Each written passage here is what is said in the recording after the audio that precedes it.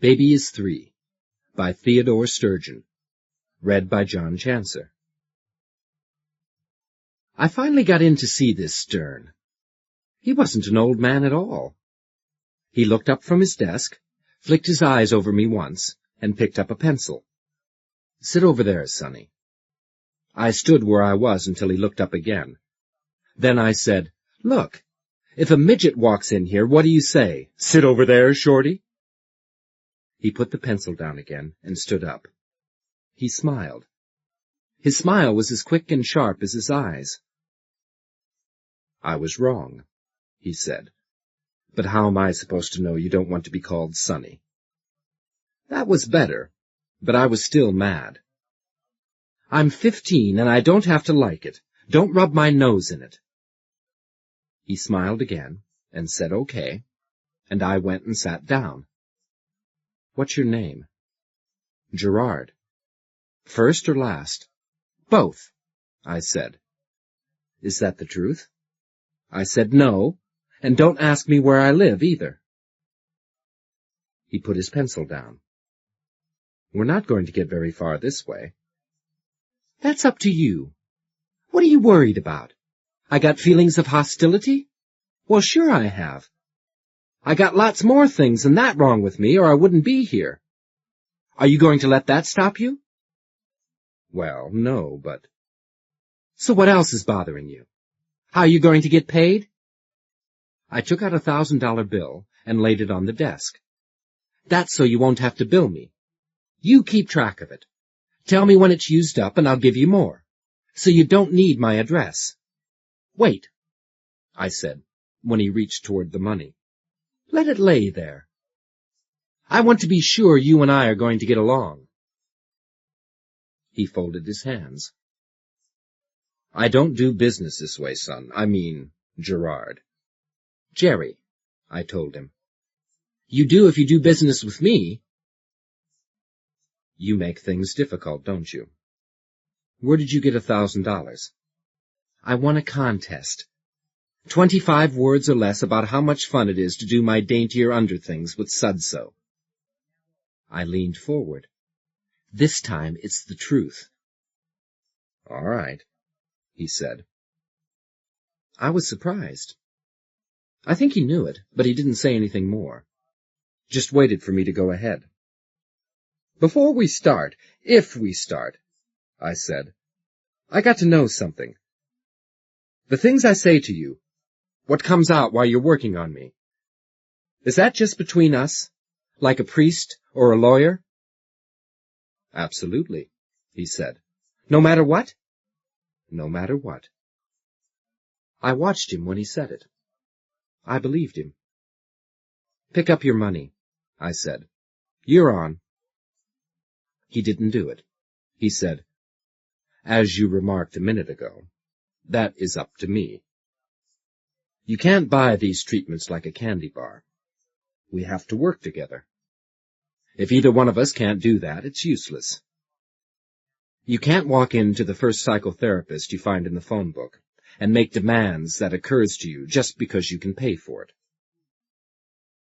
I said tiredly, "I didn't get you out of the phone book, and I'm not just guessing that you can help me.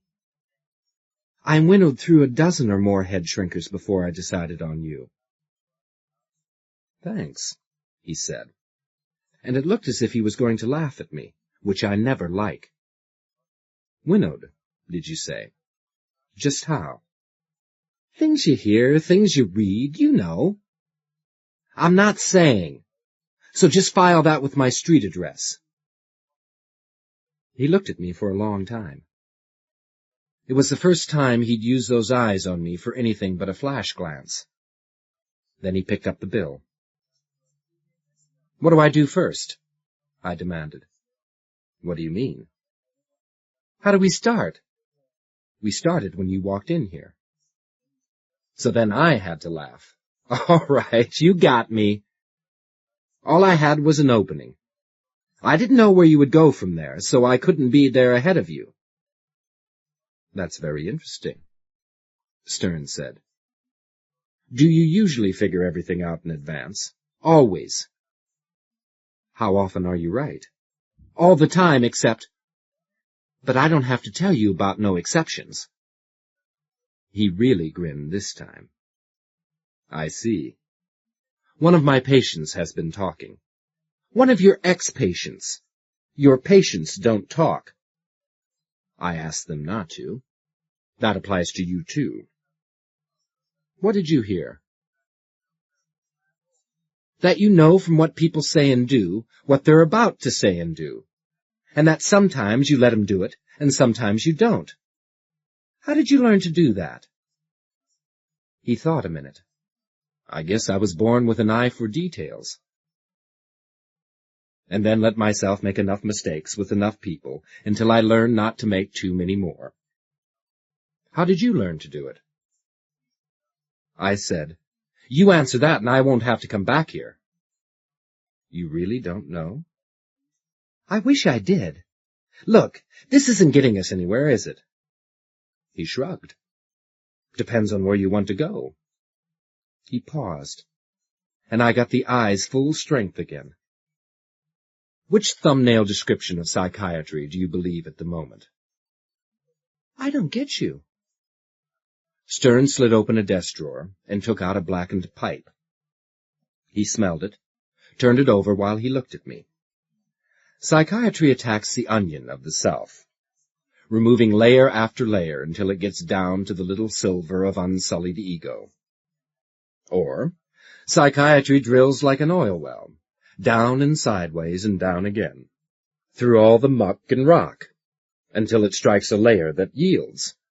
Or, psychiatry grabs a handful of sexual motivations and throws them on the pinball machine of your life.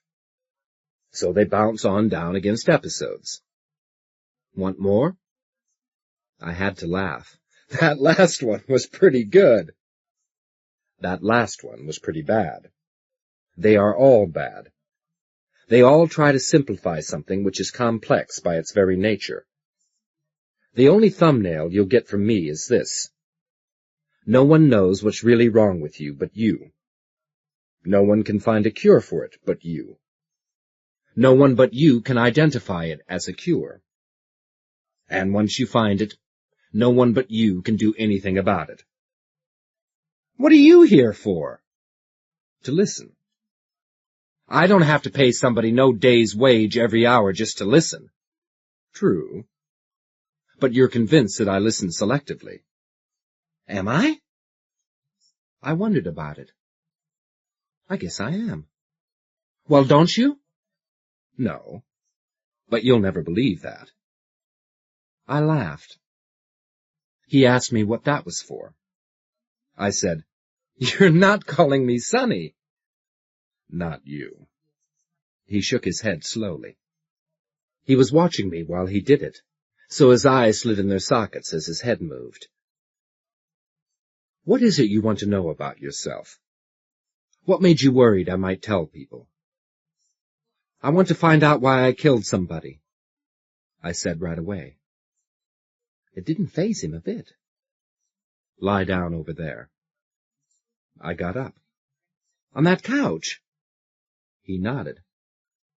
I stretched out self-consciously. I said, I feel like I'm in some damn cartoon. What cartoon? Guys built like a bunch of grapes, I said, looking at the ceiling. It was a pale gray. What's the caption?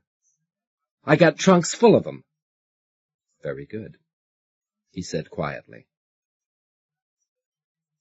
I looked at him carefully. I knew then he was the kind of guy who laughs way down deep when he laughs at all. He said, I'll use that in a book of case histories sometime, but it won't include yours. What made you throw that in? When I didn't answer, he got up and moved to a chair behind me where I could see him. You can quit testing, Sonny. I'm good enough for your purposes. I clenched my jaw so hard my back teeth hurt. Then I relaxed. I relaxed all over. It was wonderful. All right, I said. I'm sorry. He didn't say anything. But I had that feeling again that he was laughing. Not at me, though. "How old are you?" he asked me suddenly. 15. 15, he repeated. "What does the mean?" "Nothing, I'm 15. "When I asked your age, you hesitated because some other number popped up. You discarded that and substituted 15. "The hell I did! I am 15! "I didn't say you weren't." His voice came patiently. "Now what was the other number?" I got mad again.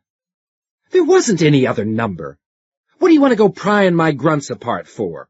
Trying to plant this and that, and make it mean what you think it ought to mean?" He was silent. "I'm 15, I said defiantly. And then, "I don't like being only 15, you know that. I'm not trying to insist I'm 15. He just waited, still not saying anything. I felt defeated. The number was 8. "So you're 8. And your name?" "Jerry." I got up on one elbow, twisting my neck around so I could see him. He had his pipe apart and was sighting through the stem at the desk lamp. "Jerry, without no All right," he said mildly, making me feel real foolish. I leaned back and closed my eyes. 8, I thought. 8. "It's cold in here," I complained. 8. 8. Plate. State. Hate.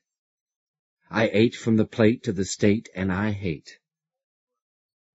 I didn't like any of that, and I snapped my eyes open. The ceiling was still gray. It was all right. Stern was somewhere behind me with his pipe, and he was all right. I took 2 deep breaths, 3, and then let my eyes close. 8. 8 years old. 8. Hate. Years. Fears. Old. Cold. Damn it! I twisted and twitched on the couch, trying to find a way to keep the cold out. I ate from the plate of the... I grunted, and with my mind, I took all the 8s and all the rhymes and everything they stood for and made it all black. But it wouldn't stay black. I had to put something there. So I made a great big luminous figure 8 and just let it hang there. But it turned on its side, and inside the loops it began to shimmer. It was like one of those movie shots through binoculars. I was going to have to look through, whether I liked it or not. Suddenly, I quit fighting it and let it wash over me. The binoculars came close, closer, and then I was there. 8. 8 years old. Cold. Cold as a bitch in the ditch. The ditch was by a railroad. Last year's weeds were scratchy straw. The ground was red. And when it wasn't slippery, clingy mud, it was frozen hard like a flower pot. It was hard like that now. Dusted with hoarfrost, cold as the winter light that pushed up over the hills. At night the lights were warm, and they were all in other people's houses. In the daytime the sun was in somebody else's house too, for all the good it did me. I was dying in that ditch. Last night it was as good a place as any to sleep, and this morning it was as good a place as any to die. Just as well. 8 years old.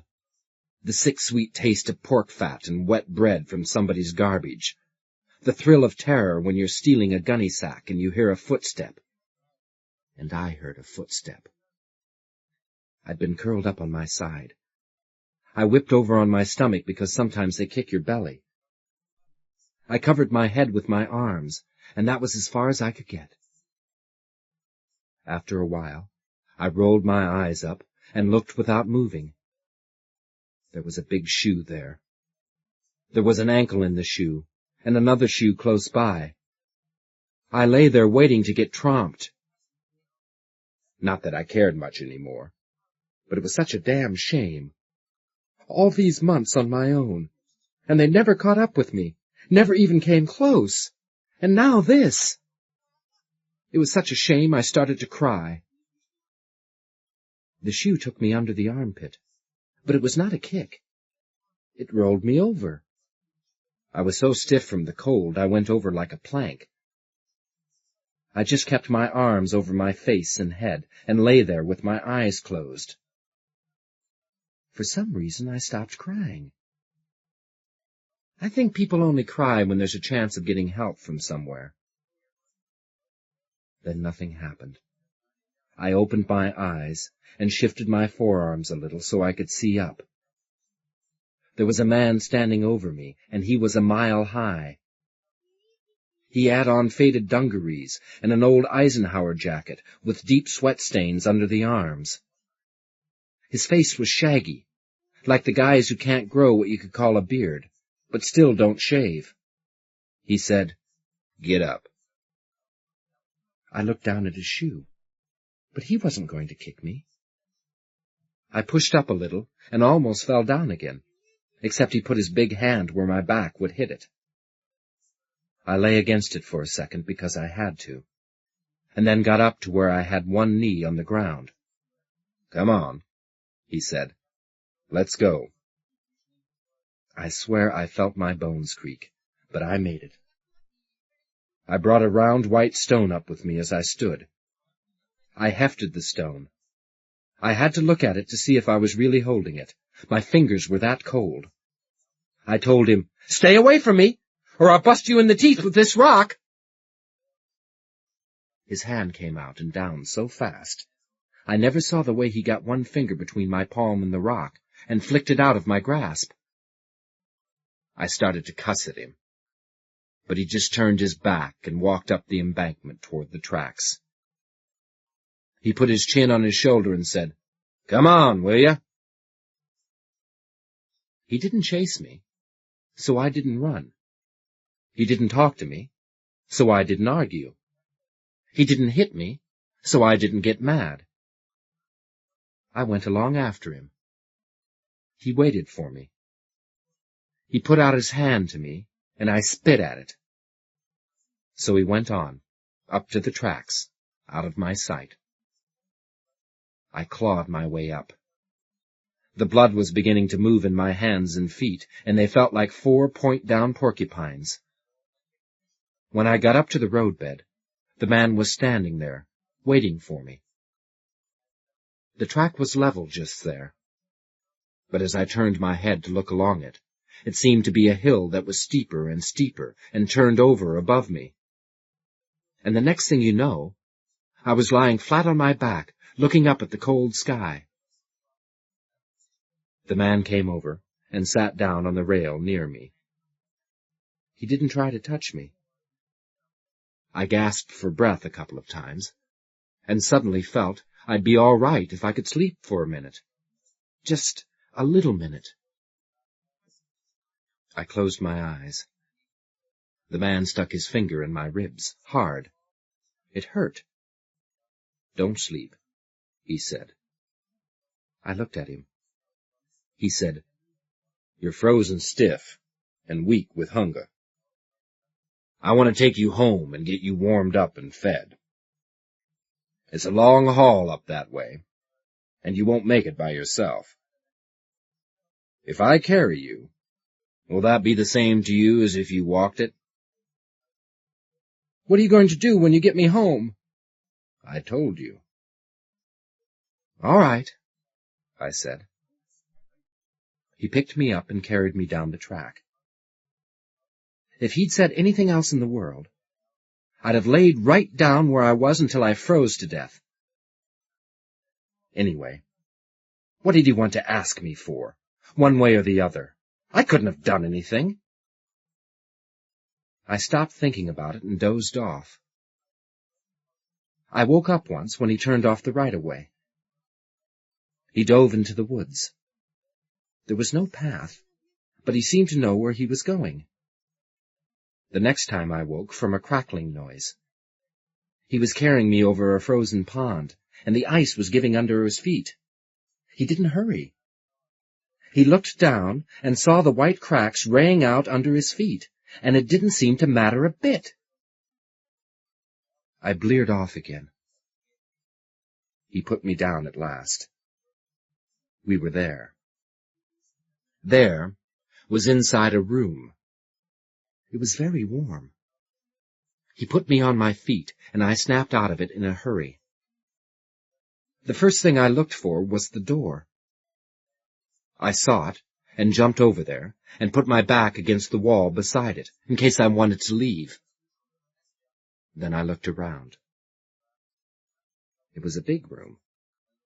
One wall was rough rock, and the rest was logs with stuff shoved between them. There was a big fire going on in the rock wall, not in a fireplace exactly. It was a sort of hollow place. There was an old auto battery on a shelf opposite, with 2 yellowing electric light bulbs dangling by wires from it. There was a table, some boxes, and a couple of 3-legged stools. The air had a haze of smoke, and such a wonderful, heartbreaking, candy and crackling smell of food that the little hose squirted inside my mouth. The man said, "What have I got here, baby?" And the room was full of kids. Well, 3 of them. But somehow they seemed to be more than 3 kids. There was a girl about my age, 8, I mean, with blue paint on the side of her face. She had an easel and a palette with lots of paints and a fistful of brushes. But she wasn't using the brushes. She was smearing the paint on with her hands. Then there was a little Negro girl, about 5, with great big eyes, who stood gaping at me. And in a wooden crate, set up on 2 sawhorses to make a kind of bassinet, was a baby. I guess about 3 or 4 months old. It did what babies do, drooling some, making small bubbles, waving its hands around very aimless, and kicking. When the man spoke, the girl at the easel looked at me, and then at the baby. The baby just kicked and drooled. The girl said, "His name's Jerry. He's mad." "What's he mad at?" the man asked. He was looking at the baby. "Everything," said the girl. "Everything and everybody." "Where'd he come from?" I said, "Hey, what is this?" But nobody paid any attention. The man kept asking questions at the baby, and the girl kept answering. Craziest thing I ever saw. "He ran away from a state school," the girl said. "They fed him enough, but no one bleshed with him." That's what she said. Bleshed. I opened the door then, and cold air hooted in. "You louse," I said to the man. "You're from the school." "Close the door, Janie," said the man. The girl at the easel didn't move, but the door banged shut behind me. I tried to open it, and it wouldn't move. I let out a howl, yanking at it. "I think you ought to stand in the corner," said the man. "Stand him in the corner, Janie." Janie looked at me. One of the 3-legged stools sailed across to me. It hung in mid-air and turned on its side. It nudged me with its flat seat. I jumped back, and it came after me. I dodged to the side, and that was the corner. The stool came on. I tried to bat it down with just my hand, but it hurt. I ducked, and it went lower than I did. I put one hand on it and tried to vault over it. But it just fell, and so did I. I got up again and stood in the corner, trembling. The stool turned right side up and sank to the floor in front of me. The man said, "Thank you, Janie." He turned to me. "Stand there and be quiet, you. I'll get to you later." You shouldn't have kicked up all that fuss. And then, to the baby, he said, "You got anything we need?" And again it was the little girl who answered. She said, "Sure. He's the one." "Well," said the man, "what do you know?" He came over. "Jerry, you can live here. I don't come from the school. I'll never turn you in." "Yeah, huh?" "He hates you," said Janey. "What am I supposed to do about that?" he wanted to know. Janey turned her head to look into the bassinet. "Feed him." The man nodded and began fiddling around the fire. Meanwhile, the little Negro girl had been standing in the one spot with her big eyes right out on her cheekbones, looking at me. Janey went back to her painting, and the baby just lay there, same as always. So I stared back at the little Negro girl.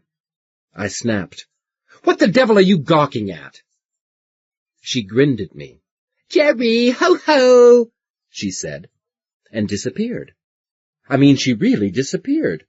Went out like a light, leaving her clothes where she had been. Her little dress billowed in the air, and fell in a heap where she had been. And that was that. She was gone. "Jerry, hee-hee," I heard. I looked up, and there she was, stark naked, wedged in a space where a little outcropping on the rock wall stuck out just below the ceiling. The second I saw her, she disappeared again. "Jerry, ho-ho," she said. Now she was on top of the row of boxes they used as storage shelves, over on the other side of the room. "Jerry, hee-hee." Now she was under the table. "Jerry, ho-ho." This time she was right in the corner with me, crowding me. I yelped, and tried to get out of the way, and bumped the stool. I was afraid of it, so I shrank back again, and the little girl was gone. The man glanced over his shoulder from where he was working at the fire. "Cut it out, you kids," he said. There was a silence, and then the girl came slowly out from under the bottom row of shelves. She walked across to her dress and put it on. "How did you do that?" I wanted to know. "Ho-ho," she said. Janey said, "It's easy. She's really twins." "Oh," I said. Then another girl, exactly the same, came from somewhere in the shadows and stood beside the first. They were identical. They stood side by side and stared at me. This time, I let them stare.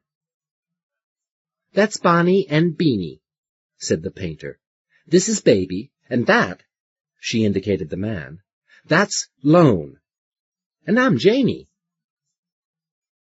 I couldn't think of what to say, so I said, "Yeah?" Lone said, "Water, Janey." He held up a pot.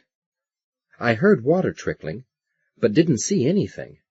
"That's enough," he said, and hung the pot on a crane. He picked up a cracked china plate and brought it over to me. It was full of stew with great big lumps of meat in it, and thick gravy, and dumplings, and carrots. "Here, Jerry, sit down." I looked at the stool.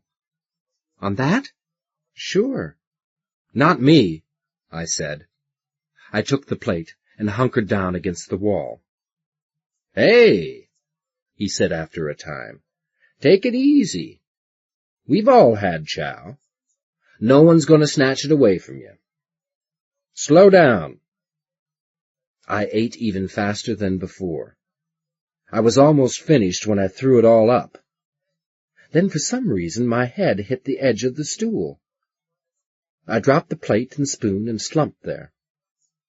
I felt real bad. Lone came over and looked at me.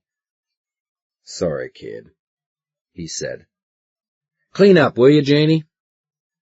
Right in front of my eyes, the mess on the floor disappeared.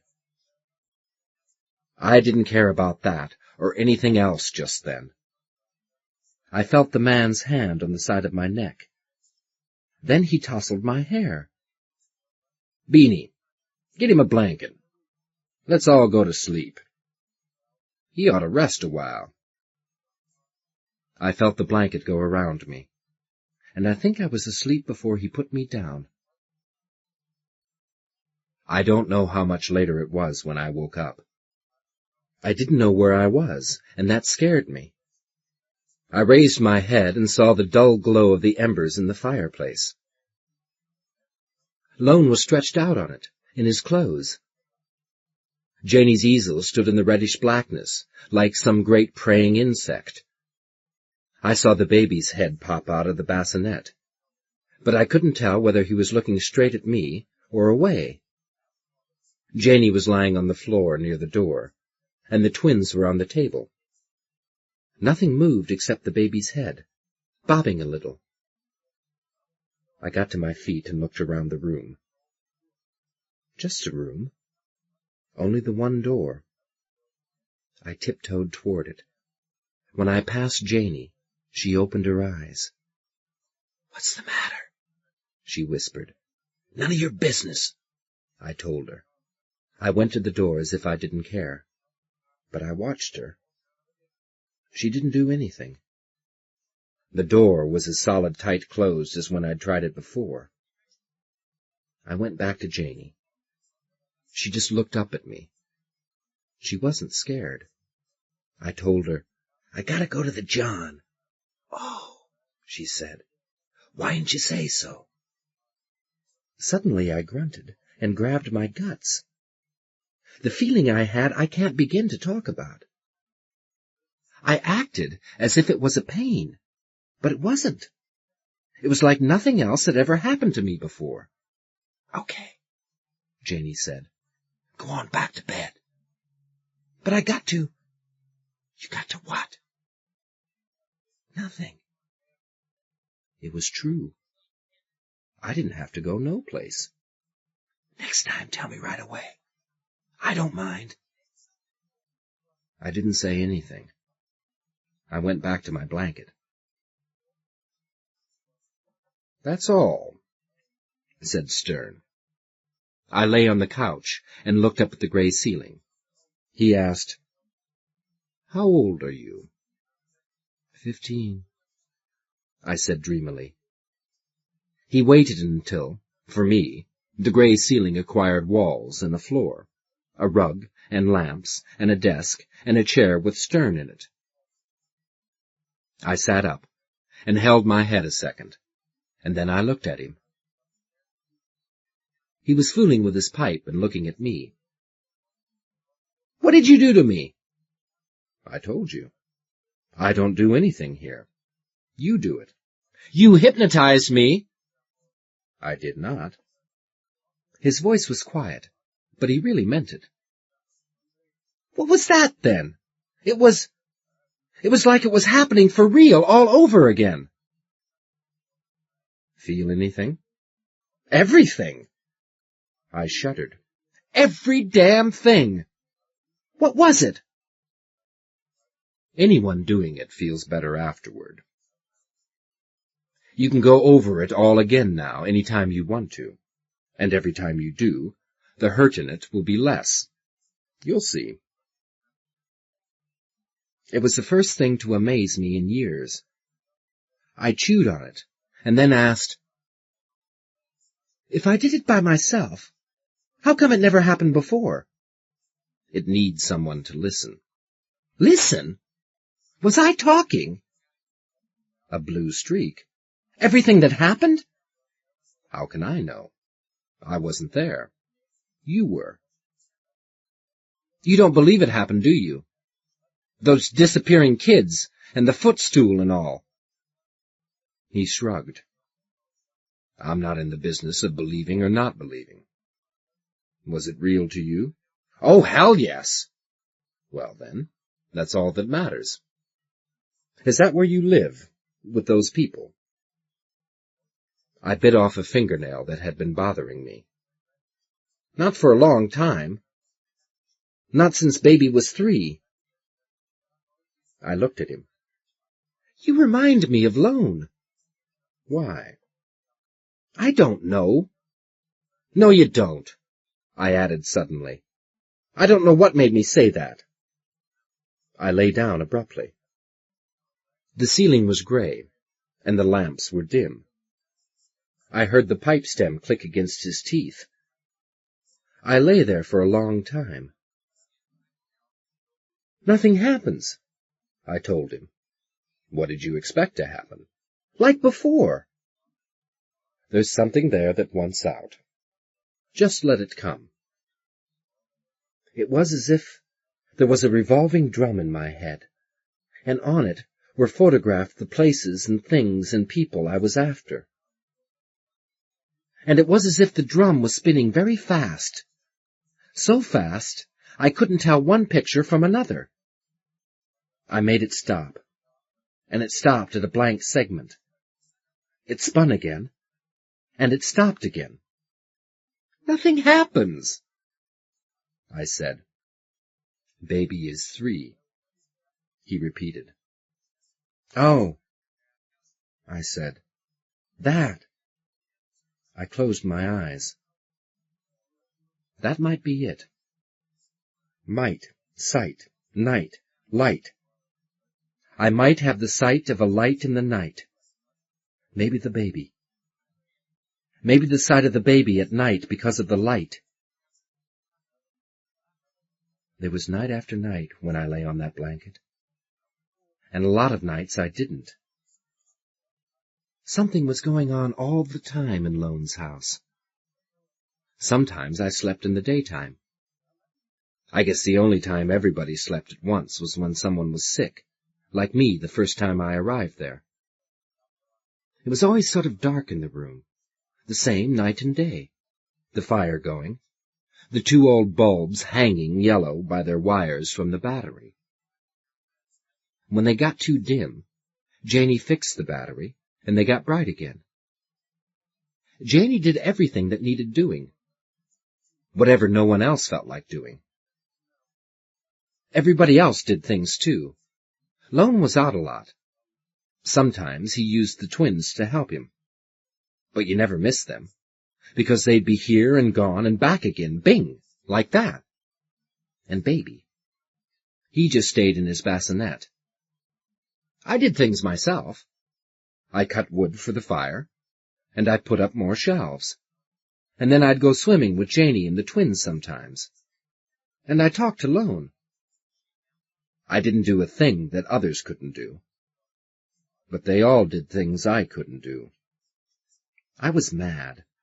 Mad all the time about that. But I wouldn't have known what to do with myself if I wasn't mad all the time about something or other. It didn't keep us from blushing. Blushing, that was Janey's word. She said Baby told it to her. She said it meant everyone all together being something, even if they all did different things. 2 arms, 2 legs, 1 body, 1 head, all working together. Although a head can't walk, and arms can't think. Lone said maybe it was a mixture of blending and meshing, but I don't think he believed that himself. It was a lot more than that. Baby talked all the time. He was like a broadcasting station that runs 24 hours a day. And you can get what it's sending any time you tune in, but it'll keep sending whether you tune in or not. When I say he talked, I don't mean exactly that. He semaphored mostly. You'd think those wandering, vague movements of his hands and arms and legs and head were meaningless, but they weren't. It was semaphore, only instead of a symbol for a sound, or such like, the movements were whole thoughts. I mean, spread the left hand and shake the right high up, and thump with the left heel, and it means, anyone who thinks a starling is a pest just don't know anything about how a starling thinks, or something like that. Lone couldn't read the stuff, and neither could I. The twins could, but they didn't give a damn. Janey used to watch him all the time. He always knew what you meant if you wanted to ask him something, and he'd tell Janey, and she'd say what it was. Part of it, anyway. Nobody could get it all, not even Janey.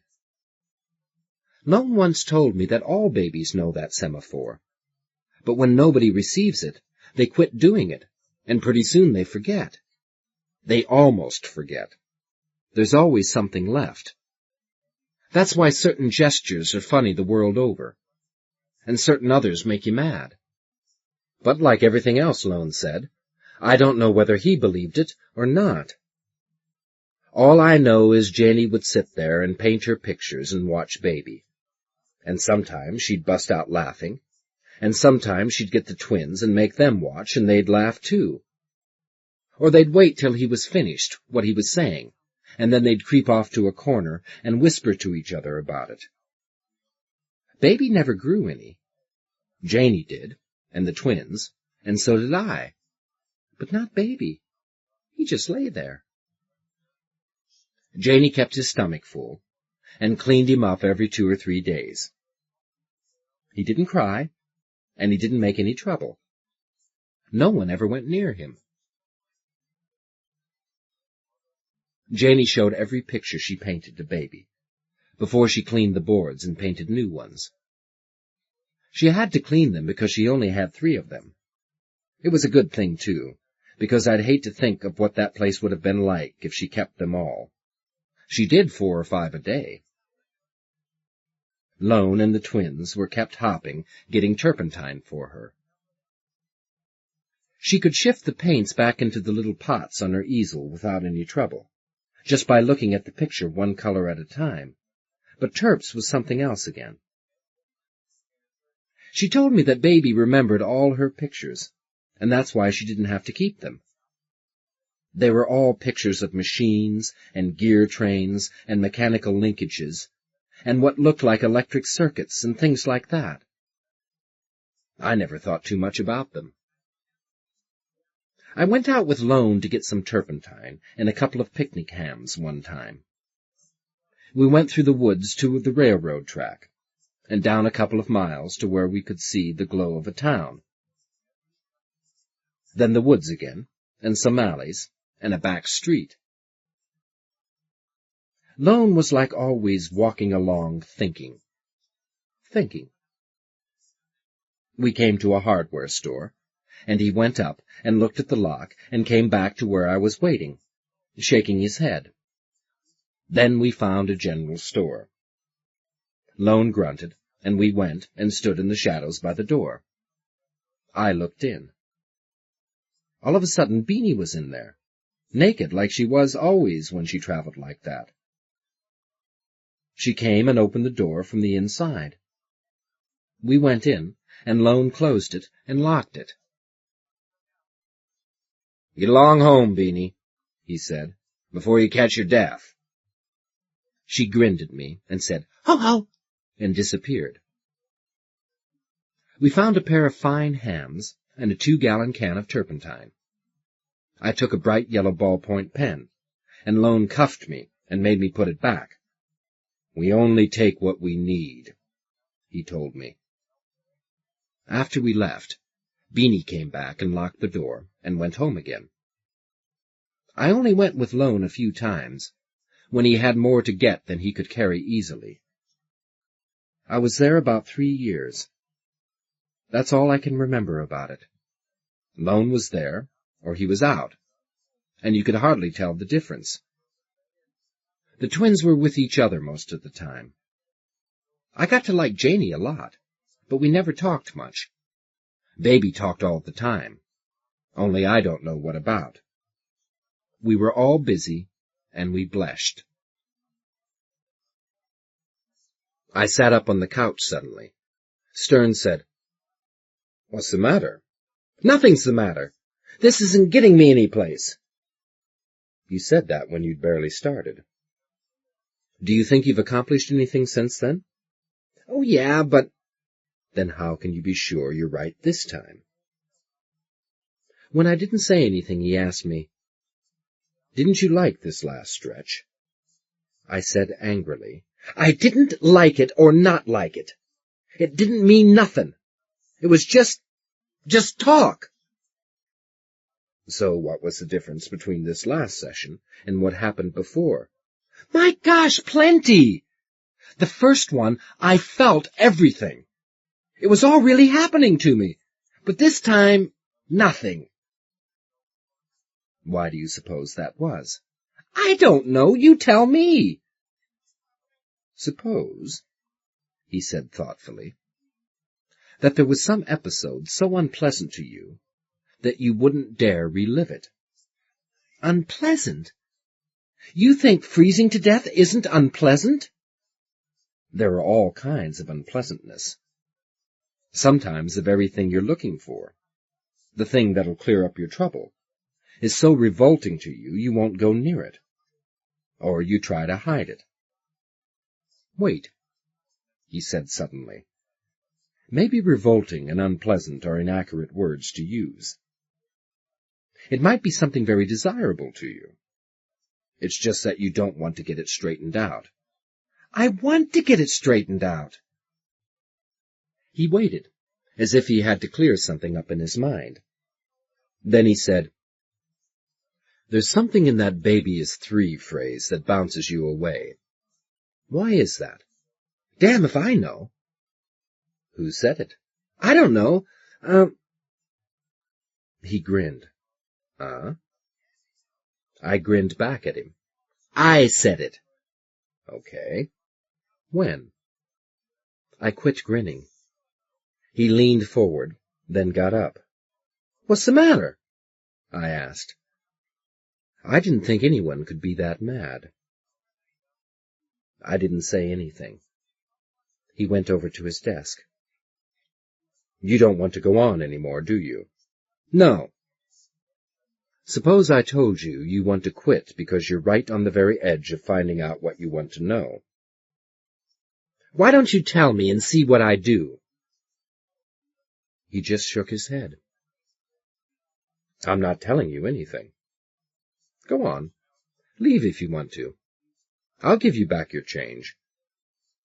How many people quit just when they're on top of the answer? Quite a few. Well, I ain't going to. I lay down. He didn't laugh, and he didn't say good, and he didn't make any fuss about it. He just picked up his phone and said, Cancel everything for this afternoon, and went back to his chair, up there out of my sight. It was very quiet in there. He had the place soundproofed. I said, Why do you suppose Lone let me live there so long when I couldn't do any of the things the other kids could? Maybe you could. Oh, no, I said positively. I used to try. I was strong for a kid my age, and I knew how to keep my mouth shut. But aside from those 2 things, I don't think I was any different from any other kid. I don't think I'm any different right now, except what difference there might be from living with Lone and his bunch. Has this anything to do with Baby is 3? I looked up at the gray ceiling. Baby is 3. Baby is 3. I went up to a big house with a winding drive that ran under a sort of theater marquee thing. Baby is 3. Baby. How old are you? 33, I said. And the next thing you know, I was up off that couch like it was hot, and heading for the door. Don't be foolish, Stern said. Want me to waste a whole afternoon? What's that to me? I'm paying for it. All right. It's up to you. I went back. I don't like any part of this, I said. Good. We're getting warm, then. What made me say 33? I ain't 33. I'm 15. And another thing. Yes? It's about that Baby is 3. It's me saying it, all right. But when I think about it, it's not my voice. Like 33 is not your age. Yeah, I whispered. Jerry, he said warmly. There's nothing to be afraid of. I realized I was breathing too hard. I pulled myself together. I said, "I don't remember saying things in someone else's voice." "Look," he told me, "this head-shrinking business, as you called it a while back, isn't what most people think.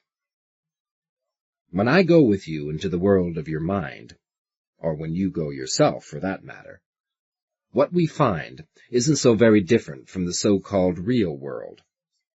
It seems so at first, because the patient comes out with all sorts of fantasies and irrationalities and weird experiences. But everyone lives in that kind of world. When one of the ancients coined the phrase, 'truth is stranger than fiction,' he was talking about that. Everywhere we go, everything we do, we're surrounded by symbols, by things so familiar we don't ever look at them, or don't see them if we do look. If anyone could ever report to you exactly what he saw and thought while walking 10 feet down the street, you'd get the most twisted, clouded, partial picture you ever ran across. And nobody ever looks at what's around him with any kind of attention until he gets into a place like this. The fact that he's looking at past events doesn't matter. What counts is that he's seeing clearer than he ever could before, just because, for once, he's trying. Now, about this 33 business. I don't think a man could get a nastier shock than to find out he has someone else's memories. The ego is too important to let slide that way. But consider, all your thinking is done in code, and you have the key to only about 1/10 of it. So you run into a stretch of code which is abhorrent to you. Can't you see the only way you'll find the key to it is to stop avoiding it?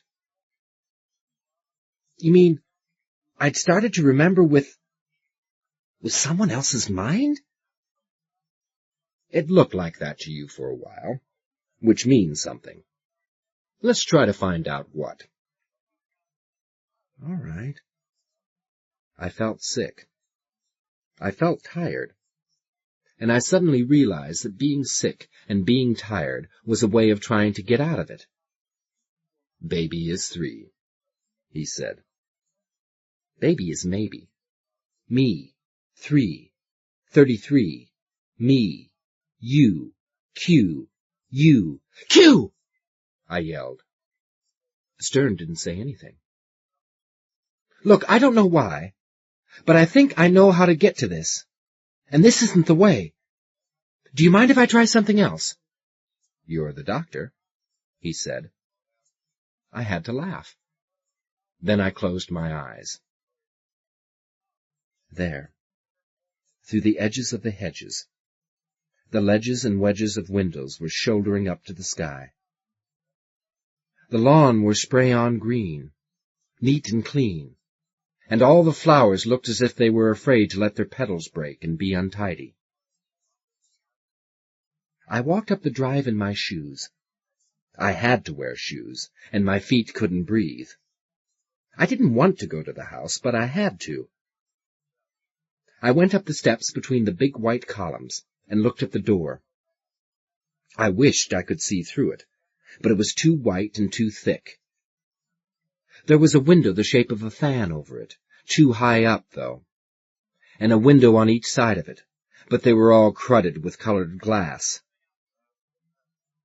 I hit on the door with my hand and left dirt on it. Nothing happened, so I hit it again.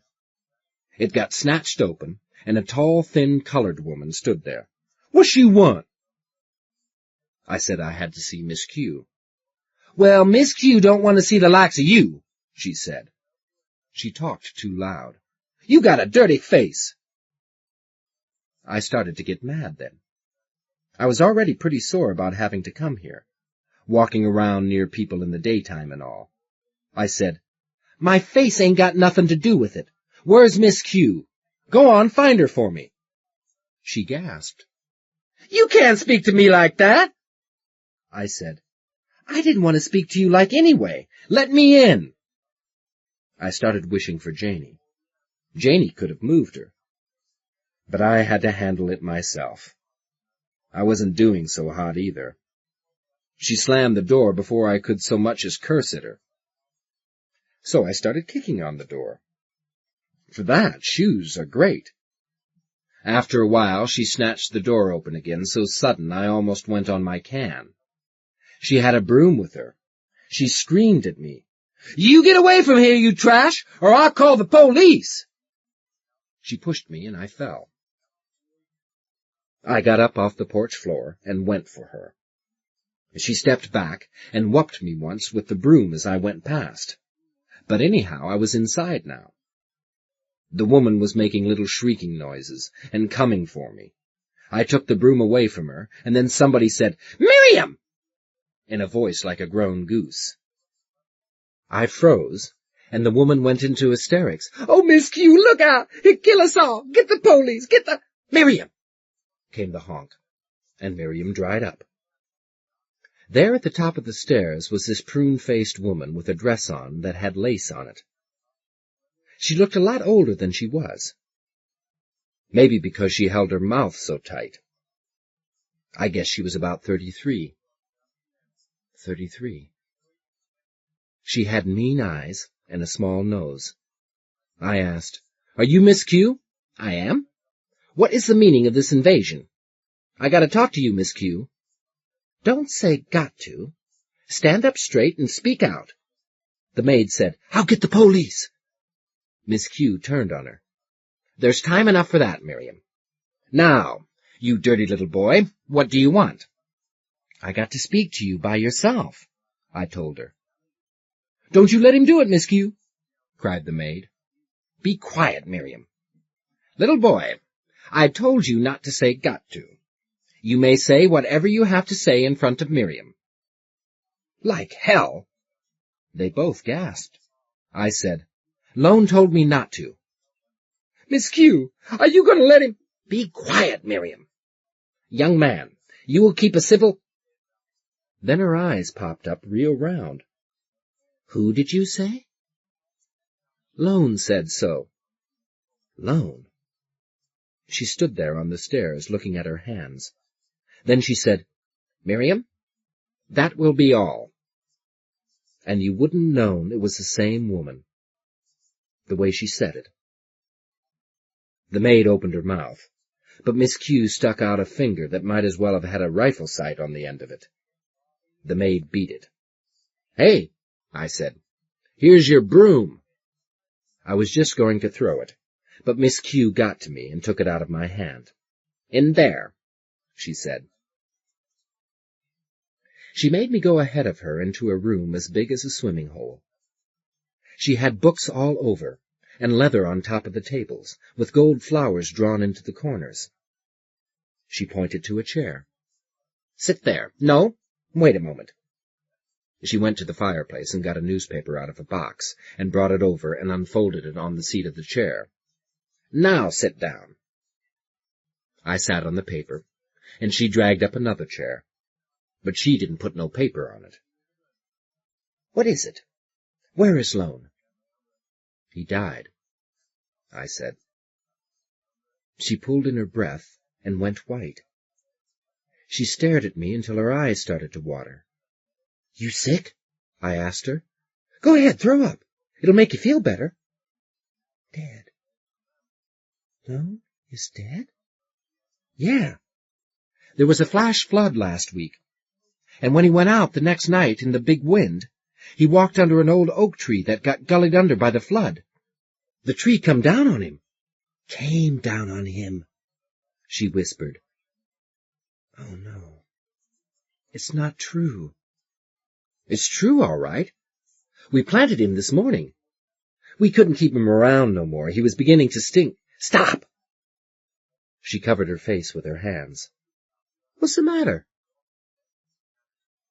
"I'll be all right in a moment," she said in a low voice. She went and stood in front of the fireplace with her back to me. I took off one of my shoes while I was waiting for her to come back. But instead, she talked from where she was. "Are you Lone's little boy?" "Yeah. He told me to come to you." "Oh, my dear child." She came running back, and I thought for a second she was going to pick me up or something. But she stopped short and wrinkled up her nose a little bit. What's your name? Jerry, I told her. Well, Jerry, how would you like to come live with me in this nice big house, and have new clean clothes, and everything? Well, that's the whole idea. Lone told me to come to you. He said you got more dough than you know what to do with, and he said you owed him a favor. A favor? That seemed to bother her. Well, I tried to tell her, he said he'd done something for you once, and you said someday you'd pay him back for it if you ever could. This is it. What did he tell you about that? She'd got her honk back by then. Not a damn thing.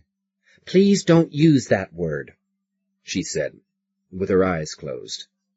Then she opened them and nodded her head. I promised, and I'll do it. You can live here from now on, if you want to. That's got nothing to do with it. Lone told me to. You'll be happy here, she said. She gave me an up and down. I'll see to that. Okay. Shall I go get the other kids? Other kids? Children? Yeah. This ain't for just me. For all of us. The whole gang. Don't say ain't.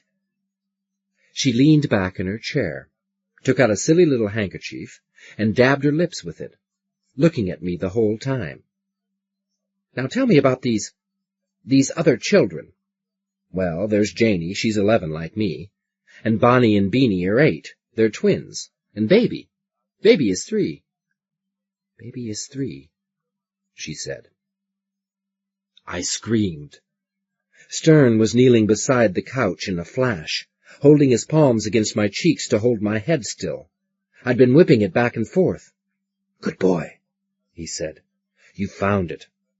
You haven't found out what it is, but now you know where it is. But for sure, I said hoarsely. Got water?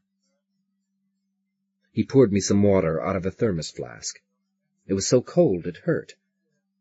I lay back and rested, like I'd climbed a cliff. I said, I can't take anything like that again. You want to call it quits for today? What about you? I'll go on as long as you want me to. I thought about it. I'd like to go on, but I don't want no thumping around. Not for a while yet. If you want another of those inaccurate analogies, Stern said, psychiatry is like a road map.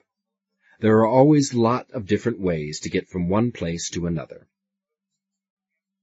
I'll go around by the long way, I told him. The 8-lane highway. Not that track over the hill. My clutch is slipping. Where do I turn off? He chuckled. I like the sound of it. Just past that gravel driveway. I've been there. There's a bridge washed out. You've been on this whole road before, he told me. Start at the other side of the bridge. I never thought of that. I figured I had to do the whole thing, every inch. Maybe you won't have to. Maybe you will. But the bridge will be easy to cross when you've covered everything else. Maybe there's nothing of value on the bridge, and maybe there is, but you can't get near it till you've looked everywhere else. Let's go. I was real eager somehow. Mind a suggestion? No. Just talk, he said. Don't try to get too far into what you're saying. That first stretch, when you were 8, you really lived it. The second one, all about the kids, you just talked about. Then the visit when you were 11. You felt that. Now just talk again. All right. He waited, then said quietly, in the library. You told her about the other kids. I told her about, and then she said, and something happened and I screamed. She confronted me, and I cussed at her. But we're not thinking about that now. We're going on. In the library, the leather, the table, and whether I'm able to do with Miss Q what Lone said. What Lone said was, "There's a woman. Lives up on the top of the hill in the Heights section. Name of Q. She'll have to take care of you. You got to let her do that. Do everything she tells you, only stay together. Don't you ever let any one of you get away from the others, hear? Aside from that, just you keep Miss Q happy, and she'll keep you happy. Now you do what I say." That's what Lone said. Between every word there was a link like steel cable, and the whole thing made something that couldn't be broken. Not by me it couldn't. Miss Q said, "Where are your sisters and the baby?" "I'll bring 'em." "Is it near here?" "Near enough." She didn't say anything to that, so I got up. "I'll be back soon." "Wait," she said. I haven't had time to think. I mean, I've got to get things ready, you know." I said, "You don't need to think, and you are ready. So long." From the door I heard her saying, louder and louder as I walked away, "Young man, if you're to live in this house, you'll learn to be a good deal better mannered," and a lot more of the same. I yelled back at her, "Okay! Okay!" and went out. The sun was warm and the sky was good, and pretty soon I got back to Lone's house. The fire was out, and baby stunk. Janie had knocked over her easel and was sitting on the floor by the door with her head in her hands. Bonnie and Beanie were on a stool with their arms around each other, pulled up together as close as they could get, as if it was cold in there, although it wasn't. I hit Janie in the arm to snap her out of it. She raised her head. She had gray eyes, or maybe it was more a kind of green, but now they had a funny look about them, like water in a glass that had some milk left in the bottom of it. I said, "What's the matter around here?" "What's the matter with what?" she wanted to know. "All of yous," I said. She said, "We don't give a damn, that's all." "Well, all right," I said, "but we got to do what Lone said. Come on." No. I looked at the twins. They turned their backs on me. Janie said, "They're hungry." "Well, why not give 'em something?" She just shrugged. I sat down. What did Lone have to get himself squashed for? "We can't blesh no more," said Janie. It seemed to explain everything. "Look," I said, "I've got to be Lone now." Janie thought about that, and baby kicked his feet. Janie looked at him. "You can't," she said. "I know where to get the heavy food and the turpentine," I said. "I can find that springy moss to stuff in the logs and cut wood and all." But I couldn't call Bonnie and Beanie from miles away to unlock doors. I couldn't just say a word to Janie and make her get water, and blow up the fire, and fix the battery. I couldn't make us blesh. We stayed like that for a long time. Then I heard the bassinet creak. I looked up. Janie was staring into it. "All right," she said. "Let's go." "Who says so?" "Baby." "Who's running things now?" I said, mad. "Me or Baby?" "Baby," Janie said. I got up and went over to bust her one in the mouth, and then I stopped. If Baby could make them do what Lone wanted, then it would get done. If I started pushing them all around, it wouldn't. So I didn't say anything. Janie got up and walked out the door. The twins watched her go. Then Bonnie disappeared. Beanie picked up Bonnie's clothes and walked out. I got Baby out of the bassinet and draped him over my shoulders. It was better when we were all outside. It was getting late in the day and the air was warm. The twins flitted in and out of the trees like a couple of flying squirrels, and Janey and I walked along like we were going swimming or something. Baby started to kick, and Janey looked at him a while and got him fed, and he was quiet again. When we came close to town, I wanted to get everybody close together, but I was afraid to say anything. Baby must have said it instead. The twins came back to us, and Janey gave them their clothes, and they walked ahead of us, good as you please. I don't know how Baby did it. They sure hated to travel that way. We didn't have no trouble except one guy we met on the street near Miss Q's place. He stopped in his tracks and gaped at us, and Janey looked at him and made his hat go so far down over his eyes that he had like to pull his neck apart getting it back up again. What do you know? When we got to the house, somebody had washed all the dirt off the door I'd put on it. I had one hand on Baby's arm, and one on his ankle, and him draped over my neck. So I kicked the door and left some more dirt. There's a woman in here named Miriam, I told Janey. She says anything, tell her to go to hell. The door opened, and there was Miriam. She took one look and jumped back 6 feet. We all trailed inside. Miriam got her wind and screamed, "Miss Q! Miss Q!" "Go to hell," said Janey, and looked at me. I didn't know what to do. It was the first time Janey ever did anything I told her to. Miss Q came down the stairs. She was wearing a different dress, but it was just as stupid and had just as much lace. She opened her mouth, and nothing came out. So she just left it open until something happened. Finally she said, "Dear gentle Lord, preserve us." The twins lined up and gawked at her. Miriam sidled over to the wall and sort of slid along it, keeping away from us, until she could get to the door and close it. She said, "Miss Q, if those are the children you said are going to live here, I quit." Janey said, "Go to hell." Just then, Bonnie squatted down on the rug. Miriam squawked and jumped at her. She grabbed hold of Bonnie's arm and went to snatch her up. Bonnie disappeared, leaving Miriam with one small dress and the damnedest expression on her face. Beanie grinned enough to split her head in two and started to wave like mad. I looked where she was waving, and there was Bonnie, naked as a jaybird, up on the banister at the top of the stairs.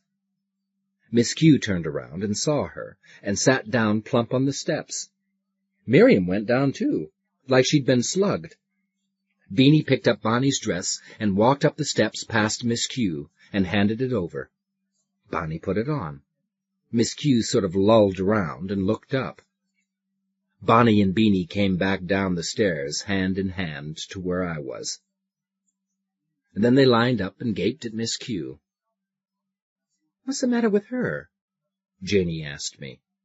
"She gets sick every once in a while." "Let's go back home." "No," I told her. Miss Q grabbed the banister and pulled herself up. She stood there hanging on to it for a while with her eyes closed. All of a sudden she stiffened herself. She looked about 4 inches taller. She came marching over to us. "Gerard!" she honked. I think she was going to say something different, but she sort of checked herself and pointed. "What in heaven's name is that?" And she aimed her finger at me. I didn't get it right away, so I turned around to look behind me. "What?" "That! That!" "Oh," I said. "That's Baby." I slung him down off my back and held him up for her to look at. She made a sort of moaning noise, and jumped over and took him away from me. She held him in front of her, and moaned again, and called him a poor little thing, and ran and put him down on a long bench thing with cushions under the colored glass window. She bent over him, and put her knuckle in her mouth, and bit on it, and moaned some more. Then she turned to me. "How long has he been like this?" I looked at Janey, and she looked at me. I said, "He's always been like he is." She made a sort of cough, and ran to Miriam was lying flaked on the floor. She slapped Miriam's face a couple of times, back and forth. Miriam sat up and looked us over. She closed her eyes and shivered and sort of climbed up Miss Q hand over hand until she was on her feet. "Pull yourself together," said Miss Q between her teeth. "Get a basin with some hot water and soap, washcloth, towels. Hurry!" She gave Miriam a big push. Miriam staggered and grabbed at the wall and then ran out. Miss Q went back to Baby and hung over him, titching with her lips all tight. "Don't mess with him," I said. "There's nothing wrong with him. We're hungry." She gave me a look like I punched her. "Don't speak to me." "Look," I said, "we don't like this any more'n you do.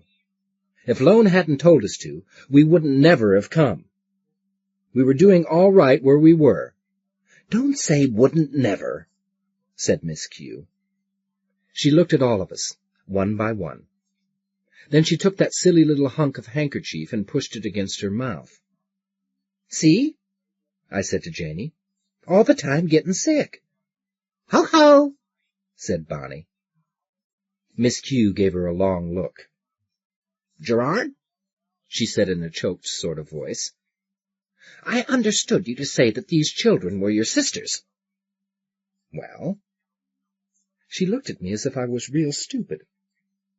"We don't have little colored girls for sisters, Gerard." Janey said, "We do." Miss Q walked up and back, real fast. "We have a great deal to do," she said, talking to herself. Miriam came in with a big oval pan and towels and stuff on her arm.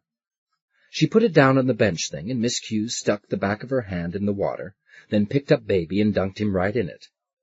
Baby started to kick. I stepped forward and said, "Wait a minute. Hold on now. What do you think you're doing?" Janey said, "Shut up, Jerry. He says it's all right." "All right? She'll drown him." "No, she won't. Just shut up." Working up a froth with the soap, Miss Q smeared it on Baby and turned him over a couple of times, and scrubbed at his head and like to smothered him with a big white towel. Miriam stood gawking while Miss Q lashed up a dishcloth around him so it came out pants. When she was done, you wouldn't have known it was the same Baby. And by the time Miss Q finished with the job, she seemed to have a better hold on herself. She was breathing hard, and her mouth was even tighter. She held out the Baby to Miriam. "Take this poor thing," she said, "and put him—" But Miriam backed away. "I'm sorry, Miss Q, but I am leaving here, and I don't care." Miss Q got her honk out. "You can't leave me in a predicament like this. These children need help. Can't you see that for yourself?" Miriam looked me and Janey over. She was trembling. "You ain't safe, Miss Q. They ain't just dirty, they're crazy." "They're victims of neglect, and probably no worse than you or I would be if we'd been neglected. And don't say ain't. Gerard?" "What?" "Don't say— Oh, dear, we have so much to do. Gerard, if you and these other children are going to live here, you shall have to have a great many changes. You cannot live under this roof and behave as you have so far. Do you understand that?" "Oh, sure. Lone said we was to do whatever you say and keep you happy." "Will you do whatever I say?" "That's what I just said, isn't it? Gerard, you shall have to learn not to speak to me in that tone. Now, young man, if I told you to do what Miriam says, too, would you do it?" I said to Janey, "What about that?" "I'll ask Baby." Janey looked at Baby, and Baby wobbled his hands and drooled some. She said, "It's okay." Miss Q said, "Gerard, I asked you a question." "Keep your pants on," I said. "I gotta find out, don't I?" "Yes, if that's what you want, we'll listen to Miriam, too." Miss Q turned to Miriam. "You hear that, Miriam?" Miriam looked at Miss Q and at us and shook her head. Then she held out her hands a bit to Bonnie and Beanie. They went right to her. Each one took hold of a hand. They looked up at her and grinned. They were probably planning some sort of hellishness, but I guess they looked sort of cute. Miriam's mouth twitched, and I thought for a second she was going to look human. She said, "All right, Miss Q." Miss Q walked over and handed her the baby, and she started upstairs with them. Miss Q herded us along after Miriam. We all went upstairs. They went to work on us then, and for 3 years they never stopped. "What the hell?" I said to Stern. They had their work cut out. Yeah, I suppose they did. So did we. Look, we were going to do exactly what Lone said. Nothing on earth could have stopped us from doing it. We were tied, and bound to do every last little thing Miss Q said to do. But she and Miriam never seemed to understand that. I guess they felt they had to push every inch of the way. All they had to do was make us understand what they wanted, and we'd have done it. That's okay when it's something like telling me not to climb into bed with Janie. Miss Q raised holy hell over that. You'd have thought I'd robbed the crown jewels the way she acted. But when it's something like, "You must behave like little ladies and gentlemen," it doesn't mean a damn thing. And 2 out of 3 orders she gave were like that. She'd say, "Language, language." For the longest time, I didn't dig that at all. I finally asked her what the hell she meant, and then she finally came out with it. But you see what I mean? I certainly do, Stern said. Did it get easier as time went on? We only had real trouble twice. Once about the twins, and once about Baby. That one was real bad. What happened? About the twins? Well, when we'd been there about a week or so, we began to notice something that sort of stunk. Janie and me, I mean. We began to notice that we almost never got to see Bonnie and Beanie. It was like that house was 2 houses. One part for Miss Q and Janie and me, and the other part for Miriam and the twins. I guess we'd have noticed it sooner if things hadn't been such a hassle at first, getting us into new clothes and making us sleep all the time at night and all that. But here was the thing. We'd all get turned out in the side yard to play, and then along comes lunch, and the twins got herded off to eat with Miriam, while we ate with Miss Q. So Janie said, "Why don't the twins eat with us?" "Miriam's taking care of them, dear," Miss Q says. Janie looked at her with those eyes. "I know that. Let 'em eat here, and I'll take care of 'em." Miss Q's mouth got all tight again, and she said, "They're little colored girls, Jane. Now eat your lunch." But that didn't explain anything to Janie, or me either. I said, "I want 'em to eat with us. Lone said we should stay together." "But you are together," she says. "We all live in the same house. We all eat the same food.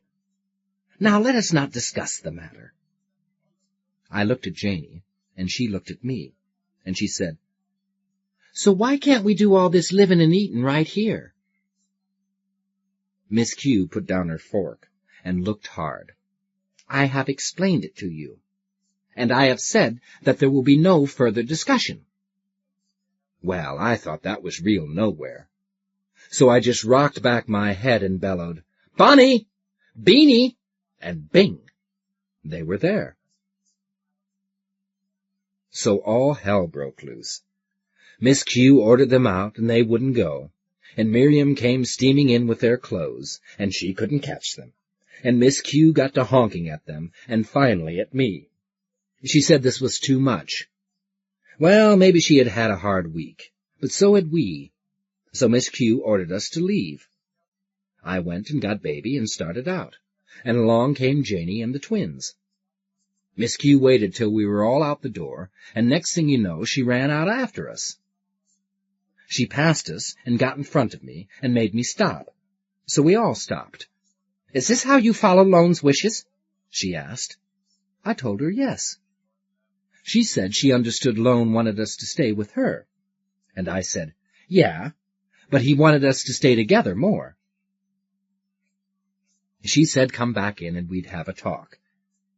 Janie asked Baby, and Baby said okay, so we went back. We had a compromise. We didn't eat in the dining room no more. There was a side porch, a sort of veranda thing with glass windows, with a door to the dining room and a door to the kitchen. And we all ate out there after that. Miss Q ate by herself. But something funny happened because of that whole cockeyed hassle. What was that? Stern asked me. I laughed. Miriam!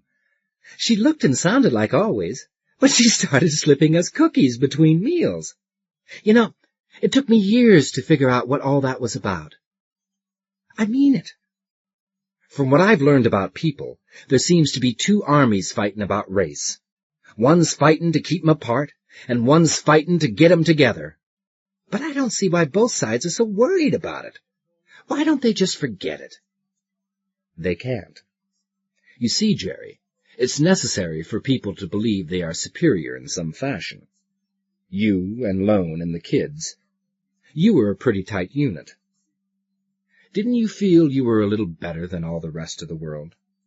Better? How could we be better? Different, then. Well, I suppose so. But we didn't think about it. Different? Yes. Better? No. You're a unique case, Stern said. Now go on and tell me about the other trouble you had. About Baby. Baby, yeah. Well, that was a couple of months after we moved to Miss Q's. Things were already getting real smooth, even then. We'd learned all the yes ma'ams, no ma'ams routines by then, and she'd got us catching up with school. Regular periods, morning and afternoons, 5 days a week. Janie had long ago quit taking care of Baby, and the twins walked to wherever they went. That was funny. They could pop from one place to another, right in front of Miss Q's eyes, and she wouldn't believe what she saw. She was too upset about them suddenly showing up bare. They quit doing it, and she was happy about it. She was happy about a lot of things. It had been years since she'd seen anybody. Years. She even had the meter put outside the house so no one would ever have to come in. But with us there, she began to liven up. She quit wearing those old lady dresses and began to look halfway human. She ate with us sometimes even. But one day I woke up feeling real weird. It was like somebody had stolen something from me when I was asleep, only I didn't know what. I crawled out my window and along the ledge into Janie's room, which I wasn't supposed to do. She was in bed. I went and woke her up. I can still see her eyes, the way they opened a little slit, still asleep, and then popped up wide. I didn't have to tell her something was wrong. She knew, and she knew what it was. "Baby's gone," she said. We didn't care then who woke up. We pounded out of her room and down the hall and into the little room at the end where Baby slept. You wouldn't believe it. The fancy crib he had, and the white chest of drawers, and all that mess of rattles and so on, they were gone. And there was just a little writing desk there. I mean, it was as if Baby had never been there at all. We didn't say anything. We just spun around and busted into Miss Q's bedroom. I'd only been in there but once, and Janie only a few times. But forbidden or not, this was different. Miss Q was in bed, with her hair braided. She was wide awake before we could get across the room. She pushed herself back and up until she was sitting against the headboard. She gave the two of us the cold eye. "What is the meaning of this?"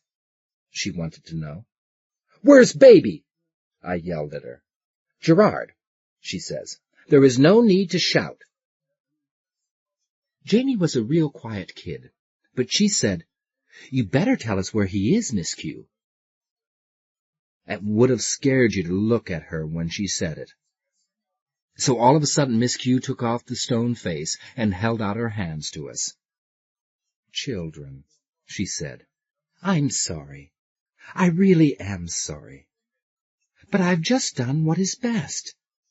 I've sent baby away. He's going to live with some children like him.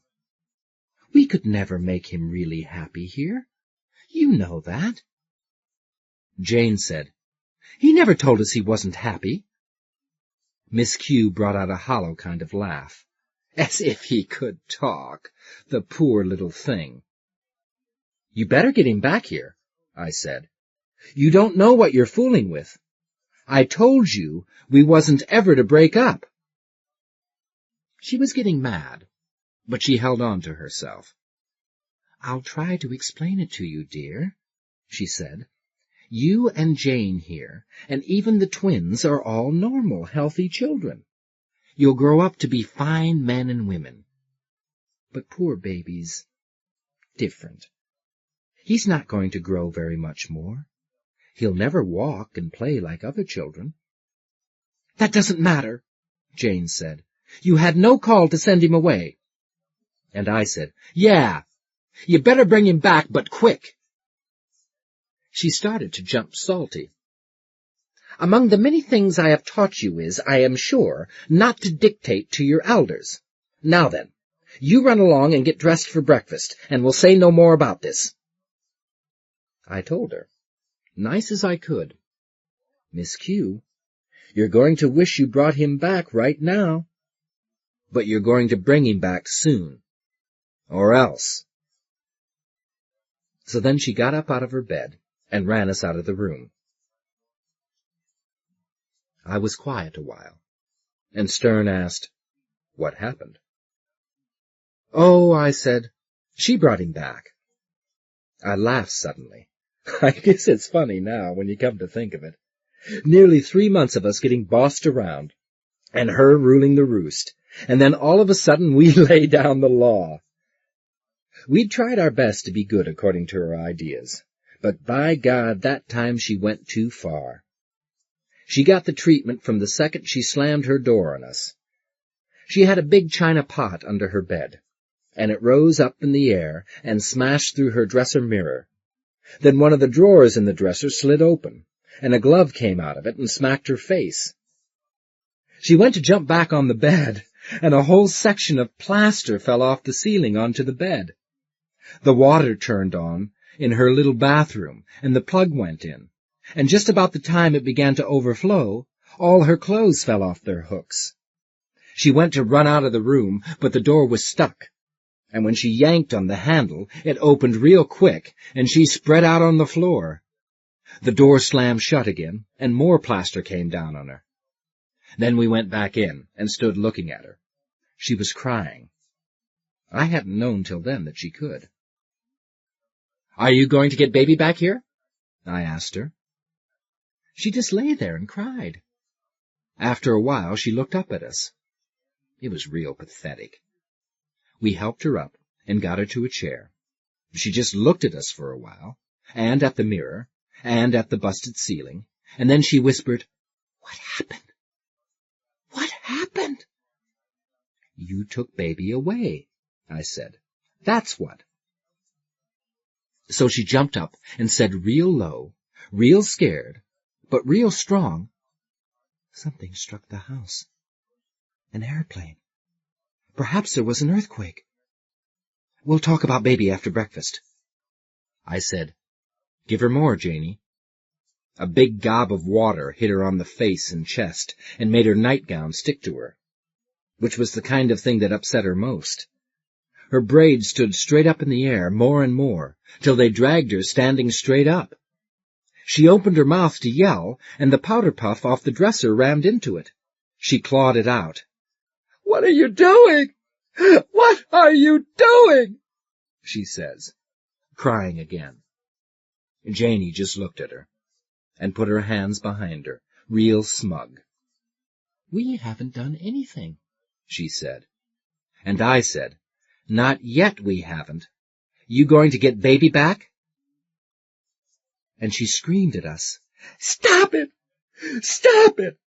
Stop talking about that mongoloid idiot! It's no good to anyone, not even itself! How could I ever make believe it's mine? I said, Get rats, Janie. There was a scuttling sound along the baseboard. Miss Q covered her face with her hands and sank down on the chair. "Not rats," she said. "There are no rats here." Then something squeaked, and she went all to pieces. "Did you ever see anyone really go to pieces?" "Yes," Stern said. "I was about as mad as I could get," I said. "But that was almost too much for me. Still, she shouldn't have sent Baby away." It took a couple of hours for her to get straightened out enough so she could use the phone, but we had Baby back before lunchtime. I laughed. What's funny? She never seemed able to rightly remember what happened to her. About 3 months later, I heard her talking to Miriam about it. She said it was the house settling suddenly. She said it was a good thing she'd sent Baby out for that medical checkup. The poor little thing might have been hurt. She really believed it, I think. She probably did. That's fairly common. We don't believe anything we don't want to believe. "How much of this do you believe?" I asked him suddenly. "I told you before, it doesn't matter. I don't want to believe or disbelieve it." "You haven't asked me how much of it I believe." "I don't have to." "You'll make up your own mind about that." "You are a good psychotherapist." "I think so," he said. "Whom did you kill?" The question caught me absolutely off guard. "Miss Q," I said. Then I started to cuss and swear. "I didn't mean to tell you that." "Don't worry about it," he said. "What did you do it for?" "That's what I came here to find out." "You must have really hated her." I started to cry. 15 years old and crying like that. He gave me time to get it all out. The first part of it came out in noises, grunts, and squeaks that hurt my throat. Much more than you'd think came out when my nose started to run. And finally, words. "Do you know where I came from? The earliest thing I can remember is a punch in the mouth. I can still see it coming, a fist as big as my head. Because I was crying. I've been afraid to cry ever since. I was crying because I was hungry, cold maybe, both. After that, big dormitories, and whoever could steal the most got the most. Get the hell kicked out of you if you're bad. Get a big reward if you're good. Big reward. They let you alone. Try to live like that. Try to live so the biggest, most wonderful thing in the whole damn world is just to have 'em let you alone." So a spell with Lone and the kids. Something wonderful. You belong. It never happened before. 2 yellow bulbs and a fireplace, and they light up the world. It's all there is, and all there ever has to be. Then the big change. Clean clothes, cooked food, 5 hours a day school, Columbus and King Arthur, and a 1925 book on civics that explains about septic tanks. Over it all, a great big square-cut lump of ice. And you watch it melting, and the corners curve, and you know it's because of you. Miss Q. Hell, she had too much control over herself ever to slobber over us, but it was there, that feeling. Lone took care of us because it was part of the way he lived.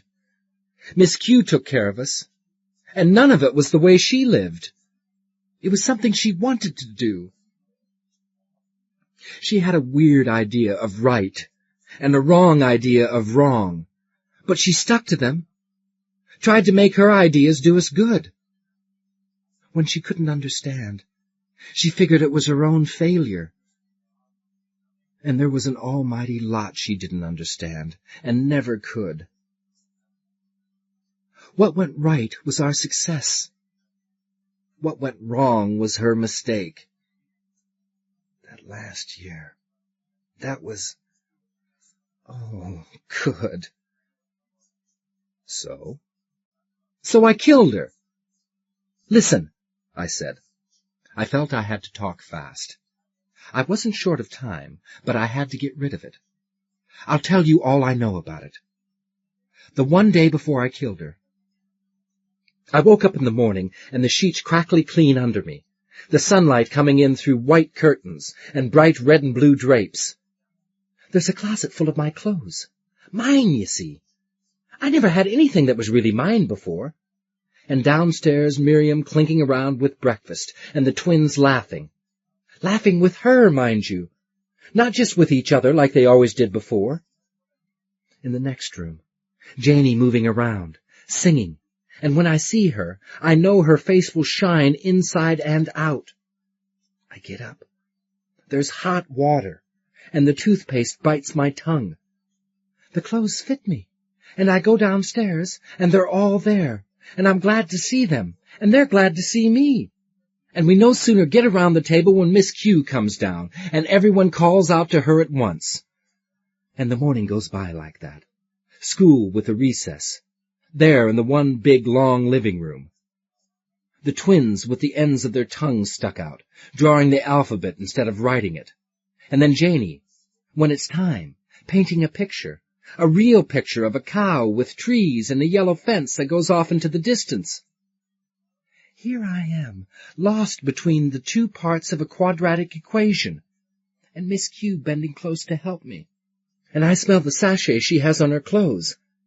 I hold up my head to smell it better, and far away I hear the scuffle and clunk of filled pots going on the stove back in the kitchen.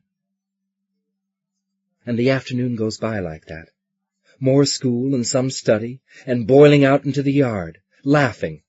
The twins chasing each other, running on their 2 feet to get where they want to go. Janie dappling the leaves in her picture, trying to get it just the way Miss Q says it ought to be. And Baby, he's got a big playpen. He don't move around much anymore. He just watches and dribbles some, and gets packed full of food, and kept as clean as a new sheet of tinfoil. And supper, and the evening, and Miss Q reading to us, changing her voice every time someone else talks in the story, reading fast and whispery when it embarrasses her, but reading every word all the same. And I had to go and kill her, and that's all. You haven't said why, Stern said. What are you, stupid? I yelled. Stern didn't say anything.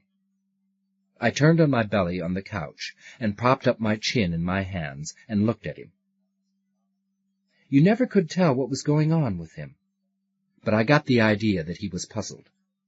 I said why, I told him. Not to me.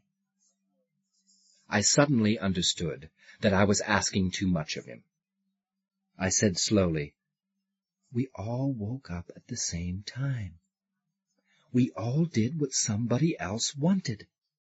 We all lived through a day someone else's way, thinking someone else's thoughts, saying other people's words. Janie painted someone else's pictures. Baby didn't talk to anyone, and we were all happy with it. Now do you see? Not yet. God! I said. I thought for a while. We didn't blesh. Blesh? Oh. But you didn't after Lone died either. That was different. That was like a car running out of gas. But the car's there. There's nothing wrong with it. It's just waiting. But after Miss Q got done with us, the car was taken all to pieces, see? It was his turn to think a while. Finally he said, the mind makes us do funny things. Some of them seem completely reasonless, wrong, insane. But the cornerstone of the work we're doing is this. There's a chain of solid, unassailable logic in the things we do. Dig deep enough, and you find cause and effect as clearly in this field as you do in any other. I said logic, mind. I didn't say correctness, or rightness, or justice, or anything of the sort. Logic and truth are two very different things. but they often look the same to the mind that's performing the logic. When that mind is submerged, working at cross purposes with the surface mind, then you're all confused. Now in your case, I can see the thing you're pointing at. That in order to preserve or to rebuild that particular bond between you kids, you had to get rid of Miss Q. But I don't see the logic. I don't see that regaining that bleshing was worth destroying this newfound security which you admit was enjoyable.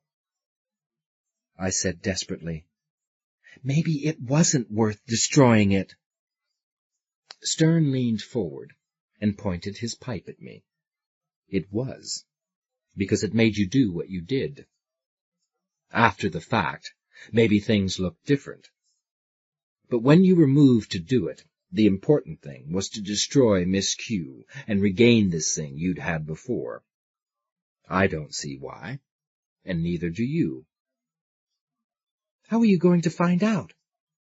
Well, let's get right to the most unpleasant part, if you're up to it. I lay down. I'm ready. All right. Tell me everything that happened just before you killed her. I fumbled through that last day, trying to taste the food, hear the voices.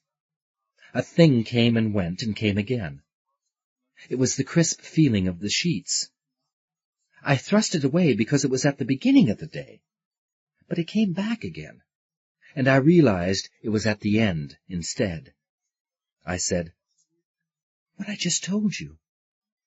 All that about the children doing things other people's way instead of their own, and Baby not talking, and everyone happy about it, and finally that I had to kill Miss Q."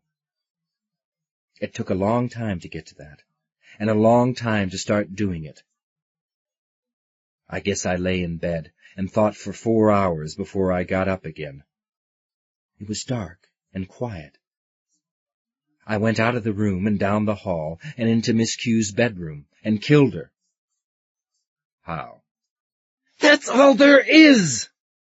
I shouted, as loud as I could. Then I quieted down. It was awful dark. It still is. I don't know. I don't want to know. She did love us. I know she did. But I had to kill her. All right. All right, said Stern. I guess there's no need to get too gruesome about this. You're... What? You're quite strong for your age, aren't you, Gerard? I guess so. Strong enough, anyway. Yes, he said. I still don't see that logic you were talking about. I began to hammer on the couch with my fist, hard, once for each word. Why did I have to go and do that? Cut that out, he said. You'll hurt yourself. I ought to get hurt, I said. Ah, said Stern. I got up and went to the desk and got some water. What am I going to do? Tell me what you did after you killed her, right up until the time you came here. Not much, I said. It was only last night. I went back to my room, sort of numb. I put all my clothes on except my shoes. I carried them. I went out. Walked a long time, trying to think. Went to the post office when it opened. Miss Q used to let me go for the mail sometimes. Found this check waiting for me for the contest. Cashed it at the bank. Opened an account. Took $1,100. Got the idea of getting some help from a psychiatrist. Spent most of the day looking for one. Came here. That's all. Didn't you have any trouble cashing the check? I never have any trouble making people do what I want them to do. He gave a surprised grunt. I know what you're thinking. I couldn't make Miss Q do what I wanted. That's part of it, he admitted. If I had done that, I told him, she wouldn't have been Miss Q anymore. Now the banker, all I made him do was be a banker. I looked at him, and suddenly realized why he fooled with that pipe all the time. It was so he could look down at it, and you wouldn't be able to see his eyes. "You killed her," he said, and I knew he was changing the subject, "and destroyed something that was valuable to you. It must have been less valuable to you than the chance to rebuild this thing you used to have with the other kids. And you're not sure of the value of that." He looked up. "Does that describe your main trouble?" "Just about." "You know the single thing that makes people kill?" When I didn't answer, he said, "Survival. To save the self, or something which identifies with the self. And in this case, that doesn't apply, because your setup with Miss Q had far more survival value for you, singly, and as a group, than the other." "So maybe I just didn't have a good enough reason to kill her." "You had, because you did it. We just haven't located it yet. I mean, we have the reason, but we don't know why it was important enough. The answer is somewhere in you." "Where?" He got up and walked some. "We have a pretty consecutive life story here. There's fantasy mixed with the fact, of course, and there are areas in which we have no detailed information. But we have a beginning, and a middle, and an end. Now, I can't say for sure, but the answer may be in that bridge you refused to cross a while back. Remember?" "I remembered all right," I said. "Why that? Why can't we try something else?" He quietly pointed out, "Because you just said it. Why are you shying away from it?" "Don't go making big ones out of little ones," I said. Sometimes the guy annoyed me. "That bothers me. I don't know why, but it does." "Something's lying hidden in there. And you're bothering it, so it's fighting back. Anything that fights to stay concealed is very possibly the thing we're after. Your trouble is concealed, isn't it?" "Well, yes," I said, and I felt that sickness and faintness again, and again I pushed it away. Suddenly I wasn't going to be stopped any more. "Let's go get it." I lay down. He let me watch the ceiling and listen to the silence a while. Then he said, "You're in the library. You've just met Miss Q. She's talking to you. You're telling her about the children." I lay very still. Nothing happened. Yes, it did. I got tense inside, all over, from the bones out, more and more. When it got as bad as it could, still nothing happened. I heard him get up and cross the room to the desk. He fumbled there for a while. Things clicked and hummed. Suddenly, I heard my own voice. "Well, there's Jane. She's 11 like me. And Bonnie and Beanie are 8. They're twins. And Baby. Baby is 3. And the sound of my own scream. And nothingness.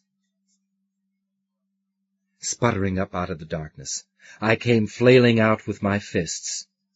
Strong hands grabbed my wrists. They didn't check my arms. They just grabbed and rode. I opened my eyes. I was soaking wet. The thermos lay on its side on the rug. Stern was crouched beside me, holding my wrists. I quit struggling. "What happened?" He let go and stood back watchfully. "Lord," he said, "what a charge!" I held my head and moaned. He threw me a hand towel, and I used it. "What hit me?" "I've had you on tape the whole time," he explained. "When you wouldn't get into that recollection, I tried to nudge you into it by using your own voice as you recounted it before. It works wonders sometimes." "It worked wonders this time," I growled. "I think I blew a fuse." "In effect, you did. You were on the trembling verge of going into the thing you don't want to remember. and you let yourself go unconscious rather than do it. What are you so pleased about? Last-ditch defense, he said tersely. We've got it now. Just one more try. Now hold on. The last-ditch defense is that I drop dead. You won't. You've contained this episode in your subconscious mind for a long time, and it hasn't hurt you. Hasn't it? Not in terms of killing you. How do you know it won't when we drag it out? You'll see. I looked at him sideways. Somehow he struck me as knowing what he was doing. You know a lot more about yourself now than you did at the time, he explained softly. You can apply insight. You can evaluate it as it comes up. Maybe not completely, but enough to protect yourself. Don't worry. Trust me. I can stop it if it gets too bad. Now just relax. Look at the ceiling. Be aware of your toes. Don't look at your toes. Look straight up. Your toes. Your big toes. Don't move your toes, but feel them. Count outward from your big toes. 1 count for each toe. 1, 2, 3. Feel that 3rd toe. Feel the toe. Feel it. Feel it go limp. Go limp. Go limp. The toe next to it on both sides gets limp. So limp because your toes are limp. All of your toes are limp. What are you doing? I shouted at him. He said in the same silky voice, You trust me, and so do your toes trust me. They're all limp because you trust me. You're trying to hypnotize me. I'm not going to let you do that. You're going to hypnotize yourself. You do everything yourself. I just point the way. I point your toes to the path. Just point your toes. No one can make you go anywhere you don't want to go. But you want to go where your toes are pointed, where your toes are limp, where you're on and on and on. And where was the dangling gold ornament, the light in the eyes, the mystic passes? He wasn't even sitting where I could see him. Where was the talk about how sleepy I was supposed to be? Well, he knew I wasn't sleepy and didn't want to be sleepy. I just wanted to be toes. I just wanted to be limp. Just a limp toe. No brains in a toe. A toe to go. Go. Go 11 times. 11. I'm 11. I split in two, and it was all right. The part that watched, the part that went back to the library, and Miss Q leaning toward me, but not too near. Me with newspaper crackling under me on the library chair. Me with one shoe off, and my limp toes dangling. And I felt a mild surprise at this, for this was hypnosis. But I was quite conscious, quite altogether there on the couch with Stern droning away at me, quite able to roll over and sit up and talk to him and walk out if I wanted to, but I just didn't want to. Oh, if this was what hypnosis was like, I was all for it. I'd work at this. This was all right. There on the table, I'm able to see that the gold will unfold on the leather, and whether I'm able to stay by the table with you, with Miss Q, with Miss Q. And Bonnie and Beanie are 8. They're twins. And Baby is 3. Baby is 3, she said. There was a pressure, a stretching apart, and a breakage. And with a tearing agony and a burst of triumph that drowned the pain, it was done. And this is what was inside. All in one flash, but all this. Baby is 3. My baby would be 3 if there were a baby, which there never was. No, I'm open to you. Open? Is this open enough? His irises like wheels. I'm sure they spin, but I never catch them at it. The probe that passes invisibly from his brain through his eyes into mine. Does he know what it means to me? Does he care? He doesn't care. He doesn't know. He empties me, and I fill as he directs me to. He drinks and waits and drinks again, and never looks at the cup. When I saw him first, I was dancing in the wind, in the wood, in the wild, and I spun about, and he stood there in the leafy shadows watching me. I hated him for it. It was not my wood, not my gold-spangled, fern-tangled glen, but it was my dancing that he took, freezing it forever by being there.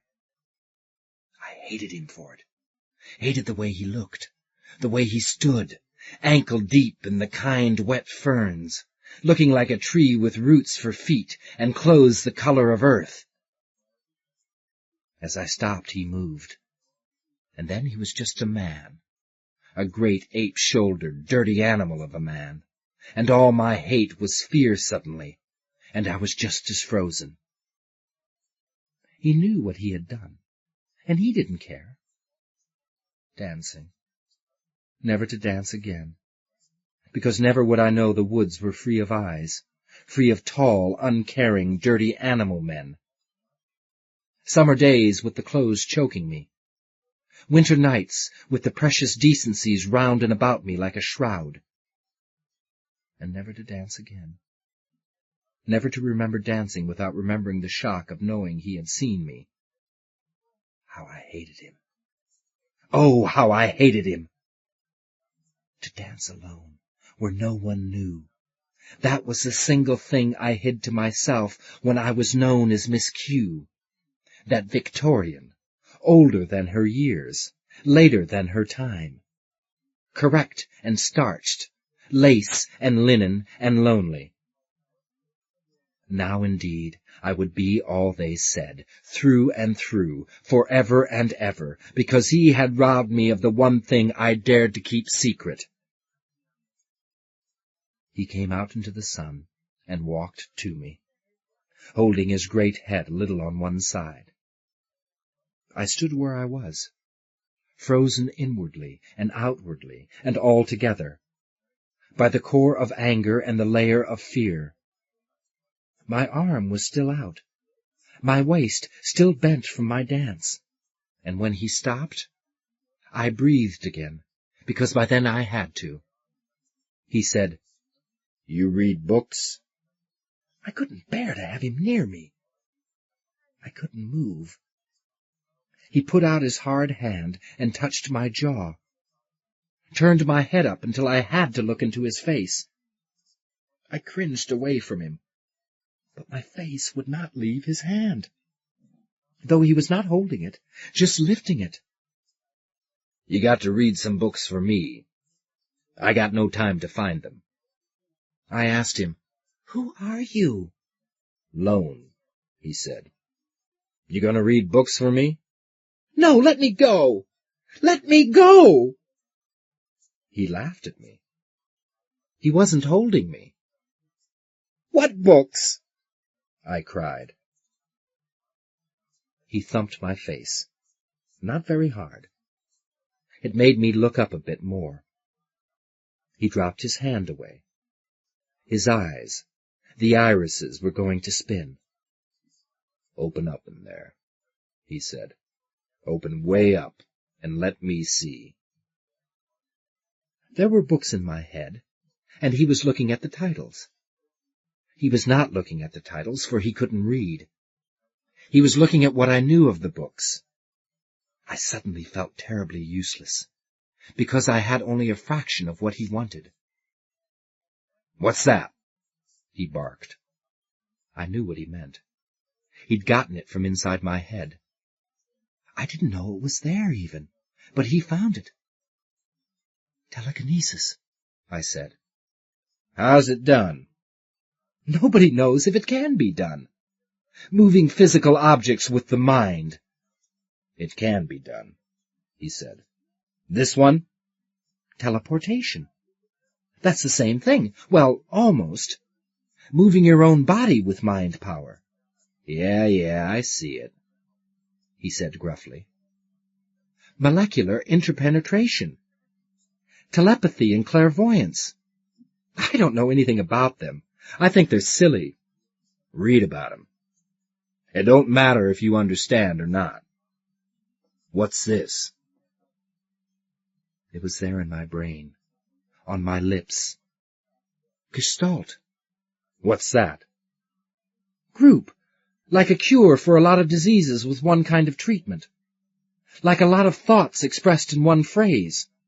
The whole is greater than the sum of the parts. Read about that, too.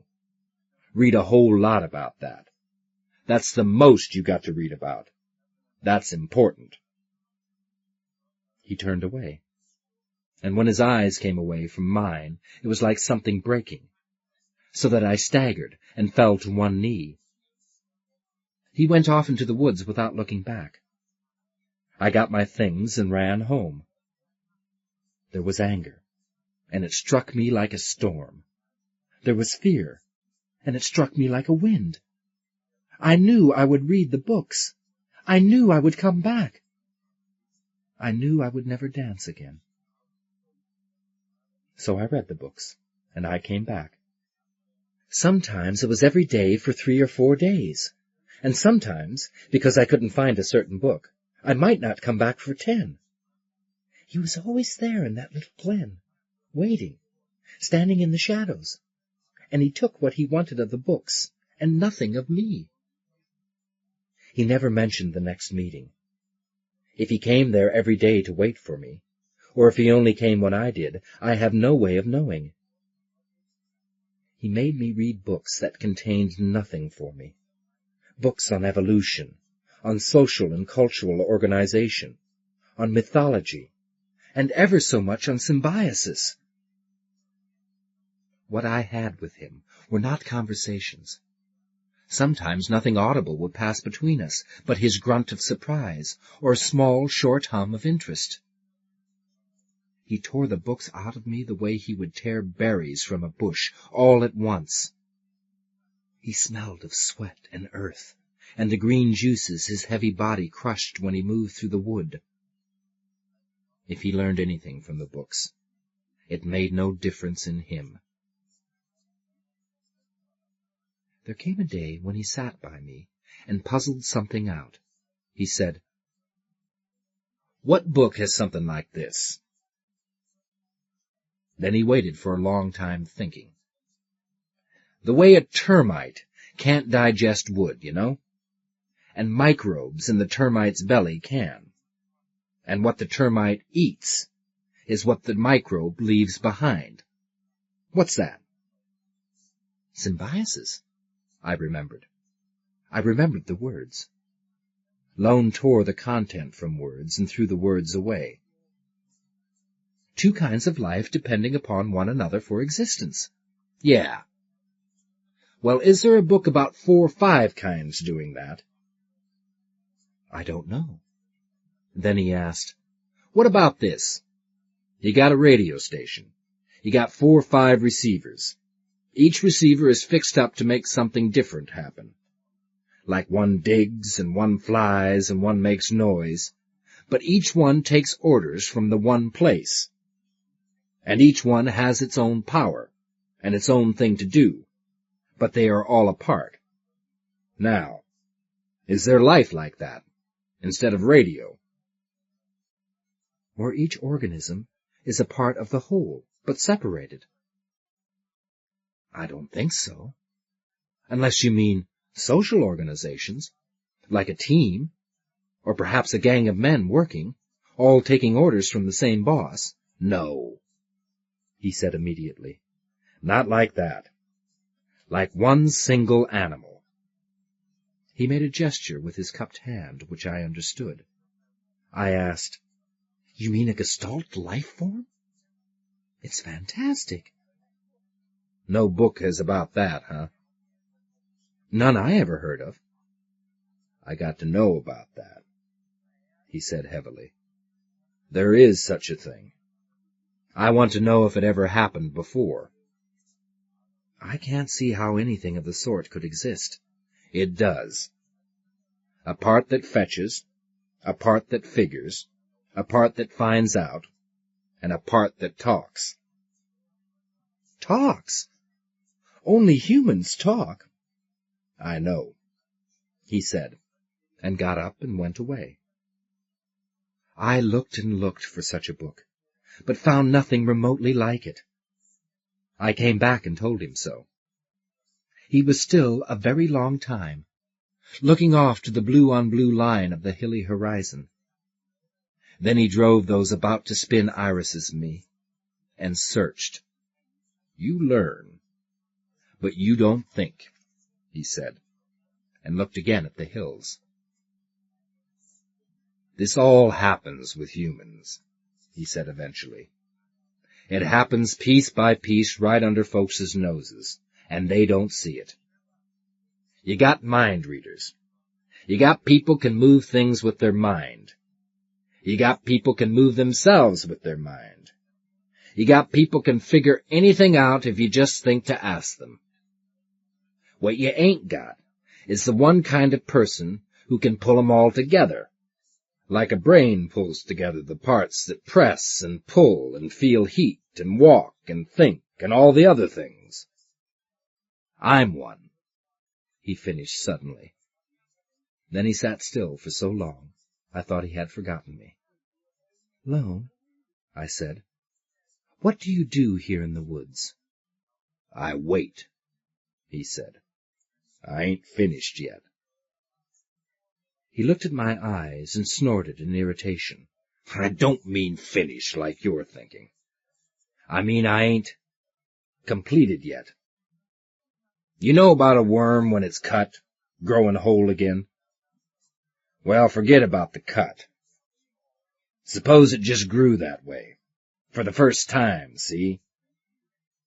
I'm getting parts. I ain't finished. I want a book about that kind of animal that is me when I'm finished. I don't know of such a book.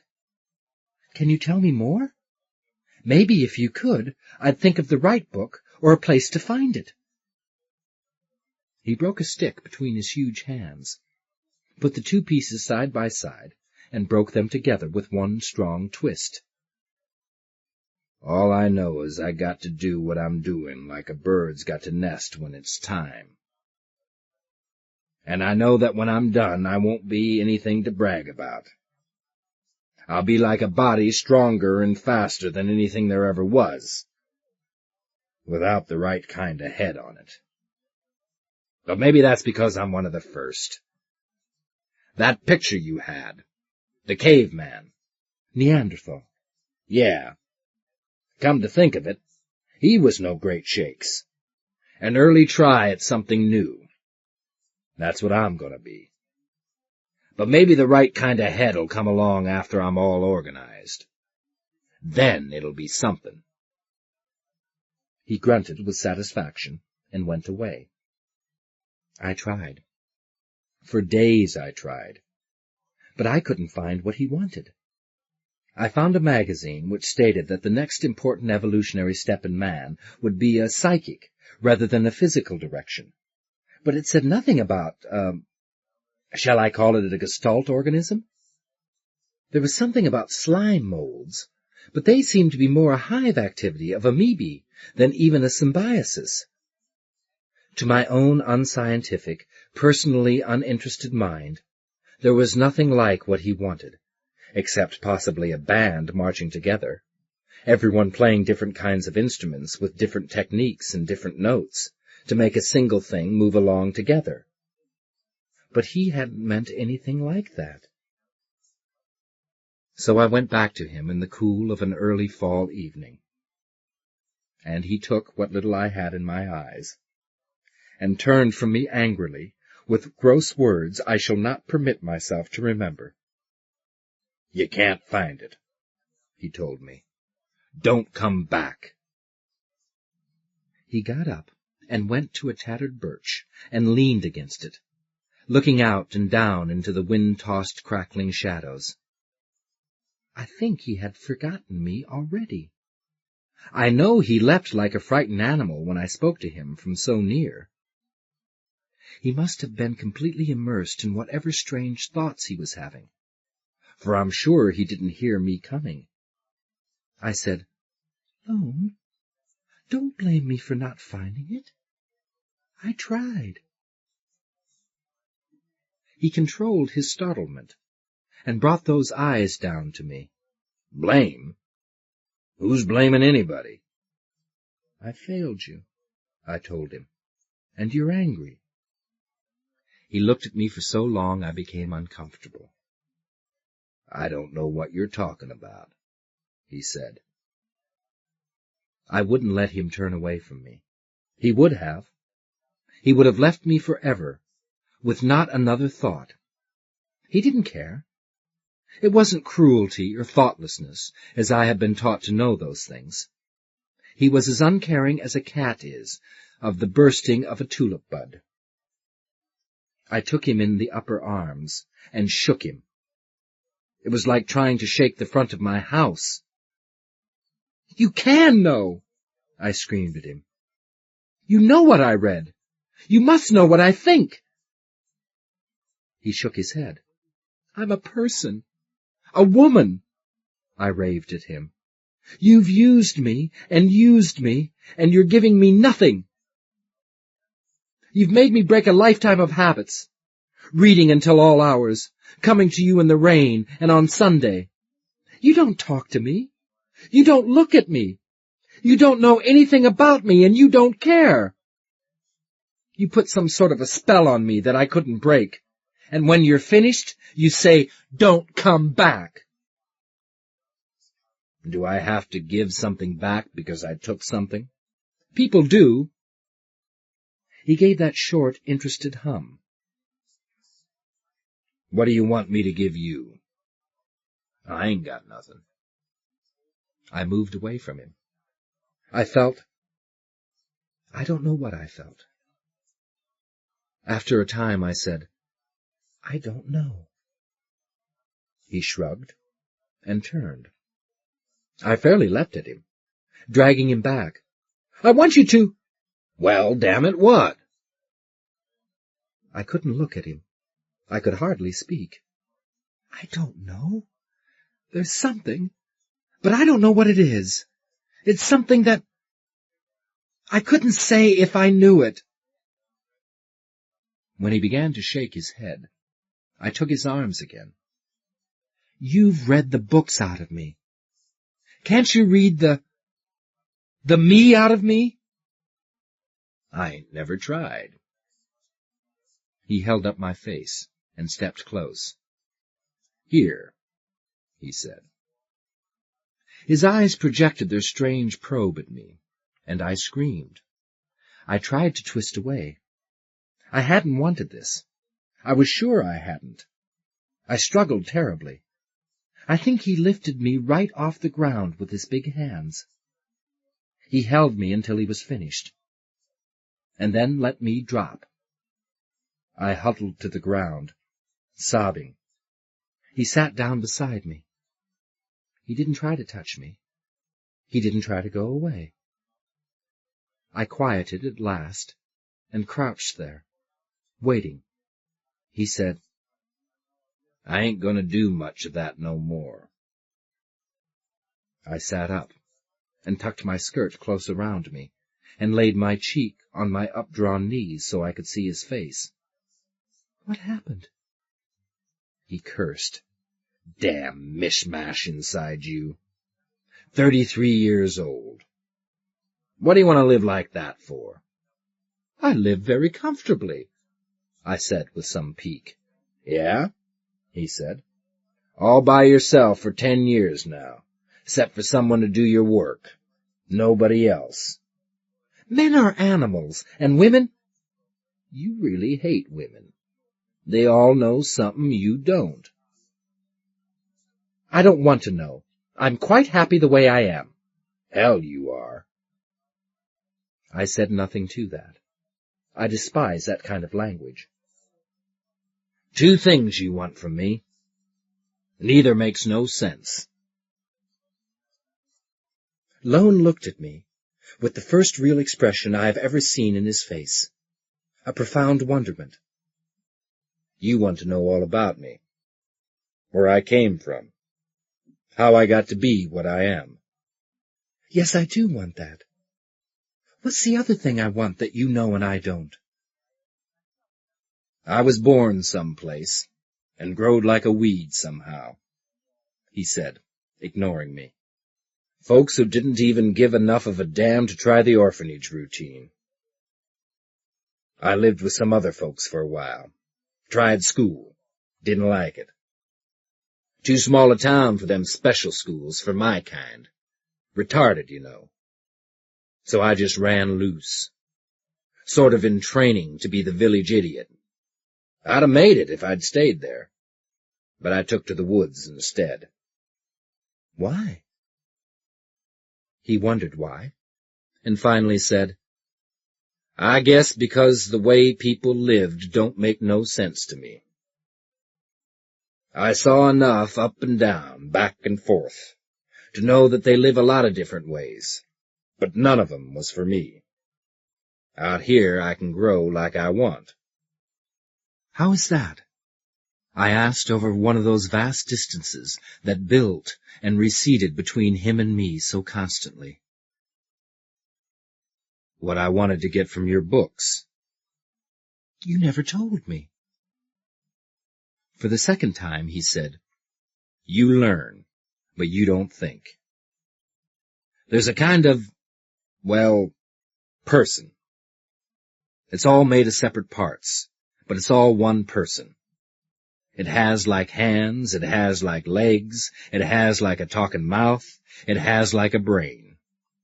That's me. A brain for that person. Damn feeble, too, but the best I know of. You're mad. No, I ain't, he said, unoffended and completely certain. I already got the part that's like hands. I can move 'em anywhere, and they do what I want, though they're too young yet to do much good. I got the part that talks. That one's real good. I don't think you talk very well at all, I said. I cannot stand incorrect English. He was surprised. I'm not talking about me. She's back yonder with the others. She? The one that talks. Now I need one that thinks. One that can take anything and add it to anything else and come up with the right answer. And once they're all together, and all the parts get used together often enough, I'll be that new kind of thing I told you about, see? Only, I wish it had a better head on it than me. My own head was swimming. What made you start doing this? He considered me gravely. What made you start growing hair in your armpits? He asked me. You don't figure a thing like that, it just happens. What is that? That thing you do when you look in my eyes? You want a name for it? I ain't got one. I don't know how I do it. I know I can get anyone I want to do anything. Like you're going to forget about me. I said in a choked voice, I don't want to forget about you. You will. I didn't know then whether he meant I'd forget, or I'd want to forget. You'll hate me, and then after a long time you'll be grateful. Maybe you'll be able to do something for me sometime. You'll be that grateful that you'll be glad to do it. But you'll forget all right. Everything but a sort of feeling. And my name, maybe. I don't know what moved me to ask him, but I did, forlornly. And no one will ever know about you and me? Can't, he said. Unless, well, Unless it was the head of the animal, like me. Or a better one. He heaved himself up. "Oh, wait! Wait!" I cried. He mustn't go yet. He mustn't. He was a tall, dirty beast of a man, yet he had enthralled me in some dreadful way. "You haven't given me the other. Whatever it was." "Oh," he said. "Yeah, that." He moved like a flash. There was a pressure, a stretching apart, and a breakage. And with a tearing agony and a burst of triumph that drowned the pain, it was done. I came up out of it, through 2 distinct levels.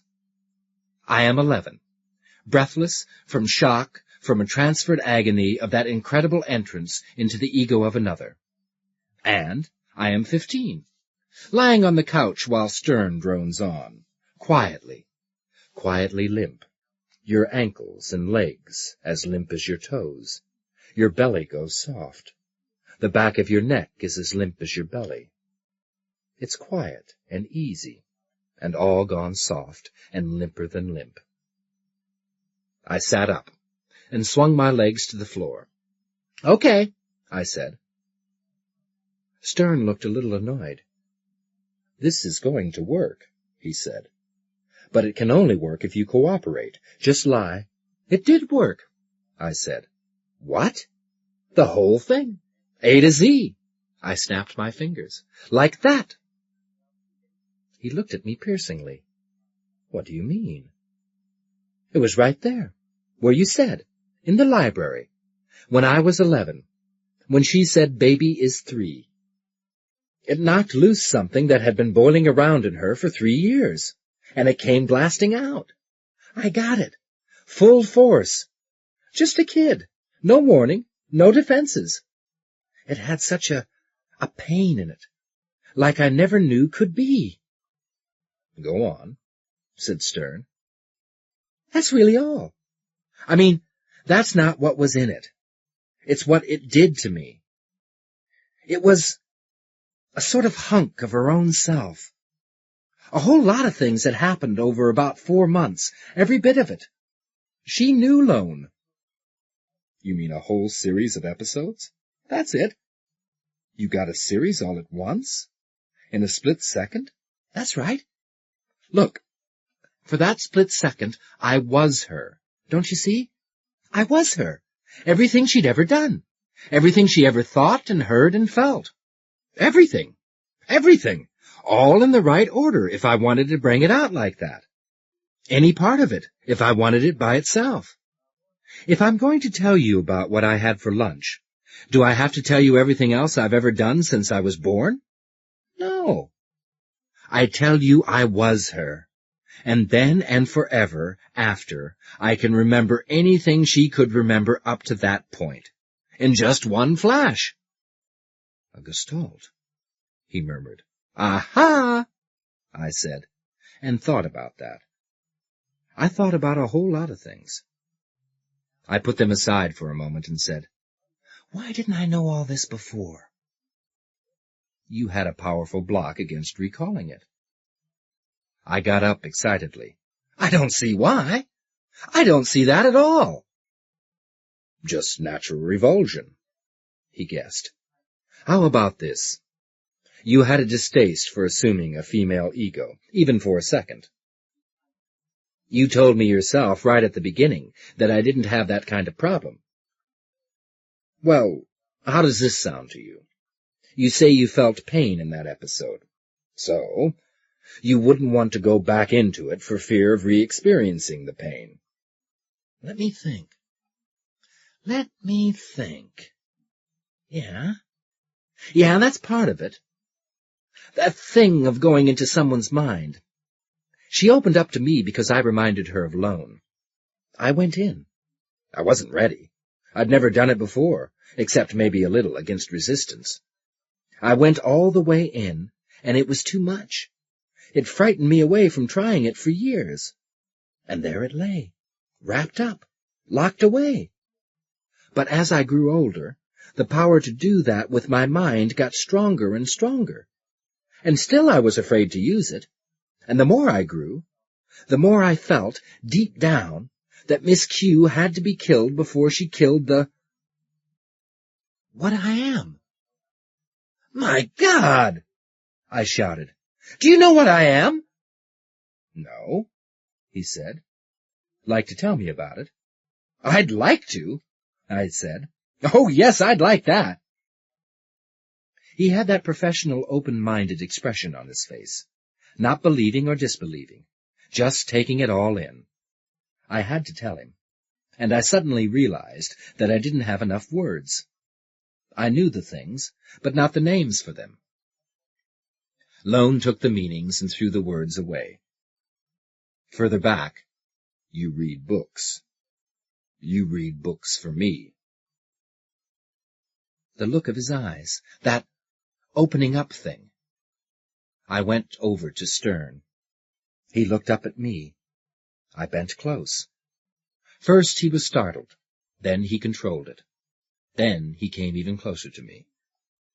"My God," he murmured. "I didn't look at those eyes before. I could have sworn those irises spun like wheels." Stern read books. He'd read more books than I ever imagined had been written. I slipped in there, looking for what I wanted. I can't say exactly what it was like. It was like walking in a tunnel, and in this tunnel, all over the roof and walls, wooden arms stuck out at you, like the thing at the carnival, the merry-go-round, the thing you snatch the brass rings from. There's a brass ring on the end of each of these arms, and you can take any one of them you want to. Now imagine you make up your mind which rings you want, and the arms hold only those. Now picture yourself with 1,000 hands to grab the rings off with. Now just suppose the tunnel is 1,000,000,000 miles long, and you can go from one end of it to the other, grabbing rings, in just the time it takes you to blink once. Well, it was like that, only easier. It was easier for me to do it than it had been for Lone. Straightening up, I got away from Stern. He looked sick and frightened. "It's all right," I said. "What did you do to me?" I needed some words. Come on, get professional." I had to admire him. He put his pipe in his pocket and gouged the tips of his fingers hard against his forehead and cheeks. Then he sat up, and he was okay again. "I know," I said. "That's how Miss Q felt when Lone did it to her." "What are you?" "I'll tell you. I'm the central ganglion of a complex organism which is composed of Baby, a computer, Bonnie and Beanie, teleports, Jane, telekineticist, and myself, telepath and central control. There isn't a single thing about any of us that hasn't been documented. The teleportation of the yogi, the telekinetics of some gamblers, the idiosavant mathematicians, and most of all, the so-called poltergeists. The moving about of household goods through the instrumentation of a young girl. Only in this case, every one of my parts delivers at peak performance. Lone organized it, or it formed around him. It doesn't matter which. I replaced Lone. But I was too underdeveloped when he died, and on top of that, I got an occlusion from that blast from Miss Q. To that extent, you were right when you said the blast made me subconsciously afraid to discover what was in it. But there was another good reason for my not being able to get in under that baby is 3 barrier. We ran into the problem of what it was I valued more than the security Miss Q gave us. Can't you see now what it was?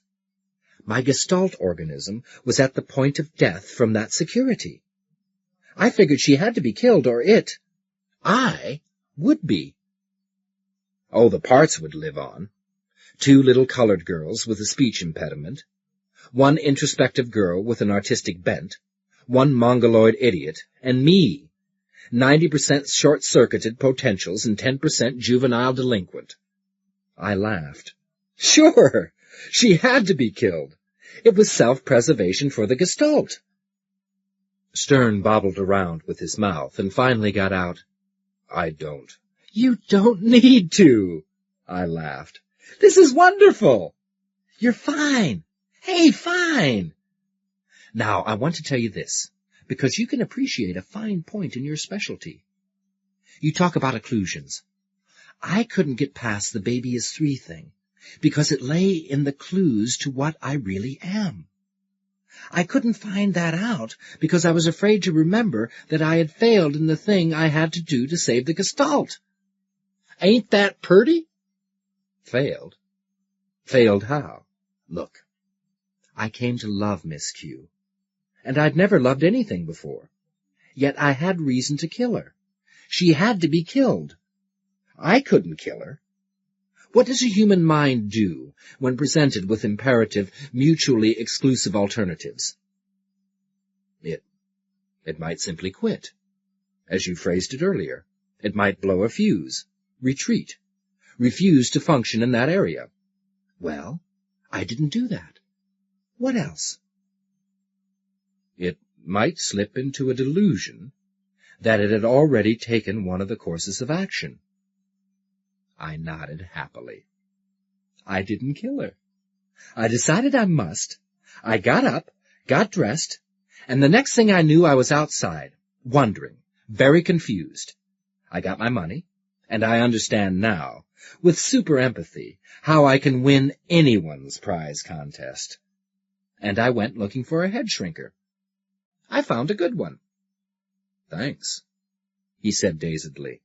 He looked at me with a strangeness in his eyes. And now that you know, what's solved?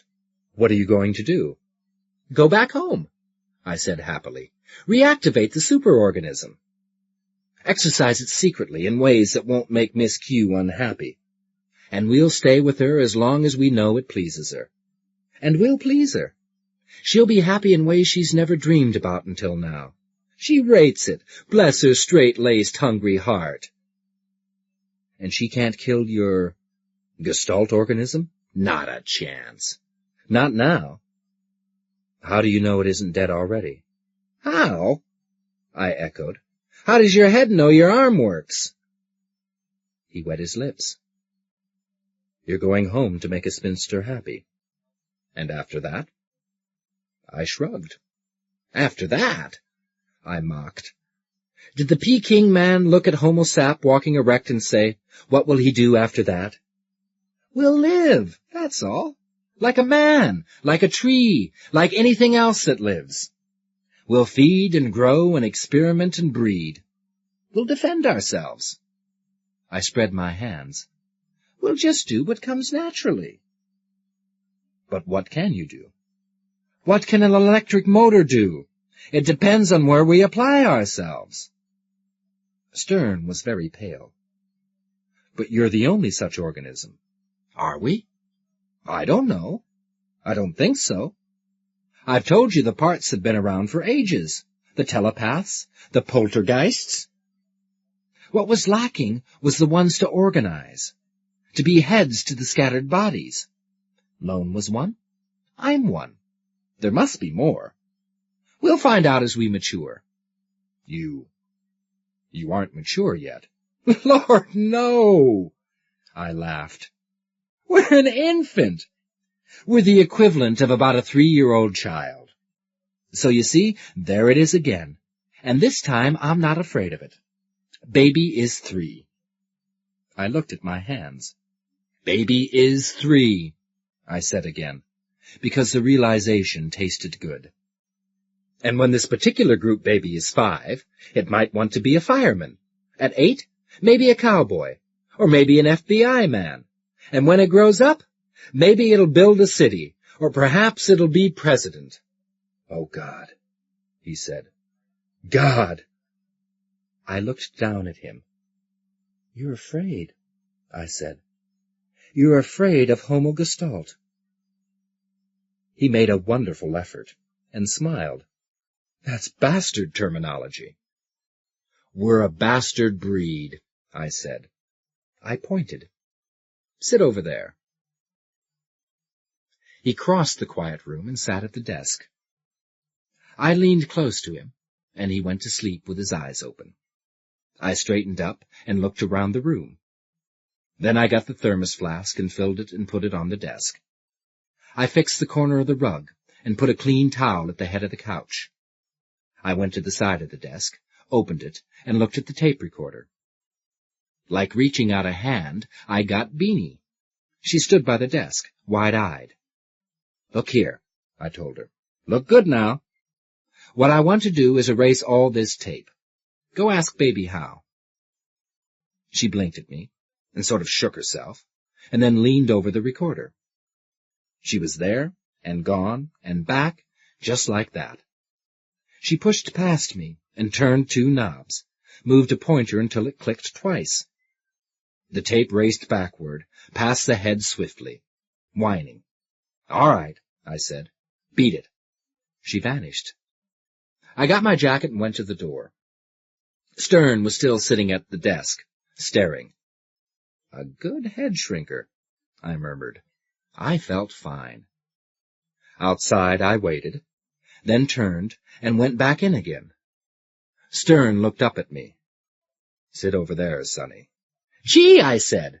"Sorry, sir. I got the wrong office." "That's all right," he said. I went out and closed the door.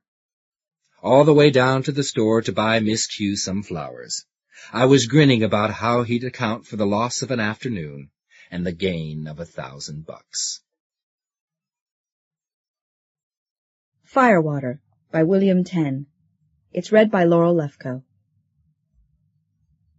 The hairiest, dirtiest, and oldest of the 3 visitors from Arizona scratched his back against the plastic of the web foam chair. "Insinuations are lavender, Neely," he remarked by way of opening the conversation. His 2 companions, the thin young man with dripping eyes, and the woman whose good looks were marred chiefly by incredibly decayed teeth, giggled and relaxed. The thin young man said, "Gabble, gabble, honk," under his breath, and the other 2 nodded emphatically. Greta Seidenheim looked up from the tiny stenographic machine resting on a pair of the most exciting knees her employer had been able to find in Greater New York. She swiveled her blonde beauty at him. "That too, Mr. Hebster?" The president of Hebster Securities, Incorporated, waited until the memory of her voice ceased to tickle his ears. He had much clear thinking to do. Then he nodded and said resonantly, "That too, Miss Seidenheim. Close phonetic approximations of the gabble honk, and remember to indicate when it sounds like a question and when like an exclamation." He rubbed his recently manicured fingernails across the desk drawer containing his fully loaded parabellum. "Check." The communication buttons, with which he could summon any quantity of Hebster Securities personnel up to the 900 working at present in the Hebster building, lay some 8 inches from the other hand. Check. And there were the doors here, the doors there, behind which his uniformed bodyguard stood poised to burst in at a signal which would blaze before them the moment his right foot came off the tiny spring set in the floor. And check. Algernon Hebster could talk business, even with primies. Courteously he nodded at each one of his visitors from Arizona. He smiled ruefully at what the dirty, shapeless masses they wore on their feet were doing to the calf-deep rug that had been woven especially for his private office. He had greeted them when Miss Seidenheim had escorted them in. They had laughed in his face. "Suppose we rattle off some introductions. You know me, I'm Hebster, Algernon Hebster. You asked for me specifically at the desk in the lobby. If it's important to the conversation, my secretary's name is Greta Seidenheim. And you, sir." He had addressed the old fellow, but the thin young man leaned forward in his seat and held out a taut, almost transparent hand. "Names?" he inquired. "Names are round if not revealed. Consider names. How many names? Consider names. Reconsider names." The woman leaned forward too, and the smell from her diseased mouth reached Hebster even across the enormous space of his office. "Rabble and reaching and all the upward clash," she intoned, spreading her hands as if in agreement with an obvious point. "Emptiness derogating itself into infinity." "Into duration," the older man corrected. "Into infinity," the woman insisted. "Gabble? Gabble, honk? The young man queried bitterly. Listen, Hebster roared. When I asked for... The communicator buzzed, and he drew a deep breath and pressed a button. His receptionist's voice boiled out rapidly, fearfully. I remember your orders, Mr. Hebster, but those two men from the UM Special Investigating Commission are here again, and they look as if they mean business. I mean, they look as if they'll make trouble.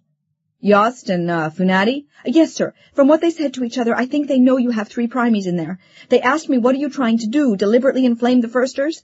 They said they're going to invoke full supranational powers and force an entry if you don't... Stall them. But, Mr. Hebster, the UM Special Investigator... Stall them, I said. Are you a receptionist or a swinging door? Use your imagination, Ruth. You have a 900-man organization and a multi-million-dollar corporation at your disposal. You can stage any kind of farce in that outer office you want, up to and including the deal where some actor made up to look like me walks in and drops dead at their feet. Stall them, and I'll nod a bonus at you. Stall them. He clicked off, looked up. His visitors, at least, were having a fine time. They had turned to face each other in a reeking triangle of gibberish. Their voices rose and fell argumentatively, pleadingly, decisively.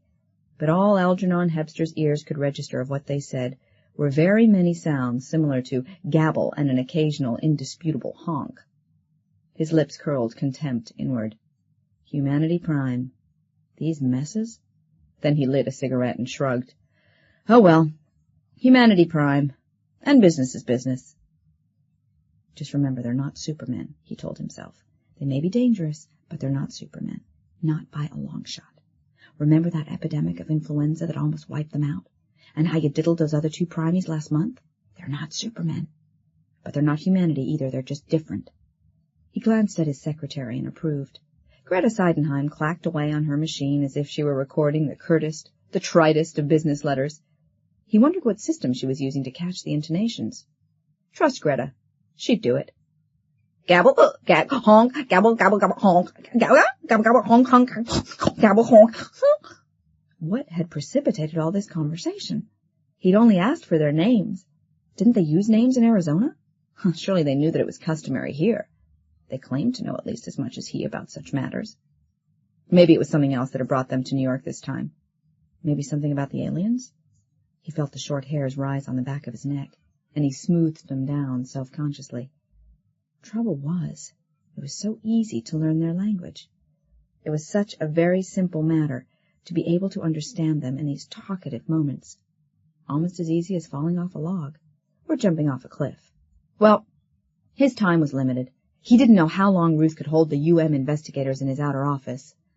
Somehow he had to get a grip on the meeting again, without offending them in any of the innumerable, highly dangerous ways in which primies could be offended. He rapped the desktop, gently. The gabble honk stopped short at the hyphen. The woman rose slowly. On this question of names, Hebster began doggedly, keeping his eyes on the woman. Since you people claim... The woman writhed agonizingly for a moment and sat down on the floor. She smiled at Hebster. With her rotted teeth, the smile had all the brilliance of a dead star. Hebster cleared his throat and prepared to try again. If you want names, the older man said suddenly, you can call me Larry. The president of Hebster Securities shook himself and managed to say, thanks, in a somewhat weak but not too surprised voice. He looked at the thin young man. You can call me Theseus. The young man looked sad as he said it. Theseus. Fine. One thing about primies. When you started clicking with them, you really moved along, but Theseus? Wasn't that just like a primie? Now the woman, and they could begin. They were all looking at the woman, even Greta with a curiosity which had sneaked up past her beauty parlor gaze. Name, the woman whispered to herself. Name a name. Oh, no, Hebster groaned. Let's not stall here. Larry evidently had decided that enough time had been wasted. He made a suggestion to the woman. Why not call yourself Mo? The young man, Theseus it was now, also seemed to get interested in the problem. Rover's a good name, he announced helpfully. How about Gloria? Hebster asked desperately. The woman considered. Mo, Rover, Gloria, she mused. Larry, Theseus, Seidenheim, Hebster, me. She seemed to be running a total. Anything might come out, Hebster knew. But at least they were not acting snobbish any more. They were talking down on his level now. Not only no gabble honk, but none of this sneering double talk, which was almost worse. At least they were making sense of a sort. "For the purposes of this discussion," the woman said at last, "my name my name is SS Lusitania." "Fine!" Hebster roared, letting the word he'd kept bubbling on his lips burst out. "That's a fine name. Larry, Theseus, and, SS Lusitania. Fine bunch of people. Sound.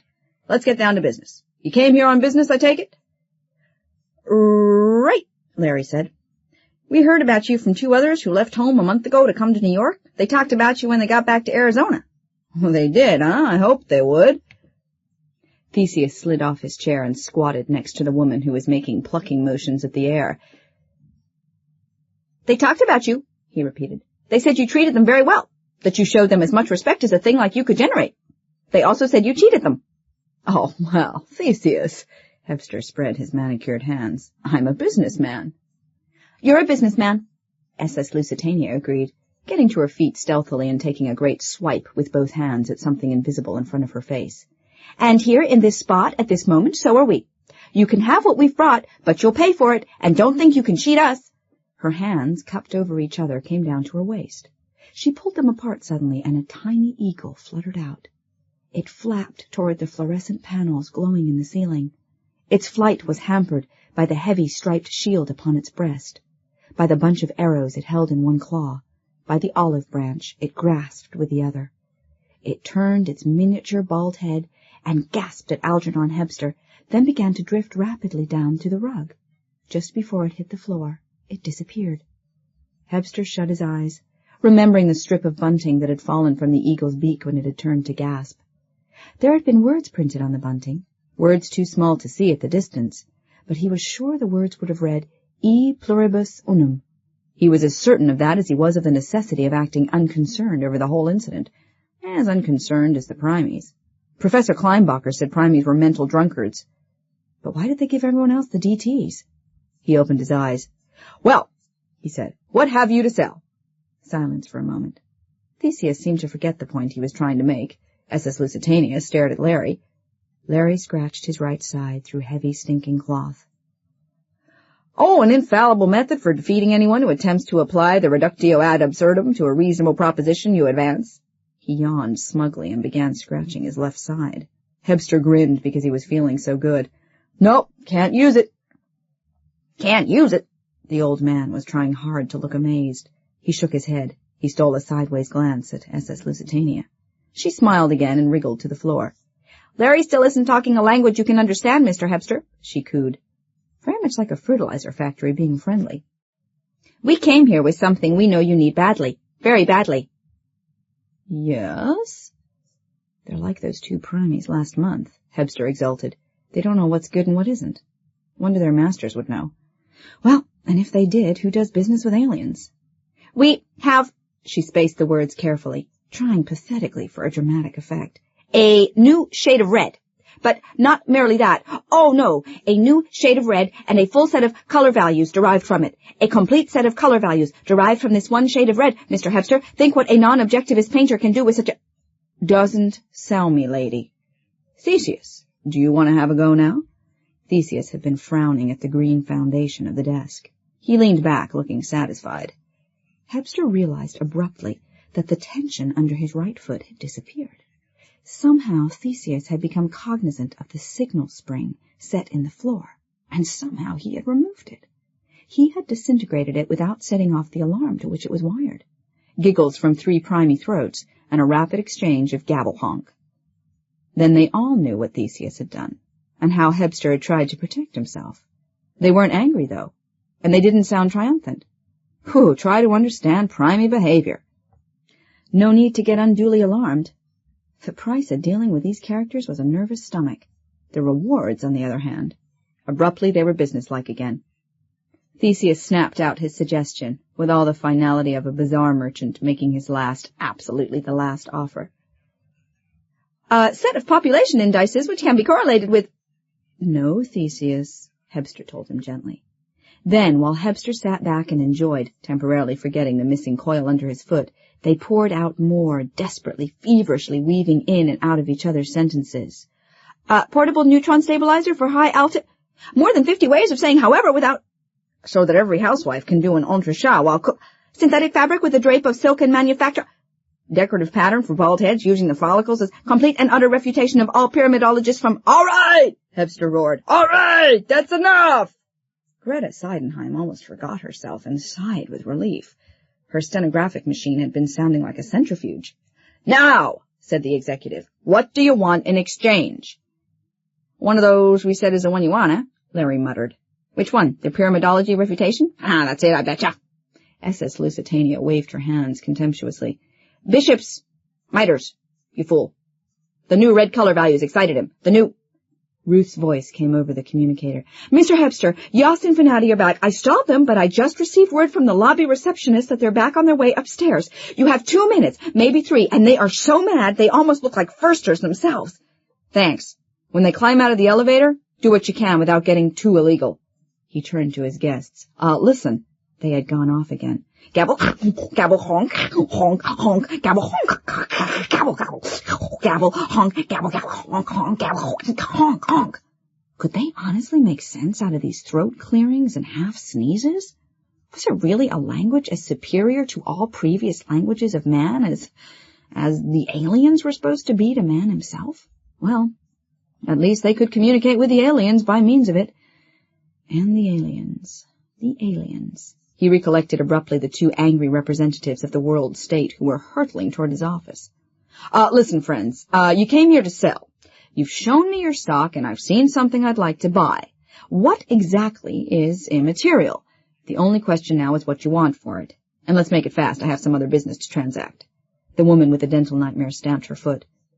A cloud no larger than a man's hand formed near the ceiling, burst, and deposited a pailful of water on Hebster's fine, custom-made rug. He ran a manicured forefinger around the inside of his collar so that his bulging neck veins would not burst. Not right now, anyway. He looked at Greta and regained confidence from the serenity with which she waited for more conversation to transcribe. There was a model of business precision for you. The Primies might pull what one of them had in London 2 years ago, before they were barred from all metropolitan areas, increased a housefly's size to that of an elephant, and Greta Seidenheim would go on separating fragments of conversation into the appropriate shorthand symbols. With all their power, why didn't they take what they wanted? Why trudge wearisome miles to cities and attempt to smuggle themselves into illegal audiences with operators like Hebster, when most of them were caught easily and sent back to the reservation, and those that weren't were cheated unmercifully by the straight humans they encountered?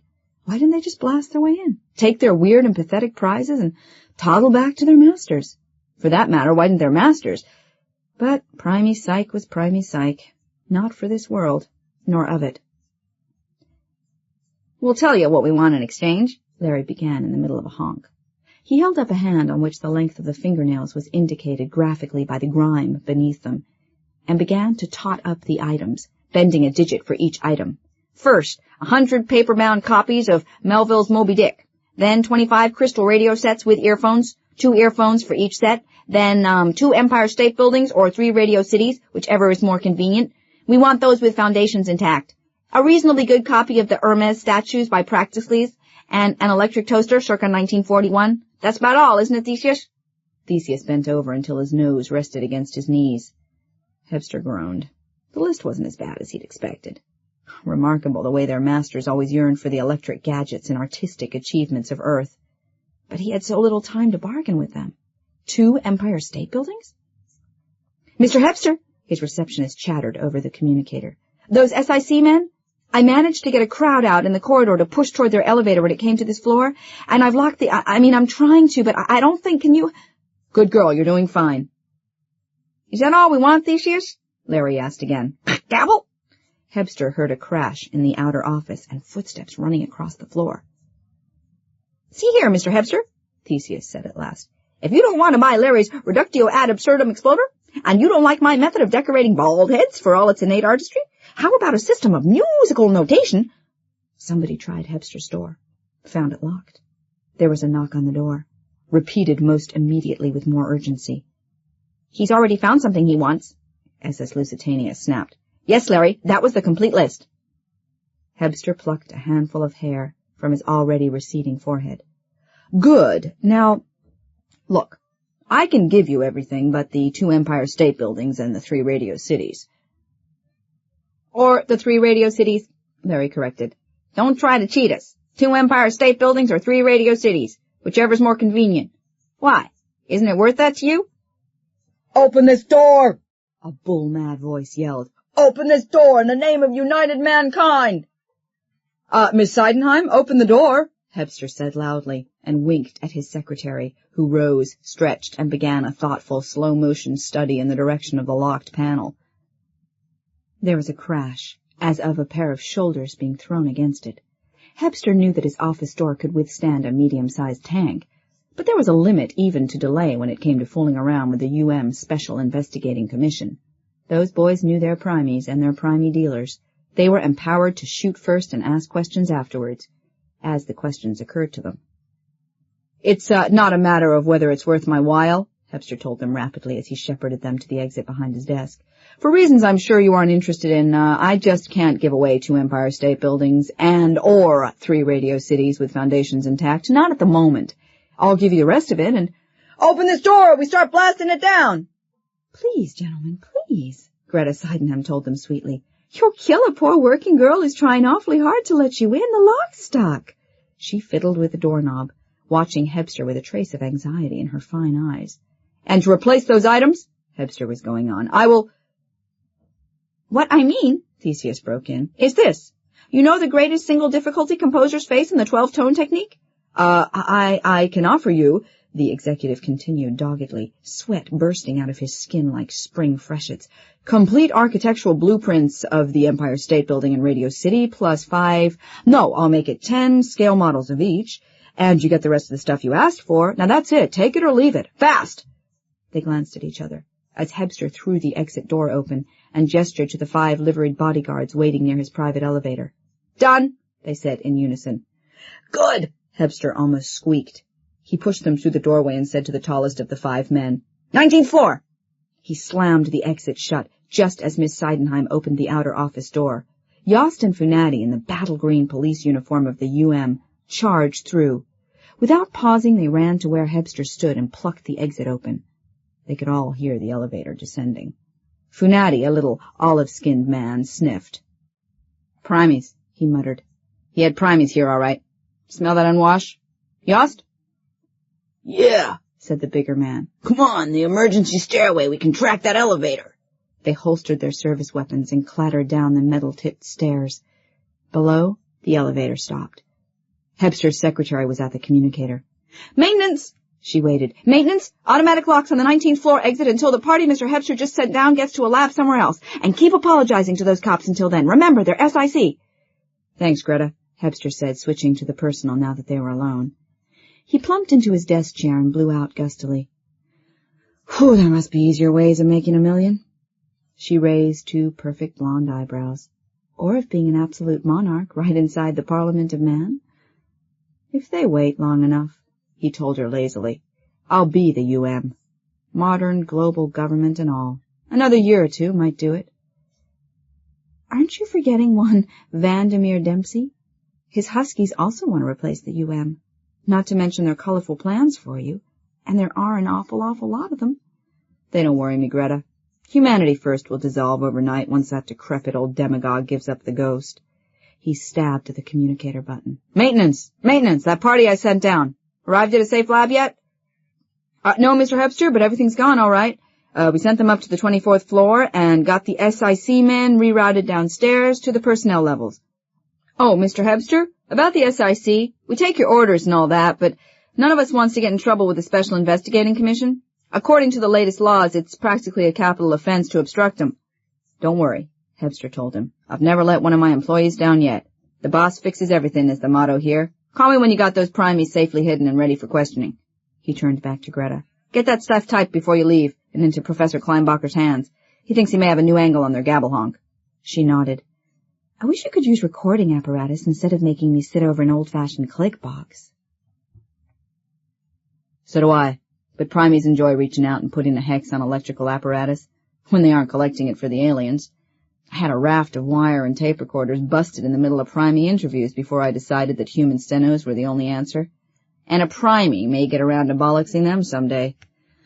Oh, cheerful thought. I must remember to dream about the possibility some cold night. Well, I should complain, she muttered as she went into her own little office. Primey Hexes built this business and pay my salary as well as supply me with the sparkling little knickknacks I love so well. That was not quite true, Hebster remembered as he sat waiting for the communicator to buzz the news of his recent guest's arrival in a safe lab. Something like 95% of Hebster's securities had been built out of Primey gadgetry, extracted from them in various fancy deals. But the base of it all had been the small investment bank he had inherited from his father, back in the days of the half-war, the days when the aliens had first appeared on Earth. The fearfully intelligent dots, swirling in their variously shaped multicolored bottles, were completely outside the pale of human understanding. There had been no way at all to communicate with them for a time.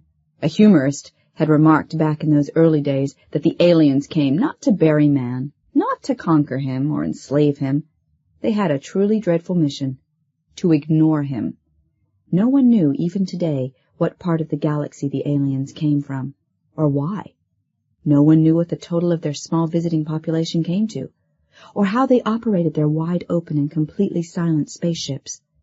The few things that had been discovered about them on the occasions when they deigned to swoop down and examine some human enterprise with the aloof amusement of the highly civilized tourist had served to confirm a technological superiority over man that strained and tore the capacity of his richest imagination. A sociological treatise Hebster had read recently suggested that they operated from concepts as far in advance of modern science as a meteorologist sowing a drought-struck area with dry ice was beyond the primitive agriculturist blowing a ram's horn at the heavens in a frantic attempt to wake the slumbering gods of rain. Prolonged, infinitely dangerous observation had revealed, for example, that the dots in bottles seemed to have developed past the need for prepared tools of any sort. They worked directly on the material itself, shaping it to need, evidently creating and destroying matter at will. Some humans had communicated with them. They didn't stay human.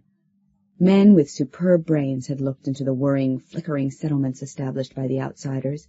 A few had returned with tales of wonders they had realized dimly and not quite seen. Their descriptions always sounded as if their eyes had been turned off at the most crucial moments, or a mental fuse had blown just this side of understanding. Others, such celebrities as a president of Earth, a 3-time winner of the Nobel Prize, famous poets, had evidently broken through the fence somehow. These, however, were the ones who didn't return. They stayed in the alien settlements in the Gobi, the Sahara, the American Southwest. Barely able to fend for themselves, despite newly acquired and almost unbelievable powers, they shambled worshipfully around the outsiders, speaking, with weird writhings of larynx and nasal passage, what was evidently a human approximation of their master's language, a kind of pidgin alien. Talking with a primey, someone had said, was like a blind man trying to read a page of Braille originally written for an octopus. And that these bearded, bug-ridden, stinking derelicts, these chattering wrecks drunk and sodden on the logic of an entirely different life form, were the heavy yellow cream of the human race didn't help people's egos any. Humans and primies despised each other almost from the first. Humans for primey subservience and helplessness in human terms, primies for human ignorance and ineptness in alien terms. And except when operating under alien orders, and through barely legal operators like Hebster, primies didn't communicate with humans any more than their masters did. When institutionalized, they either gabble-honked themselves into an early grave, or, losing patience suddenly, they might dissolve a path to freedom right through the walls of the asylum and any attendants who chanced to be in the way. Therefore the enthusiasm of sheriff and deputy, nurse and orderly had waned considerably, and the forcible incarceration of primies had almost ceased. Since the two groups were so far apart psychologically as to make mating between them impossible, the ragged miracle workers had been honored with the status of a separate classification, humanity prime. Not better than humanity, not necessarily worse, but different and dangerous. What made them that way? Hebster rolled his chair back and examined the hole in the floor from which the alarm spring had spiraled. Theseus had disintegrated it. How? With a thought? Telekinesis, say, applied to all the molecules of the metal simultaneously, making them move rapidly and at random. Or possibly he had merely moved the spring somewhere else. Where? In space? In hyperspace? In time? Hebster shook his head and pulled himself back to the efficiently smooth and sanely useful desk surface. Mr. Hebster, the communicator inquired abruptly, and he jumped a bit. "This is Magritte of General Lab 23B. Your primies just arrived. Regular check?" Regular check meant drawing them out on every conceivable technical subject by the 9 specialists in the general laboratory. This involved firing questions at them with the rapidity of a police interrogation, getting them off balance and keeping them there, in the hope that a useful and unexpected bit of scientific knowledge would drop. Yes, Hebster told him. Regular check. But first let a textile man have a whack at them. In fact, let him take charge of the check. A pause. The only textile man in the section is Charlie Virus. Well? Hebster asked in mild irritation. Why put it like that? He's competent, I hope. What does personnel say about him? Personnel says he's competent. Then there you are. Look, Magritte, I have the SIC running around my building with blood in its enormous eye. I don't have time to muse over your departmental feuds. Put Virus on. Yes, Mr. Hebster. Hey, Bert, get Charlie Virus. Him? Hebster shook his head and chuckled. These technicians. Virus was probably brilliant and nasty. The box crackled again. Mr. Hebster? Mr. Virus. The voice expressed boredom to the point of obvious affectation, but the man was probably good despite his neuroses. Hebster Securities, Inc. had a first-rate personnel department. Virus, those primies, I want you to take charge of the check. One of them knows how to make a synthetic fabric with the drape of silk. Get that first, and then go after anything else they have. Primies, Mr. Hebster? I said primies, Mr. Virus. You are a textile technician, please to remember, and not the straight or ping-pong half of a comedy routine. Get jumping. I want to report on that synthetic fabric by tomorrow. Work all night if you have to. Before we do, Mr. Hebster, you might be interested in a small piece of information. There is already in existence a synthetic which falls better than silk. I know, his employer told him shortly. Cellulose acetate. Unfortunately, it has a few disadvantages. Low melting point, tends to crack, separate, and somewhat inferior dyestuffs have to be used for it, poor chemical resistance. Am I right? There was no immediate answer, but Hebster could feel the dazed nod. He went on. Now we also have protein fibers. They dye well and fall well, but the thermoconductivity control necessary for wearing apparel, they don't have the tensile strength of synthetic fabrics. An artificial protein fiber might be the answer. It would drape as well as silk. Might be we could use the acid dyestuffs we use on silk, which result in shades that dazzle female customers and cause them to fling wide their pocketbooks. There are a lot of ifs in that, I know, but one of those primies said something about a synthetic with the drape of silk, and I don't think he'd be sane enough to be referring to cellulose acetate, nor nylon, orlon, vinyl chloride, or anything else we already have and use. You've looked into textile problems, Mr. Hebster. I have. I've looked into everything to which there are big gobs of money attached. And now suppose you go look into those primies. Several million women are waiting breathlessly for the secrets concealed in their beards. Do you think, Virus, that with the personal and scientific background I've just given you, it's possible you might now get around to doing the job you are paid to do? Yes. Hebster walked to the office closet and got his hat and coat. He liked working under pressure. He liked to see people jump up straight whenever he barked. And now he liked the prospect of relaxing. He grimaced at the web foam chair that Larry had used. No point in having it re-squirted, having a new one made. I'll be at the university, he told Ruth on his way out. You can reach me through Professor Kleinbacher, but don't unless it's very important. He gets unpleasantly annoyed when he's interrupted. She nodded, then very hesitantly. Are those 2 men, Yost and Funati from the Special Investigating Commission?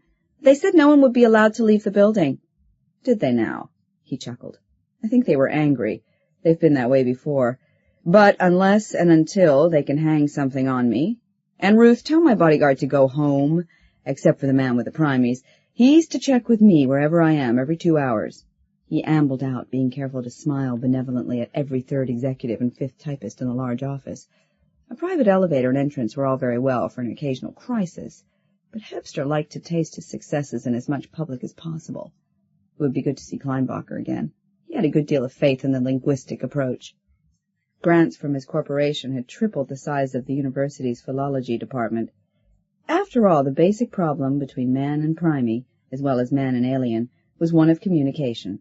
Any attempt to learn their science, to adjust their mental processes and logic into safer human channels, would have to be preceded by understanding. It was up to Kleinbacher to find that understanding, not him. I'm Hebster, he thought. I employ the people who solve problems, and then I make money off them. Somebody got in front of him. Somebody else took his arm. I'm Hebster, he repeated automatically but out loud. Algernon Hebster. Exactly the Hebster we want, Funadi said, holding tightly onto his arm. You don't mind coming along with us? Is this an arrest? Hebster asked the larger Yost, who now moved aside to let him pass. Yost was touching his holstered weapon with dancing fingertips. The SIC man agreed. Why ask us questions? He countered. Just come along and be sociable, kinda. People want to talk to you. He allowed himself to be dragged through the lobby, ornate with murals by radical painters, and nodded appreciation at the doorman, who, staring right through his captors, said enthusiastically, Good afternoon, Mr. Hebster. He made himself fairly comfortable on the back seat of the dark green SIC car, a late model Hebster monowheel. Surprised to see you, minus your bodyguard, Yost, who was driving, remarked over his shoulder. Oh, I gave him the day off. As soon as you were through with the primies, no? Funadi admitted. We never did find out where you cached them. That's one big building you own, mister, and the Special Investigating Commission is notoriously understaffed. Not forgetting it's also notoriously underpaid, Yost broke in. I couldn't forget that if I tried, Funadi assured him. You know, Mr. Hebster, I wouldn't have sent my bodyguard off if I'd been in your shoes. Right now there's something about, 5 times as dangerous as primies after you. I mean, humanity firsters. Vandermeer, Dempsey's crackpots? Thanks, but I think I'll survive. That's all right. Just don't give any long odds on the proposition. Those people have been expanding fast and furious. The Evening Humanitarian alone has a tremendous circulation. And when you figure their weekly newspapers, their penny booklets, and throwaway handbills, it adds up to an oppressive amount of propaganda. Day after day, they bang away editorially at the people who are making money off the aliens and primies. Of course, they're really hitting at the like always, but if an ordinary firster met you on the street, he'd be as likely to cut your heart out as not. Not interested? Sorry. Well, maybe you'll like this. The Evening Humanitarian has a cute name for you. Yost guffawed. Tell him, Funadi. The corporation president looked at the man inquiringly. They call you, Funadi said with great savoring deliberation, they call you an interplanetary pimp.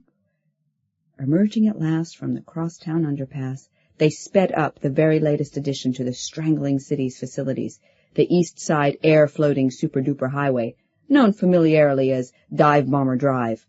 At the 42nd Street offway, the busiest road exit in Manhattan, Yost failed to make a traffic signal. He cursed absent-mindedly, and Hebster found himself nodding the involuntary passenger's agreement. They watched the elevator section dwindling downward, as the cars that were to mount the highway spiraled up from the right. Between the two, there rose and fell the steady platforms of harbor traffic, while, stacked like so many decks of cards, the pedestrian stages awaited their turn below. Look, up there, straight ahead, see it? Hebster and Funadi followed, Yost's long, waggling forefinger with their eyes. 200 feet north of the offway, and almost a quarter of a mile straight up, a brown object hung in obvious fascination. Every once in a while a brilliant blue dot would enliven the heavy murk imprisoned in its bell-jar shape, only to twirl around the side and be replaced by another. Eyes? You think they're eyes? Funadi asked, rubbing his small dark fists against each other futilely. I know what the scientists say, that every dot is equivalent to one person, and the whole body's like a family or a city, maybe. But how do they know? It's a theory, I guess. I say they're eyes. Yost hunched his great body half out of the open window and shaded his vision with his uniform cap against the sun. Look at it, they heard him say over his shoulder. A nasal twang, long buried, came back into his voice as heaving emotion shook out its cultivated accents. Setting up there, staring, so all fired, interested in how we get on and off a busy highway. Won't pay us no never mind when we try to talk to it, when we try to find out what it wants, where it comes from, who it is. Oh, no. It's too superior to talk to the likes of us. But it can watch us, hours on end, days without end, light and dark, winter and summer. It can watch us going about our business, and every time we dumb two-legged animals try to do something we find complicated, along comes a blasted Dotson bottle to watch and sneer and, Hey there, man. Funadi leaned forward and tugged at his partner's green jerkin. Easy. We're SIC on business. All the same. Yost grunted wistfully as he plopped back into his seat and pressed the power button. I wish I had Daddy's little old M1 Garand right now. They bowled forward, smoothed into the next long elevator section, and started to descend. It'll be worth the risk of getting pinged. And this was a man, Hebster reflected with acute discomfort. Not only at that, but member of a special group carefully screened for their lack of anti-primey prejudice, sworn to enforce the reservation laws without discrimination, and dedicated to the proposition that man could somehow achieve equality with alien. Well, how much dirt-eating could people do? People without a business sense, that is. His father had hauled himself out of the pick-and-shovel brigade, hand over hand, and raised his only son to maneuver always for greater control, to search always for that extra percentage of profit. But others seemed to have no such abiding interest. Algernon Hebster knew, regretfully. They found it impossible to live with achievements so abruptly made inconsequential by the aliens. To know with certainty that the most brilliant strokes of which they were capable, the most intricate designs and clever, careful workmanship could be duplicated and surpassed in an instant's creation by the outsiders, and was of interest to them only as a collector's item. The feeling of inferiority is horrible enough when imagined. But when it isn't feeling but knowledge, when it is inescapable and thoroughly demonstrable, covering every aspect of constructive activity, it becomes unbearable and maddening. No wonder men went berserk under hours of unwinking alien scrutiny, watching them as they marched in a colorfully uniformed lodge parade or fished through a hole in the ice, as they painfully maneuvered a giant transcontinental jet to a noiseless landing, or sat in sweating, serried rows chanting to a single sweating man to knock it out of the park and sew the whole thing up. No wonder they seized rusty shotgun or gleaming rifle and sped shot after vindictive shot into a sky poisoned by the contemptuous curiosity of a brown, yellow, or vermilion bottle. Not that it made very much difference. It did give a certain release to nerves backed into horrible psychic corners, but the aliens didn't notice, and that was most important.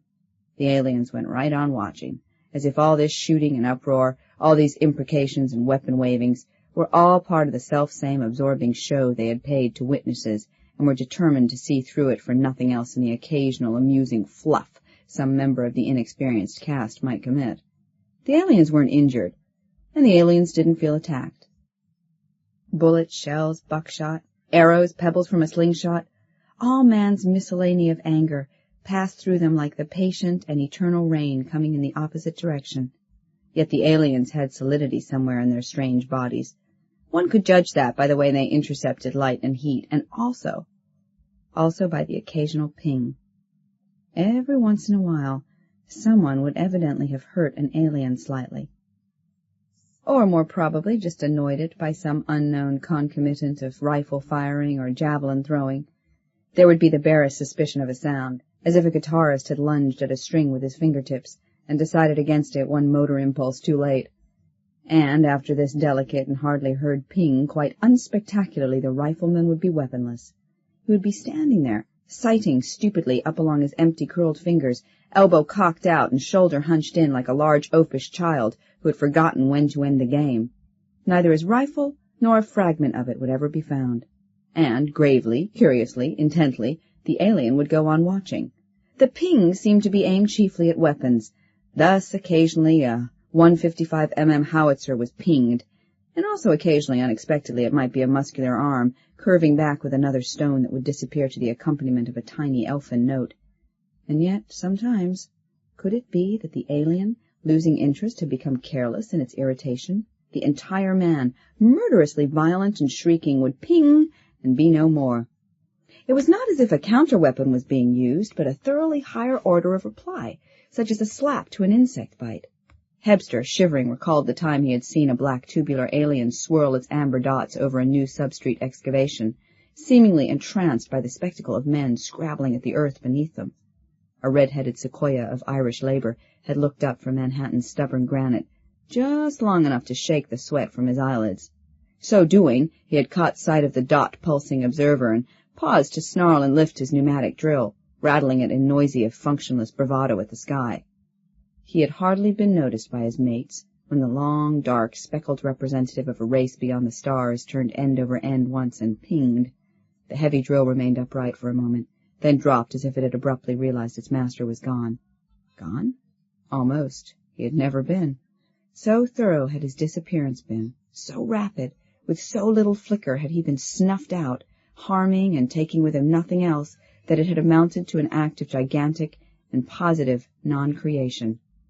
No, Hebster decided, making threatening gestures at the aliens, was suicidal. Worse, like everything else that had been tried to date, it was useless. On the other hand, wasn't the humanity first approach a complete neurosis? What could you do? He reached into his soul for an article of fundamental faith, found it. I can make money, he quoted to himself. That's what I'm good for, that's what I can always do. As they spun to a stop before the dumpy brown brick armory that the SIC had appropriated for its own use, he had a shock. Across the street was a small cigar store, the only one on the block. Brand names, which had decorated the plate glass window in all the colors of the copyright, had been supplanted recently by great gilt slogans. Familiar slogans they were by now. But this close to a UM office? The Special Investigating Commission itself? At the top of the window, the proprietor announced his affiliation in 2 huge words that almost screamed their hatred across the street. Humanity First. Underneath these, in the exact center of the window, was the large golden initial of the organization, the wedded letters HF, arising out of the huge symbolic safety razor. And under that, in straggling script, the theme repeated, reworded, and sloganized. Humanity first, last, and all the time. The upper part of the door began to get nasty. Deport the aliens! Send them back to wherever they came from! And the bottom of the door made the storefront's only concession to business. Shop here! Shop humanitarian! Humanitarian, Funati nodded bitterly beside Hebster. Ever see what's left of a primey if a bunch of firsters catch him without SIC protection? Just about enough to pick up with a blotter. I don't imagine you're too happy about boycott shops like that. Hebster managed to chuckle as they walked past the saluting, green-uniformed guards. There aren't very many primey-inspired gadgets having to do with tobacco, and if there were, one shop humanitarian outfit isn't going to break me. But it is, he told himself disconsolately. It is going to break me, if it means what it seems to. Organization membership is one thing, and so is planetary patriotism, but business is something else. Hebster's lips moved slowly in half-remembered catechism. Whatever the proprietor believes in or does not believe in, he has to make a certain amount of money out of that place if he's going to keep the door free of bailiff stickers. He can't do it if he offends the greater part of his possible clientele. Therefore, since he's still in business, and from all outward signs doing quite well, it's obvious that he doesn't have to depend on across-the-street personnel. Therefore, there must be a fairly substantial trade to offset this among entirely transient customers, who not only don't object to his firstism, but are willing to forego the interesting new gimmicks and lower prices and standard items that primary technology is giving us. Therefore, it is entirely possible, from this one extremely random but highly significant sample, that the newspapers I read have been lying, and the socio-economists I employ are incompetent. It is entirely possible that the buying public, the only aspect of the public in which I have the slightest interest, is beginning a shift in general viewpoint which will profoundly affect its purchasing orientation. It is possible that the entire economy is now at the top of a long slide into humanity-first domination, the secure zone of fanatic blindness demarcated by men like Vandermeer Dempsey. The highly usurious, commercially speculative economy of Imperial Rome made a similar transition in the much slower historical pace of 2 millennia ago, and became in 3 brief centuries a static, unbusinesslike world in which banking was a sin and wealth, which had not been inherited, was gross and dishonorable. Meanwhile, people may already have begun to judge manufactured items on the basis of morality instead of usability, Hebster realized, as dim mental notes took their stolid place beside forming conclusions. He remembered a folder full of brilliant explanation market research had sent up last week, dealing with unexpected consumer resistance to the new Everclean dishware. He had dismissed the pages of carefully developed thesis, to the effect that women were unconsciously associating the product's name with a certain Catherine Avecchios, who had recently made the front page of every tabloid in the world by dint of some fast work with a bread knife, on the throats of her 5 children and 2 lovers, with a yawning smile after examining its first brightly colored chart. Probably nothing more than normal housewifely suspicion of a radically new idea, he had muttered. After washing dishes for years, to be told it's no longer necessary? She can't believe her Everclean dish is still the same after stripping the outermost film of molecules after a meal. I have to hit that educational angle a bit harder. Maybe tie it in with the expendable molecules lost by the skin during a shower. He penciled a few notes on the margin and flipped the whole problem onto the restless lap of advertising and promotion. But then there had been the seasonal slump in furniture, about a month ahead of schedule. The surprising lack of interest in the Hebster chubby chair, an item which should have revolutionized men's sitting habits. Abruptly, he could remember almost a dozen unaccountable disturbances in the market recently, and all in consumer goods. That fits, he decided. Any change in buying habits wouldn't be reflected in heavy industry for at least a year. The machine tools plants would feel it before the steel mills, the mills before the smelting and refining combines, and the banks and big investment houses would be the last of the dominoes to topple. With its capital so thoroughly tied up in research and new production, his business wouldn't survive even a temporary shift of this type. Hebster Securities, Inc. could go like a speck of lint being blown off a coat collar, which is a long way to travel from a simple little cigar store. Funati's jitters about growing firstist sentiment are contagious, he thought. If only Kleinbacher could crack the communication problem. If we could talk to the aliens, find some sort of place for ourselves in their universe, the firsters would be left without a single political leg. Hebster realized they were in a large, untidy, map-spattered office, and that his escort was saluting a huge, even more untidy man, who waved their hands down impatiently and nodded them out of the door. He motioned Hebster to a choice of seats. This consisted of several long walnut-stained benches scattered about the room. P. Braganza said the desk nameplate with ornate Gothic flow. P. Braganza had a long, twirlable, and tremendously thick mustache. Also, P. Braganza needed a haircut badly. It was as if he and everything in the room had been carefully designed to give the maximum affront to humanity firsters, which, considering their crew-cut, closely shaven cleanliness is next to manliness philosophy, meant that there was a lot of gratuitous unpleasantness in this office, when a raid on a street demonstration filled it with jostling fanatics. Antiseptically clean and dressed with bare-bones simplicity and neatness. "So, you're worrying about firster effect on business?" Hebster looked startled. No, I don't read your mind," Braganza laughed through tobacco-stained teeth. He gestured at the window behind his desk. "I saw you jump just the littlest bit when you noticed that cigar store, and then you stared at it for 2 full minutes. I knew what you were thinking about." "Extremely perceptive of you," Hebster remarked dryly. The SIC official shook his head in a violent negative. "No, it wasn't. It wasn't a bit perceptive. I knew what you were thinking about because I sit up here day after day, staring at that cigar store and thinking exactly the same thing. Braganza, I tell myself, that's the end of your job. That's the end of scientific world government. Right there on that cigar store window." He glowered at his completely littered desktop for a moment. Hebster's instincts woke up.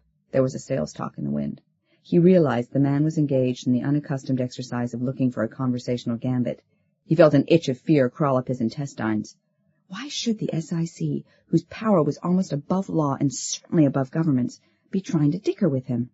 Considering his reputation for asking questions with the snarling end of a rubber hose, Braganza was being entirely too gentle, too talkative, too friendly.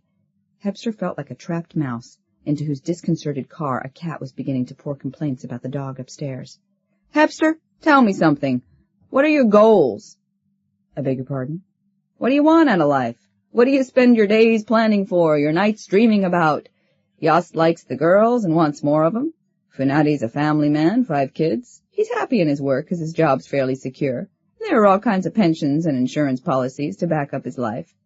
Braganza lowered his powerful head and began a slow, reluctant pacing in front of the desk. "Now I'm a little different. Not that I mind being a glorified cop. I appreciate the regularity with which the finance office pays my salary, of course, and there are very few women in this town who can say that I have received an offer of affection from them with outright scorn. But the one thing for which I would lay down my life is united mankind." "Would lay down my life?" "In terms of blood pressure and heart strain, you might say I've already done it. Braganza, I tell myself, you're a lucky dope. You're working for the first world government in human history. Make it count." He stopped and spread his arms in front of Hebster. His unbuttoned green jerkin came apart awkwardly and exposed the black slab of hair on his chest. "That's me. That's basically all there is to Braganza. Now, if we're to talk sensibly, I have to know as much about you. I ask, what are your goals?" The president of Hebster Securities, Inc. wet his lips. "I'm afraid I'm even less complicated." "That's all right," the other man encouraged. "Put it any way you like." "Well, you might say that before anything else, I am a businessman. I am interested chiefly in becoming a better businessman, which is to say a bigger one. In other words, I want to be richer than I am. Braganza peered at him intently. And that's all? All? Haven't you ever heard it said that money isn't everything, but that what it isn't it can buy? Can't buy me. Hebster examined him coolly. I don't know if you're a sufficiently desirable commodity. I buy what I need, only occasionally making an exception to please myself. I don't like you. Braganza's voice had become thick and ugly. I never liked your kind, and there's no sense being polite. I might as well stop trying. I tell you straight out, I think your guts stink. Hebster rose. In that case, I believe I should thank you for— Sit down! You were asked here for a reason. I don't see any point to it, but we'll go through the motions. Sit down. Hebster sat. He wondered idly if Braganza received half the salary he paid Greta Seidenheim. Of course, Greta was talented in many different ways and performed several distinct and separately useful services. No, after tax and pension deductions, Braganza was probably fortunate to receive 1/3 of Greta's salary. He noticed that a newspaper was being proffered him. He took it. Braganza grunted, clumped back behind his desk, and swung his swivel chair round to face the window. It was a week-old copy of the Evening Humanitarian. The paper had lost the voice of a small but highly articulate minority look. Hebster remembered from his last reading of it, and acquired the feel of publishing big business. Even if you cut in half the circulation claimed by the box in the upper left-hand corner, that still gave them 3 million paying readers. In the upper right-hand corner, a red-bordered box exhorted the faithful to read Humanitarian. A green streamer across the top of the first page announced that making sense is human to gibber prime. But the important item was in the middle of the page, a cartoon. Half a dozen primies wearing long, curved beards and insane, tongue-lolling grins sat in a rickety wagon. They held reins attached to a group of straining and portly gentlemen dressed somewhat simply in high silk hats. The fattest and ugliest of these, the one in the lead, had a bit between his teeth. The bit was labeled Crazy Money, and the man, Algernon Hebster. Crushed and splintering under the wheels of the wagon were such varied items as a Home Sweet Home framed motto with a piece of wall attached, a clean-cut youngster in a Boy Scout uniform, a streamlined locomotive, and a gorgeous young woman with a squalling infant under each arm. The captain inquired starkly, Lords of Creation or serfs? This paper seems to have developed into a fairly filthy scandal sheet, Hebster mused out loud. Shouldn't be surprised if it makes money. I take it, then, Braganza asked without turning around from his contemplation of the street, that you haven't read it very regularly in recent months? I am happy to say I have not. That was a mistake. Hebster stared at the clumped locks of black hair. Why? He asked carefully. Because it has developed into a thoroughly filthy and extremely successful scandal sheet. You're its chief scandal. Braganza laughed. You see, these people look upon primey dealing as more of a sin than a crime. And according to that morality, you're close to old Nick himself. Shutting his eyes for a moment, Hebster tried to understand people who imagined such a soul-satisfying and beautiful concept as profit to be a thing of dirt and crawling maggots. He sighed. I've thought of firstism as a religion myself. That seemed to get the SIC man. He swung around excitedly and pointed with both forefingers. I tell you that you are right. It crosses all boundaries. Incompatible and warring creeds are absorbed into it. It is willful, witless denial of a highly painful fact, that there are intellects abroad in the universe which are superior to our own. And the denial grows in strength every day that we are unable to contact the aliens. If, as seems obvious, there is no respectable place for humanity in this galactic civilization, why, say men like Vandermeer Dempsey, then let us preserve our self-conceit at the least. Let's stay close to and revel in the things that are undeniably human.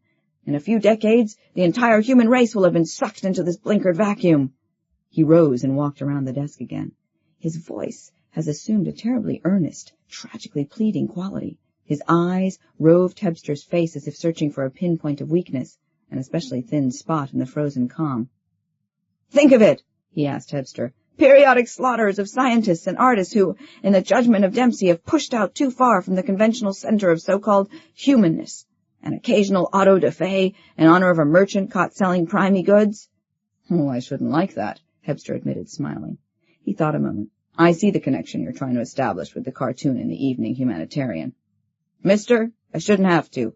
They want your head on the top of a long stick. They want it because you become a symbol of dealing successfully for your own ends with these stellar foreigners, or at least their human errand boys and chambermaids. They figure that maybe they can put a stop to primey dealing generally if they put a bloody stop to you. And I tell you this, Maybe they are right. What exactly do you propose? Hebster asked in a low voice. That you come in with us. We'll make an honest man of you, officially. We want you directing our investigation, except that the goal will not be an extra buck, but all-important interracial communication and eventual interstellar negotiation. The president of Hebster Securities, Inc. gave himself a few minutes on that one. He wanted to work out a careful reply. And he wanted time. Above all, he wanted time. He was so close to a well-integrated and worldwide commercial empire. For 10 years, he had been carefully fitting the component industrial kingdoms into place, establishing suzerainty in this production network and squeezing a little more control out of that economic satrapy. He had found delectable tidbits of power in the dissolution of his civilization, endless opportunities for wealth in the shards of his race's self-esteem. He required a bare 12 months now to consolidate and coordinate. And suddenly, with the open-mouthed shock of a Jim Fisk, who had cornered gold on the exchange only to have the United States Treasury defeat him by releasing enormous quantities from the government's own hoard, suddenly Hebster realized he wasn't going to have the time. He was too experienced a player not to sense that a new factor was coming into the game, something outside his tables of actuarial figures, his market graphs and cargo-loading indices. His mouth was clogged with the heavy nausea of unexpected defeat. He forced himself to answer. I'm flattered, Braganza. I really am flattered. I see that Dempsey has linked us. We stand or fall together, but I've always been a loner. With whatever help I can buy, I take care of myself. I'm not interested in any goal but the extra buck.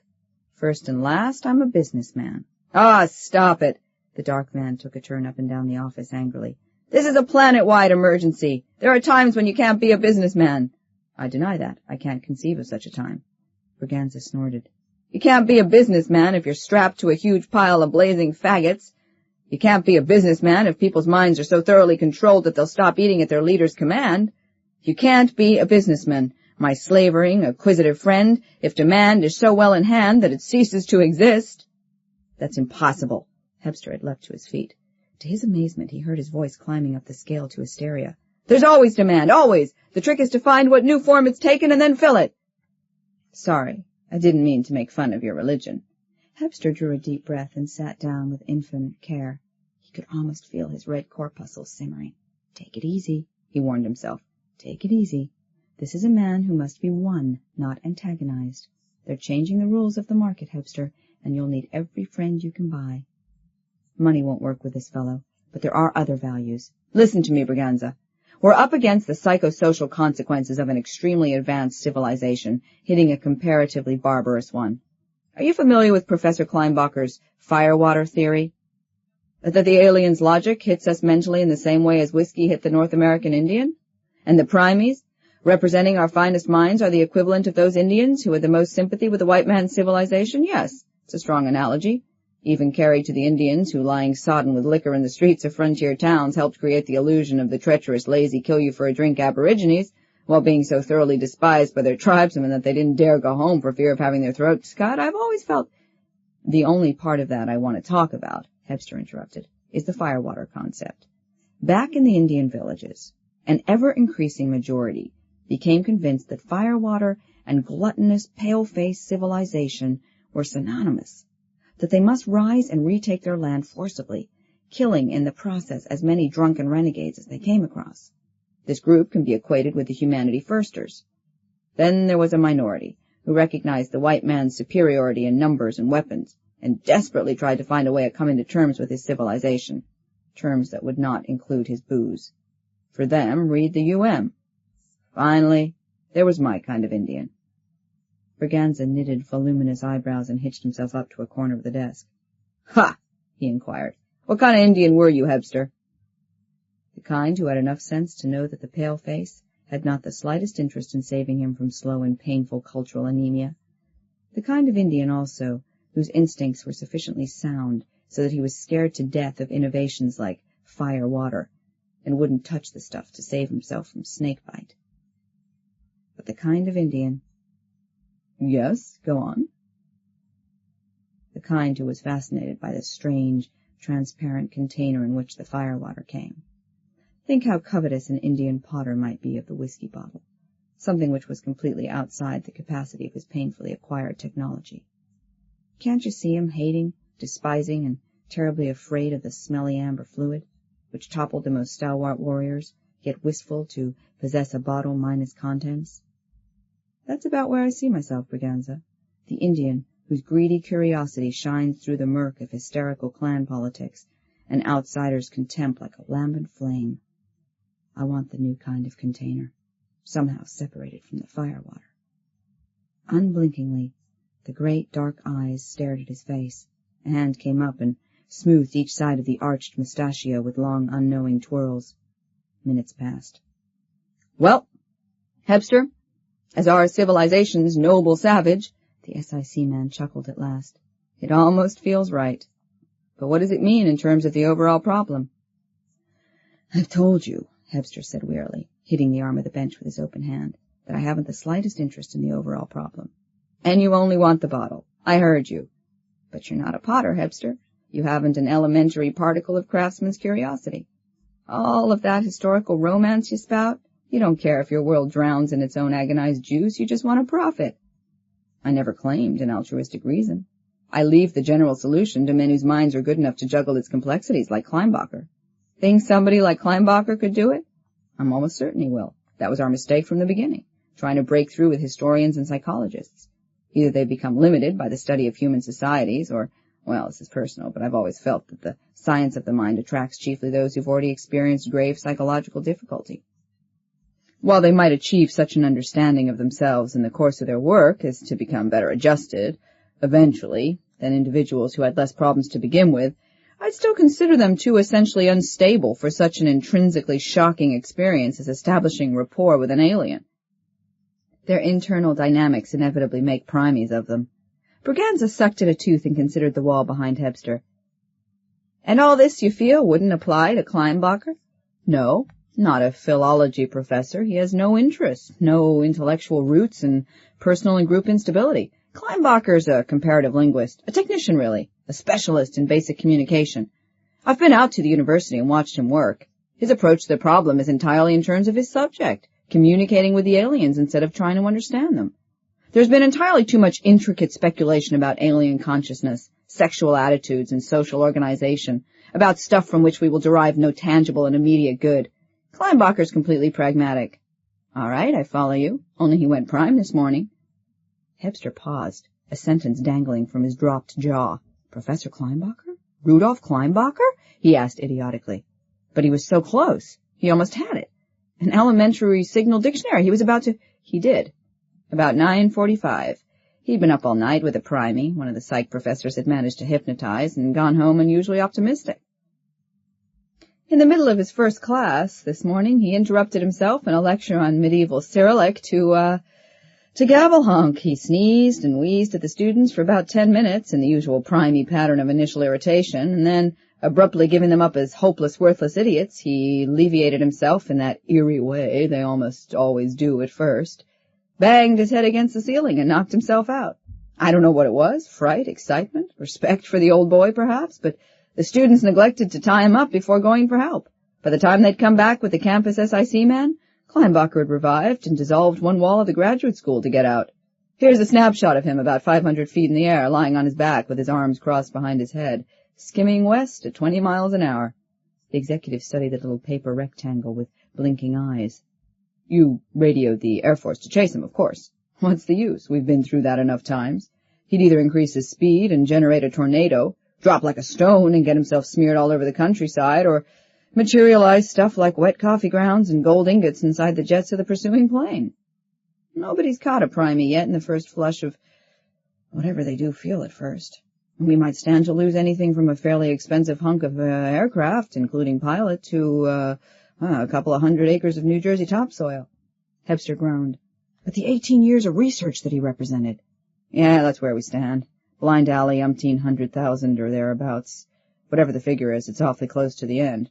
If you can't crack the alien on a straight linguistic basis, you can't crack the alien at all, period, end of paragraph. Our most powerful weapons affect him like bubble pipes, and our finest minds are good for nothing better than to serve him in low, fawning idiocy. But the primies are all that's left.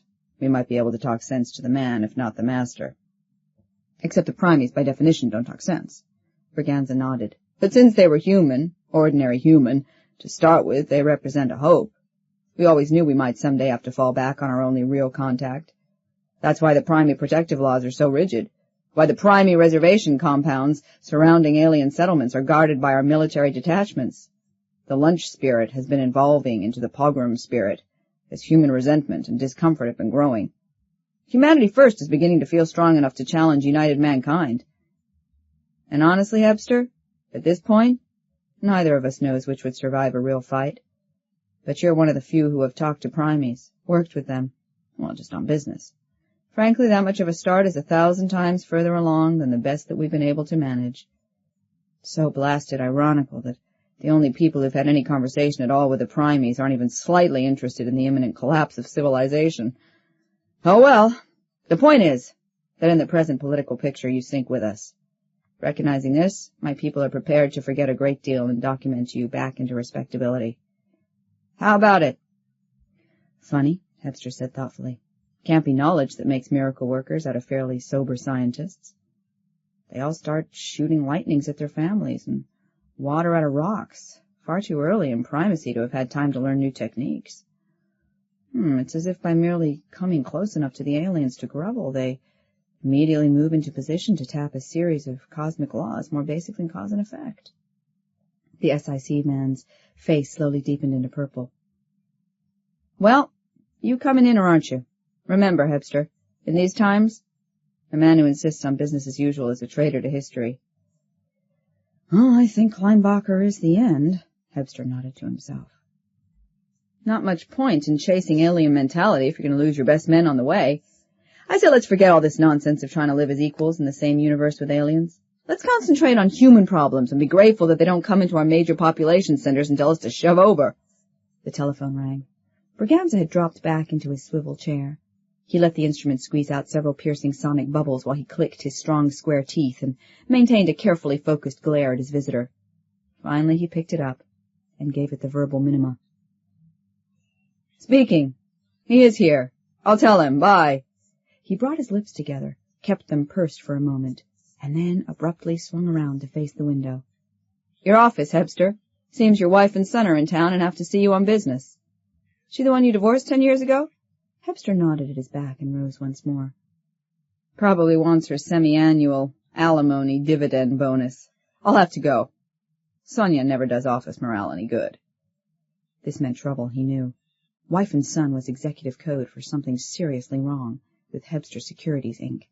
He had not seen his wife since she had been satisfactorily maneuvered into giving him control of his son's education. As far as he was concerned, she had earned a substantial income for life by providing him with a well-mothered heir. Listen, Braganza said sharply as Hebster reached the door. He still kept his eyes studiously on the street. I tell you this. You don't want to come in with us? All right, you're a businessman first and a world citizen second. All right.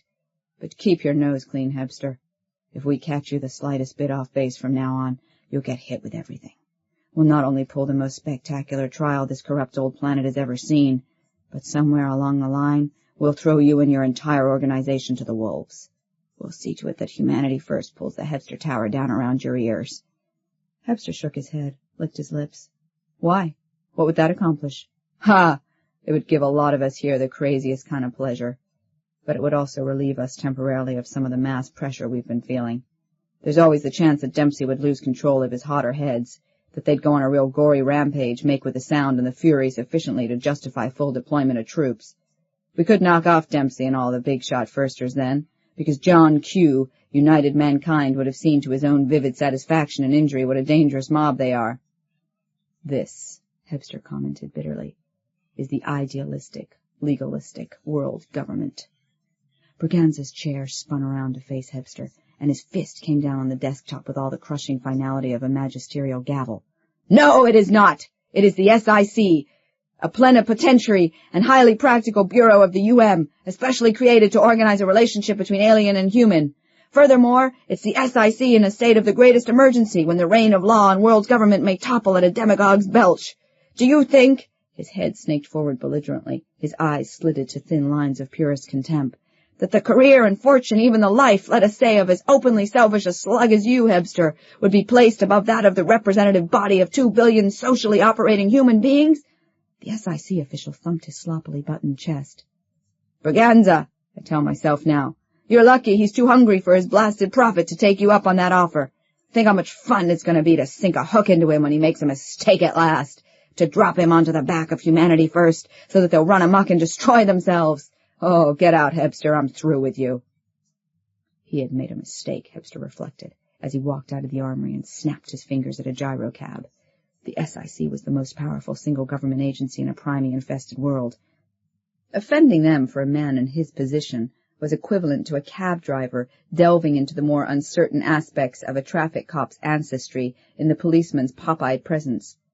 But what could he do? Working with the SIC would mean working under Braganza, and since maturity, Algernon Hebster had been quietly careful to take orders from no man. It would mean giving up a business which, with a little more work and a little more time, might somehow still become the dominant combine on the planet. And worst of all, it would mean acquiring a social orientation to replace the calculating businessman's viewpoint, which was the closest thing to a soul he had ever known. The doorman of his building preceded him at a rapid pace down the side corridor that led to his private elevator and flourished aside for him to enter. The car stopped on the 23rd floor. With a heart that had sunk so deep as to have practically floundered, Hebster picked his way along the wide-eyed clerical stairs that lined the corridor. At the entrance to General Laboratory 23B, 2 tall men in the gray livery of his personal bodyguard moved apart to let him enter. If they had been recalled after having been told to take the day off, it meant that a full-dress emergency was being observed. He hoped that it had been declared in time to prevent any publicity leakage. It had, Greta Sydenham assured him. I was down here applying the clamps 5 minutes after the fuss began. Floors 21 through 25 are closed off, and all outside lines are being monitored. You can keep your employees an hour at most past 5 o'clock, which gives you a maximum of 2 hours and 14 minutes. He followed her green-tipped fingernail to the far corner of the lab where a body lay wrapped in murky rags. Theseus. Protruding from his back was the yellowed ivory handle of quite an old German SS dagger, 1942 edition. The silver swastika on the hilt had been replaced by an ornate symbol, an HF. Blood had soaked Theseus's long matted hair into an ugly red rug. A dead primey, Hebster thought, staring down hopelessly. In his building, in the laboratory to which the primey had been spirited 2 or 3 jumps ahead of Yost and Funati. Whew, this was capital offense material, if the courts ever got a chance to weigh it. Look at the dirty primey lover, a slightly familiar voice jeered on his right. He's scared. Make money out of that, Hebster. The corporation president strolled over to the thin man, with a knobby, completely shaven head who was tied to an unused steam pipe. The man's tie, which hung outside his laboratory smock, sported an unusual ornament about halfway down. It took Hebster several seconds to identify it. A miniature gold safety razor upon a black 3. He's a third echelon official of Humanity First. He's also Charlie Virus of Hebster Laboratories, an extremely short man with a corrugated forehead told him. My name is Margaret, Mr. Hebster, Dr. J.H. Margaret. I spoke to you on the communicator when the primies arrived. Hebster shook his head determinedly. He waved back the other scientists, who were milling around him self-consciously. How long have third echelon officials, let alone ordinary members of Humanity First, been receiving salary checks in my laboratories? I don't know. Margaret shrugged up at him. Theoretically, no firsters can be Hebster employees. Personnel is supposed to be twice as efficient as the SIC when it comes to sifting background. They probably are. But what can they do when an employee joins Humanity First after he's passed his probationary period? These proselytizing times, you'd need a complete force of secret police to keep tabs on all the new converts. When I spoke to you earlier in the day, Margaret, you indicated a disapproval of Virus. Don't you think it was your duty to let me know I had a first-year official about to mix it up with primies? The little man beat a violent negative back and forth with his chin. I'm paid to supervise research, Mr. Hebster, not to coordinate your labor relations nor vote your political ticket. Contempt. The contempt of the creative researcher for the businessman entrepreneur who paid his salary and was now in serious trouble, flickered behind every word he spoke. Why, Hebster wondered irritably, did people so despise a man who made money? Even the primies back in his office. Yost and Funati, Braganza, Margaret, who had worked in his laboratories for years.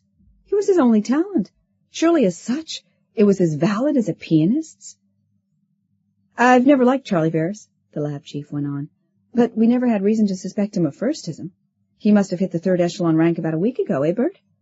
Yeah, Bert agreed from across the room. The day he came in an hour late, broke every Florence flask in the place, and told us all dreamily that one day we might be very proud to tell our grandchildren that we'd worked in the same lab with Charles Verus. Personally, Margaret commented, I thought he might have just finished writing a book, which proved that the Great Pyramid was nothing more than a prophecy in stone of our modern textile designs. Verus was that kind. But it probably was his little safety razor that tossed him up so high. Let's say he got the promotion as a sort of payment in advance for the job he finally did today. Hebster ground his teeth at the carefully hairless captive who tried unsuccessfully to spit in his face. He hurried back to the door where his private secretary was talking to the bodyguard, who had been on duty in the lab. Beyond them, against the wall, stood Larry and SS Lusitania, conversing in a low-voiced and anxious gabble-honk. They were evidently profoundly disturbed. SS Lusitania kept plucking tiny little elephants out of her rags, which, kicking and trumpeting tinnily, burst like malformed bubbles as she dropped them on the floor. Larry scratched his tangled beard nervously as he talked, periodically waving a hand at the ceiling, which was already studded with 50 or 60 replicas of the dagger buried in Theseus. Hebster couldn't help thinking anxiously of what could have happened to his building if the Primes had been able to act human enough to defend themselves. Oh, listen, Mr. Hebster, the bodyguard began. I was told not to— Save it, Hebster rapped out. This wasn't your fault. Even personnel isn't to blame. Me and my experts deserve to have our necks chopped for falling so far behind the times. We can analyze any trend but the one which will make us superfluous. Greta, I want my roof helicopter ready to fly, and my personal stratojet at LaGuardia alerted. Move, girl! And you, Williams, is it? Leaning forward to read the bodyguard's name on his badge. Williams? Pack these 2 Primes into my helicopter upstairs and stand by for a fast takeoff. He turned. Everyone else, he called. You will be allowed to go home at 6. You will be paid 1 hour's overtime. Thank you. Charlie Verus started to sing as Hebster left the lab. By the time he reached the elevator, several of the clerks in the hallway had defiantly picked up the hymn. Hebster paused outside the elevator as he realized that fully 1/4 of the clerical personnel, male and female, were following Verus's cracked and mournful but terribly earnest tenor. We will overturn the cesspool where the primy slime is born. We'll be wearing cleanly garments as we face a human morn. The first are on the march. Glory, glory, hallelujah. Glory, glory, hallelujah. If it was like this in Hebster Securities, he thought wryly, as he came into his private office, how fast was humanity first growing among the broad masses of people?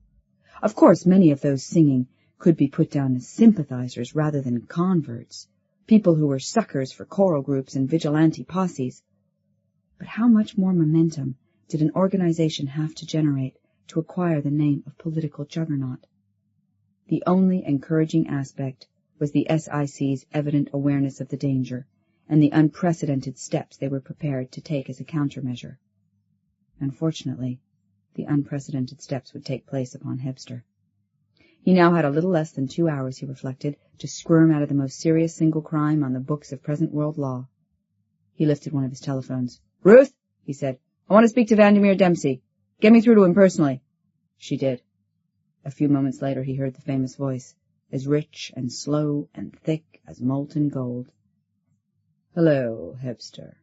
Vandermeer Dempsey speaking. He paused as if to draw breath, then went on sonorously. Humanity, may it always be ahead, but ahead or behind. Humanity, he chuckled. Our newest, what we call our telephone toast. Like it? Very much, Hebster told him respectfully, remembering that this former video quizmaster might shortly be church and state combined. Mr. Dempsey, I notice you have a new book out, and I was wondering, which one? Anthropolitics? That's it, a fine study. You have some very quotable lines in the chapter headed, Neither More Nor Less Human. A raucous laugh that still managed to bubble heavily. Young man, I have quotable lines in every chapter of every book. I maintain a writer's assembly line here at headquarters that is capable of producing up to 55 memorable epigrams on any subject upon 10 minutes' notice. Not to mention their capacity for political metaphors and two-line jokes with sexy implications. But you wouldn't be calling me to discuss literature, however good a job of emotional engineering I have done in my little text. What is it about, Hepster? Go into your pitch. Well, the executive began, vaguely comforted by the firster chieftain's cynical approach, and slightly annoyed at the openness of his contempt. I had a chat today with your friend and my friend P. Braganza. I know. You do? How? Vandermeer Dempsey laughed again, the slow, good-natured chortle of a fat man squeezing the curves out of a rocking chair. Ha, ha, ha, ha, ha! Spies, Hepster. Spies. I have them everywhere, practically. This kind of politics is 20% espionage, 20% organization, and 60% waiting for the right moment. My spies tell me everything you do. They didn't by any chance tell you what Braganza and I discussed? Oh, they did, young man, they did. Dempsey chuckled at carefree scale exercise. Hepster remembered his pictures. The head like a soft and enormous orange gouged by a brilliant smile. There was no hair anywhere on the head. All of it, down to the last eyelash and follicled wart, was removed regularly through electrolysis. According to my agents, Braganza made several strong representations on behalf of the Special Investigating Commission, which you rightly spurned. Then, somewhat out of sorts, he announced that if you were henceforth detected in the nefarious enterprises which everyone knows have made you one of the wealthiest men on the face of the earth, he would use you as bait for our anger. I must say I admire the whole ingenious scheme immensely. And you're not going to bite? Hepster suggested. Greta Seidenheim entered the office and made a circular gesture at the ceiling. He nodded. On the contrary, Hepster, we are going to bite. We're going to bite with just a shade more vehemence than we're expected to. We're going to swallow this provocation that the SIC is devising for us and go on to make a worldwide revolution out of it. We will, my boy. Hepster rubbed his left hand back and forth across his lips. Over my dead body. He tried to chuckle to himself and managed only to clear his throat. You're right about the conversation with Braganza, and you may be right about how you'll do when it gets down to paving stones and baseball bats. But if you'd like to have the whole thing a lot easier, there's a little deal I have in mind. Sorry, Hepster, my boy, no deals. Not on this. Don't you see we really don't want to have it easier? For the same reason we pay our spies nothing, despite the risks they run and the great growing wealth of humanity first. We found that the spies we acquired through conviction worked harder and took many more chances than those forced into our arms by economic pressure. No, we desperately need l'affaire Hepster to inflame the populace. We need enough excitement running loose so that it transmits to the gendarmerie and the soldiery, so the conservative citizens who normally shake their heads at a parade will drop their bundles and join the rape and robbery. Enough such citizens, and Tara goes humanity first. Heads you win, tails I lose. The liquid gold of Dempsey's laughter poured. I see what you mean, Hepster. Either way, UM or HF, you wind up a smear mark on the sands of time. You had your chance when we asked for contributions from public-spirited businessmen 4 years ago. Quite a few of your competitors were able to see the valid relationship between economics and politics. Woodran of the Underwood Investment Trust is a first-echelon official today.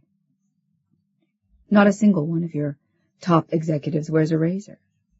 But even so, whatever happens to you will be mild compared to the primies. The aliens may object to their body servants being mauled. There are no aliens, Dempsey replied in a completely altered voice. He sounded as if he had stiffened too much to be able to move his lips. No aliens? Is that your latest line? You don't mean that. There are only primies, creatures who have resigned from human responsibility and are therefore able to do many seemingly miraculous things which real humanity refuses to do because of the lack of dignity involved. But there are no aliens. Aliens are a primary myth. Hepster grunted. That's the ideal way of facing an unpleasant fact. Stare right through it. If you insist on talking about such illusions as aliens, the rustling and angry voice cut in, I'm afraid we can't continue the conversation. You're evidently going prime, Hebster. The line went dead. Hebster scraped a finger inside the mouthpiece rim. He believes his own stuff, he said in an odd voice. For all the decadent urbanity, he has to have the same reassurance he gives his followers. The horrible superior thing just isn't there. Greta Seidenheim was waiting at the door with his briefcase and both their coats. As he came away from the desk, he said, I won't tell you not to come along, Greta, but— Good, she said, swinging along behind him. Think we'll make it to wherever we're going? Arizona, the first and largest alien settlement, the place our friends with the funny names come from. What can you do there that you can't do here? Frankly, Greta, I don't know. But it's a good idea to lose myself for a while. Then again, I want to get in the area where all this agony originates and take a close look. I'm an off-the-cuff businessman. I've done all my important figuring on the spot. There was bad news waiting for them outside the helicopter. Mr. Hebster, the pilot told him tonelessly while cracking a dry stick of gum, the Stratojet's been seized by the SIC. Are we still going? If we do it in this thing, it won't be very far or very fast. We're still going, Hebster said after a moment's hesitation. They climbed in. The two primies sat on the floor in the rear, sneezing conversationally at each other. Williams waved respectfully at his boss. Gentle as lambs, he said. In fact, they made one. I had to throw it out. The large, pot-bellied craft climbed up its rope of air and started forward from the Hebster building. There must have been a leak, Greta muttered angrily. They heard about the dead primie. Somewhere in the organization there's a leak that I haven't been able to find. The SIC heard about the dead primie and now they're hunting us down. Oh, real efficient I am. Hebster smiled at her grimly. She was very efficient. So were personnel in a dozen other subdivisions of the organization. So was Hebster himself. But these were functioning members of a normal business designed for stable times. Political spies. If Dempsey could have spies and saboteurs all over Hebster Securities, why couldn't Braganza? They'd catch him before he'd even started running. They'd bring him back before he could find a loophole.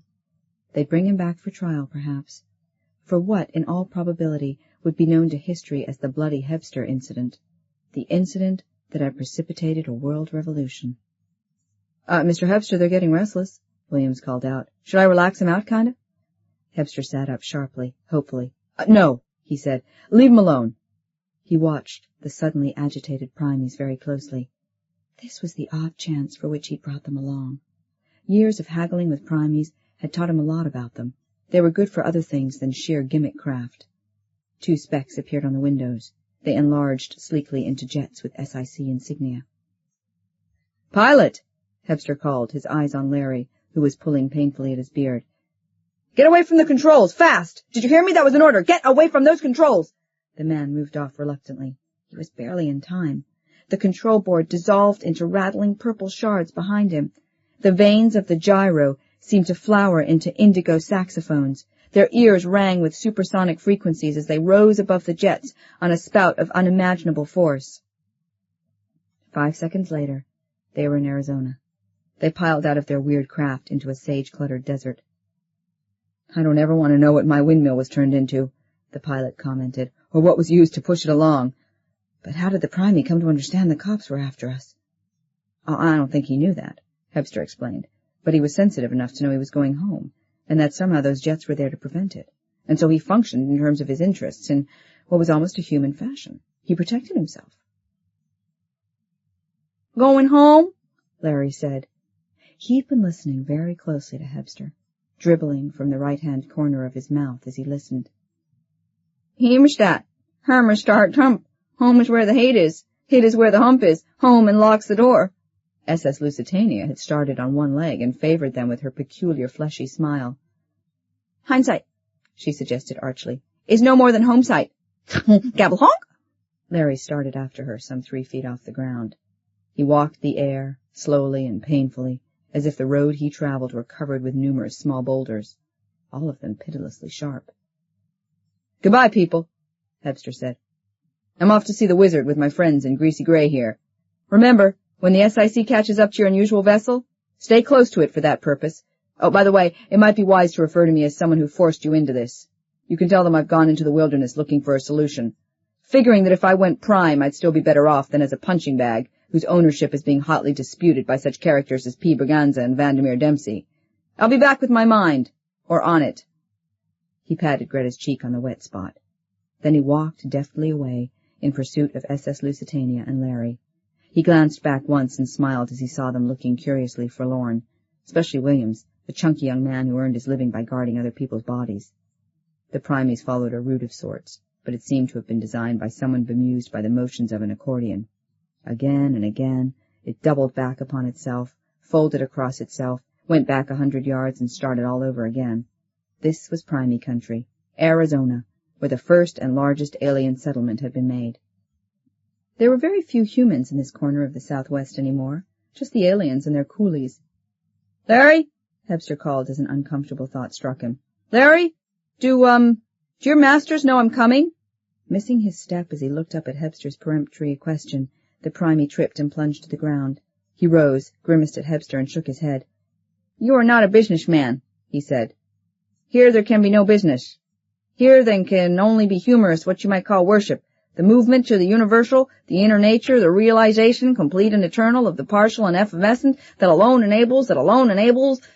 His clawed fingers writhed into each other as if he were desperately trying to pull a communicable meaning out of the palms. He shook his head, with a slow rolling motion from side to side. Hebster saw with a shock that the old man was crying. Then going prime had yet another similarity to madness. It gave the human an understanding of something thoroughly beyond himself, a mental summit he was constitutionally incapable of mounting. It gave him a glimpse of some psychological promised land, then buried him, still yearning in his own inadequacies, and it left him at last bereft of pride in his realizable accomplishments, with a kind of myopic half-knowledge of where he wanted to go, but with no means of getting there. "When I first came," Larry was saying haltingly, his eyes squinting into Hebster's face, as if he knew what the businessman was thinking. "When first I tried to know, the charts and textbooks I carried here, my statistics, my plotted curves were so useless. All playthings, I found, disorganized, based on shadow thought. And then, Hebster, to watch real thought, real control, you'll see the joy. You'll serve beside us. You will. Oh, the enormous lifting." His voice died into angry incoherencies as he bit into his fist. SS Lusitania came up, still hopping on one foot. "Larry," she suggested in a very soft voice, "gabble Hebster away?" He looked surprised, then nodded.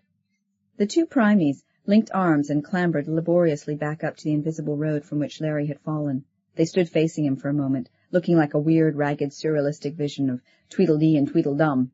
And then they disappeared, and darkness fell around Hebster, as if it had been knocked out of the jar. He felt under himself cautiously, and sat down on the sand which retained all the heat of daytime Arizona. Now, suppose an alien came. Suppose an alien asked him point-blank what it was that he wanted. That would be bad.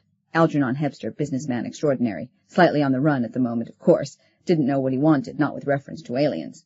He didn't want them to leave, because the primary technology he had used in over a dozen industries was essentially an interpretation and adaptation of alien methods.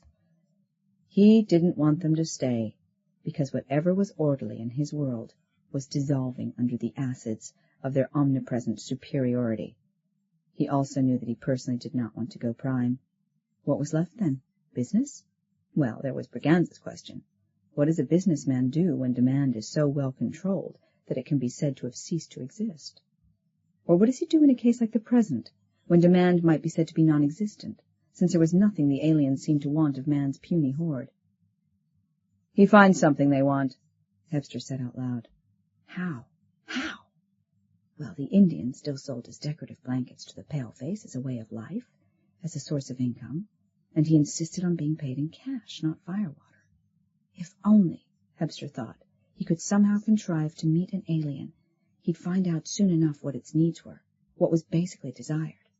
And then, as the retort-shaped, the tube-shaped, the bell-shaped bottles materialized all around him, he understood.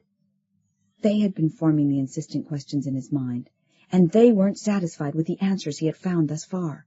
They liked answers. They liked answers very much indeed. If he was interested, there was always a way.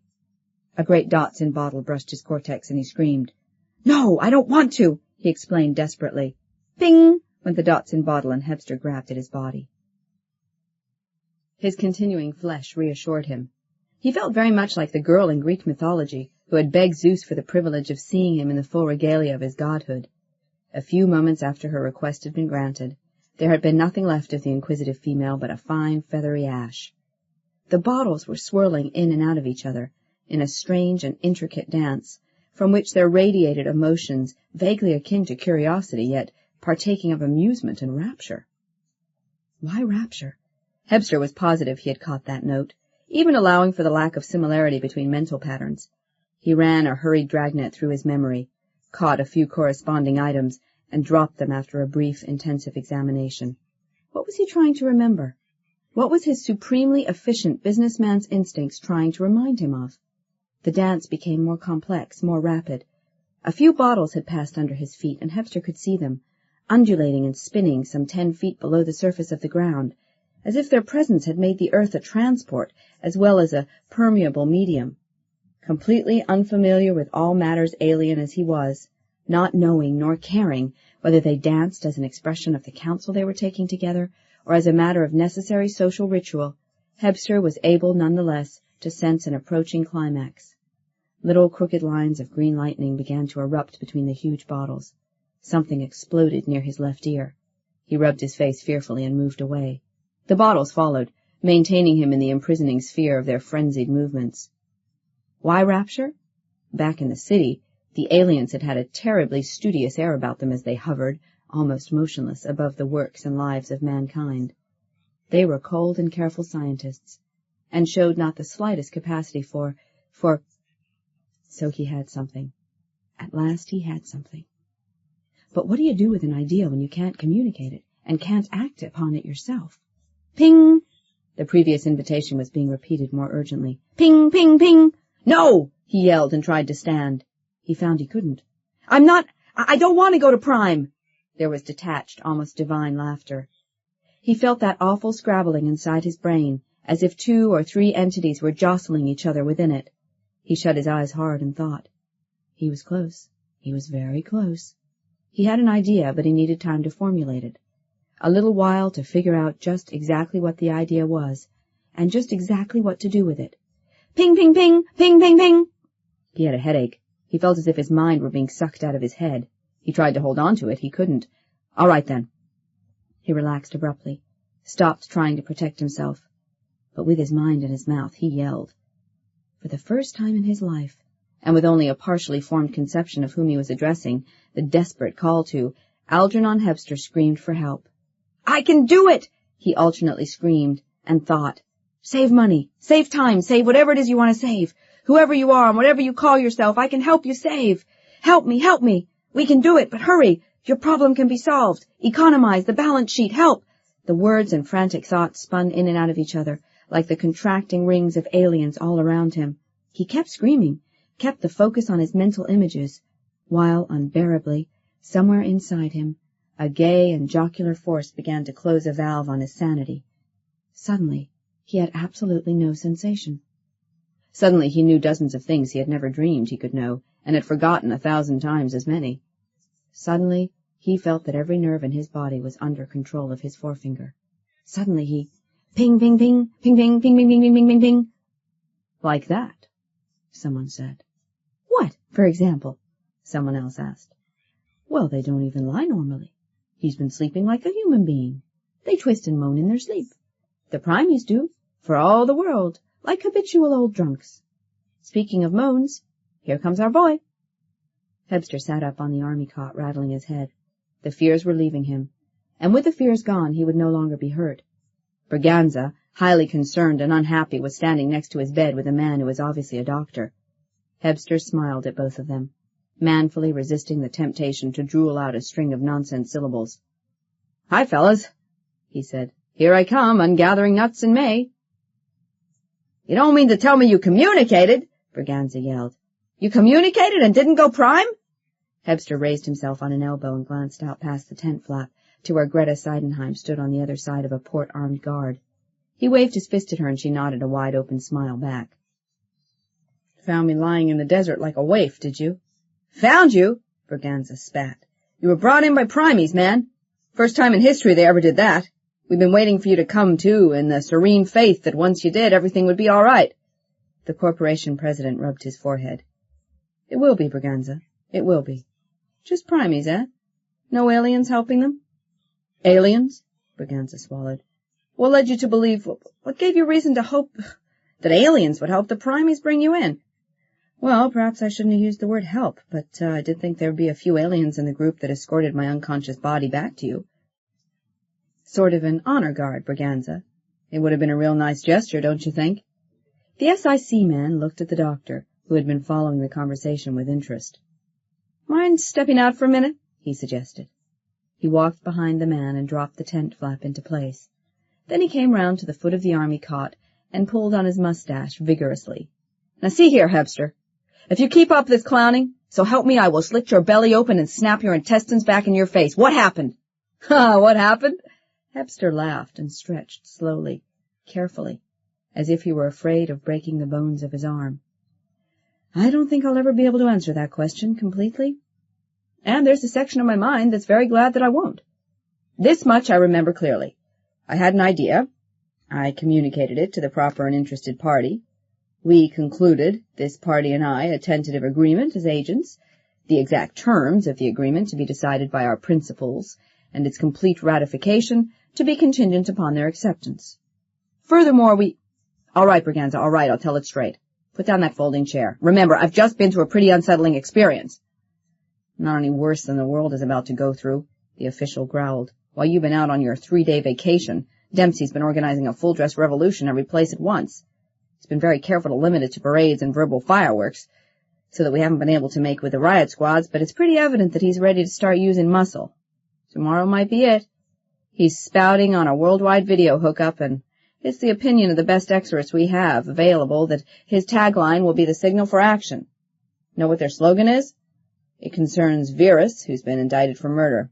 Well, they claim he'll be a martyr. And you were caught with your suspicions down. How many SIC men turned out to be firsters? Braganza nodded. Not too many, but more than we expected. More than we could afford. He'll do it, Dempsey will, unless he hit the real thing. Look, Hebster. His heavy voice took on a pleading quality. Don't play with me any more. Don't hold my threats against me. There was no personal animosity in them, just a terrible, fearful worry over the world and its people and the government I was supposed to protect. If you still have a gripe against me, I, Braganza, give you leave to take it out of my hide as soon as we clear this mess up. But let me know where we stand first. A lot of lives and a lot of history depend on what you did out there in that patch of desert, Hebster told him. He began with the extraterrestrial Walpurgis Nacht. Watching the aliens slipping in and out of each other in that cockeyed and complicated rhythm, it struck me how different they were from the thoughtful dots and bottles hovering over our busy places, how different all creatures are in their home environments, and how hard it is to get to know them on the basis of their company manners. And then I realized that this place wasn't their home. Of course. Did you find out which part of the galaxy they come from? That's not what I mean. Simply because we have marked this area off, and others like it in the Gobi, in the Sahara, in Central Australia, as a reservation for those of our kind whose minds have crumbled under the clear, conscious, and certain knowledge of inferiority, we cannot assume that the aliens around whose settlements they have congregated have necessarily settled themselves. Huh? Braganza shook his head rapidly and batted his eyes. In other words, we had made an assumption on the basis of the aliens' very evident superiority to ourselves. But that assumption, and therefore that superiority, was in our own terms of what is superior and inferior, and not the aliens, and it especially might not apply to those aliens on the reservation. The SIC man took a rapid walk around the tent. He beat a great fist into an open, sweaty palm. I'm beginning to. Just beginning to. Well, that's what I was doing at that point. Just beginning to. Assumptions that don't stand up under the structure they're supposed to support have caused the ruin of more close-thinking businessmen than I would like to face across any conference table. The 4 brokers, for example, who after the market crash of 1929... All right, Braganza broke in hurriedly, taking a chair near the cot. Where did you go from there? I still couldn't be certain of anything. All I had to go on were a few random thoughts inspired by extra-substantial adrenaline secretions, and of course the strong feeling that these particular aliens weren't acting the way I had become accustomed to expect aliens to act. They reminded me of something, of somebody. I was positive that once I got that memory tagged, I'd have most of the problems solved, and I was right. How were you right? What was the memory? Well, I hit it backwards, kind of. I went back to Professor Kleinbacher's analogy about the paleface inflicting firewater on the Indian. I've always felt that somewhere in that analogy was the solution. And suddenly, thinking of Professor Kleinbacher and watching those powerful creatures writhing their way in and around each other, suddenly I knew it was wrong. Not the analogy, but our way of using it. We'd picked it up by the hammerhead instead of the handle. The paleface gave firewater to the Indian, all right, but he got something in return. What? Tobacco. Now, there's nothing very much wrong with tobacco if it isn't misused. But the first white men to smoke probably went as far overboard as the first Indians to drink. And both booze and tobacco have this in common. They make you awfully sick if you use too much for your initial experiment. See, Braganza, these aliens out here in the desert reservation are sick. They have hit something in our culture that is as psychologically indigestible to them as, well, whatever they have that sticks in our mental gullet and causes ulcers among us. They've been put into a kind of isolation in our desert areas until the problem can be licked. Something that's as indigestible psychologically? What could it be, Hepster? The businessman shrugged irritably. I don't know. And I don't want to know. Perhaps it's just that they can't let go of a problem until they've solved it. And they can't solve the problems of mankind's activity because of mankind's inherent and basic differences. Simply because we can't understand them, we had no right to assume that they could and did understand us.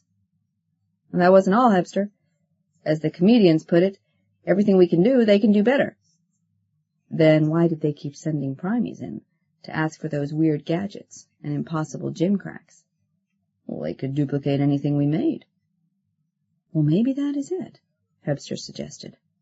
They could duplicate it. But could they design it? They show every sign of being a race of creatures who never had to make very much for themselves.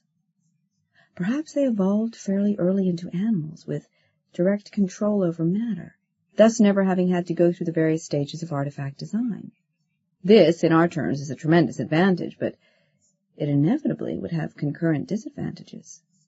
Among other things, it would mean a minimum of art forms and a lack of basic engineering knowledge of the artifact itself, if not of the directly activated and altered material. The fact is, I was right, as I found out later. For example, music is not a function of theoretical harmonies, of complete scores in the head of a conductor or composer. These come later, much later. Music is first and foremost a function of the particular instrument, the reed pipe, the skin drum, the human throat. It is a function of tangibles, which a race operating upon electrons, positrons, and mesons would never encounter in the course of its construction. As soon as I had that, I had the other flaw in the analogy, the assumption itself.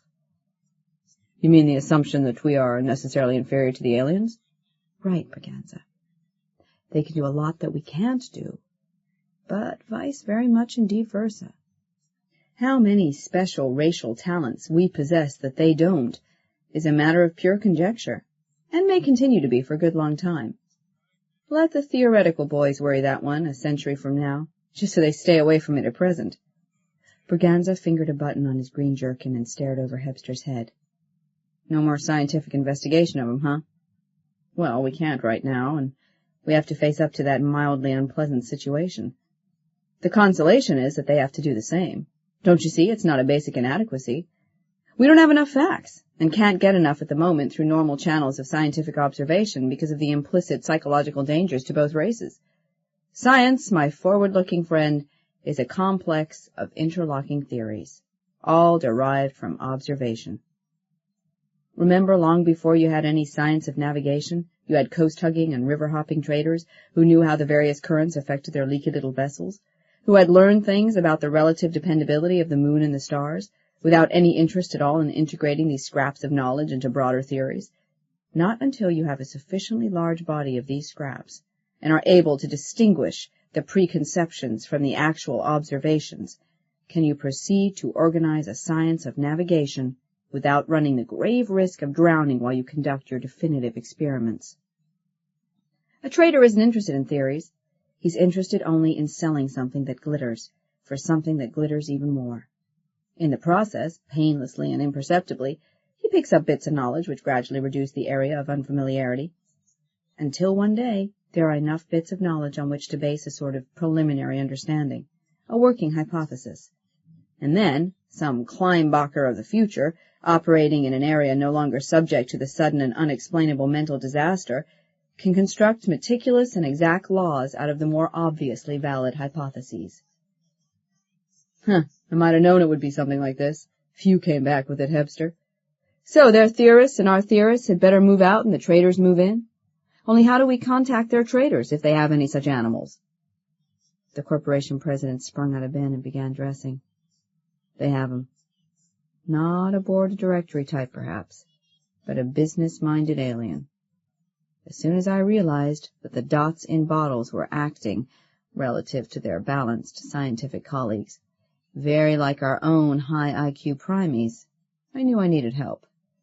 I needed someone I could tell about it, someone on their side who had as great a stake in an operating solution as I did. There had to be an alien in the picture somewhere who was concerned with profit and loss statements, with how much of a return you get out of a given investment of time, personnel, material, and energy. I figured with him I could talk business. The simple approach. What have you got that we want, and how little of what we have will you take for it? No attempts to understand completely incompatible philosophies. There had to be that kind of character somewhere in the expedition. So I shut my eyes and let out what I fondly hoped was a telepathic yip channeled to him. I was successful. Of course, I might not have been successful if he hadn't been searching desperately for just that sort of yip. He came buzzing up in a rousing United States cavalry routs the Redskins type of rescue, stuffing my dripping psyche back into my subconscious, and hauled me up into some sort of never-never ship. I'd been in this interstellar version of Muhammad's coffin, suspended between heaven and earth for 3 days, while he alternately bargained with me and consulted the Home Office about developments. We dickered the way I do with primies, by running down a list of what each of us could offer, and comparing it with what we wanted, each of us trying to get a little more than we gave to the other guy, in our own terms, of course. Buying and selling are intrinsically simple processes. I don't imagine our discussions were very much different from those between a couple of Phoenician sailors and the blue-painted Celtic inhabitants of early Britain. And this business alien never suggested the possibility of taking what they wanted? By force? No, Braganza, not once. Might be they're too civilized for such shenanigans. Personally, I think the big reason is that they don't have any idea of what it is they do want from us. We represent a fantastic enigma to them, a species which uses matter to alter matter, producing objects which, while intended for similar functions, differ enormously from each other. You might say that we ask the question how about their activities, and they want to know the why about ours. Their investigators have compulsions even greater than ours. As I understand it, the intelligent races they've encountered up to this point are all comprehensible to them since they derive from parallel evolutionary paths. Every time one of their researchers gets close to the answer of why we wear various colored clothes, even in climates where clothing is unnecessary, he slips over the edges and splashes. Of course, that's why this opposite number of mine was so worried. I don't know his exact status. He may be anything from the bookkeeper to the business manager of the expedition, but it's his bottleneck if the outfit continues to be uneconomic.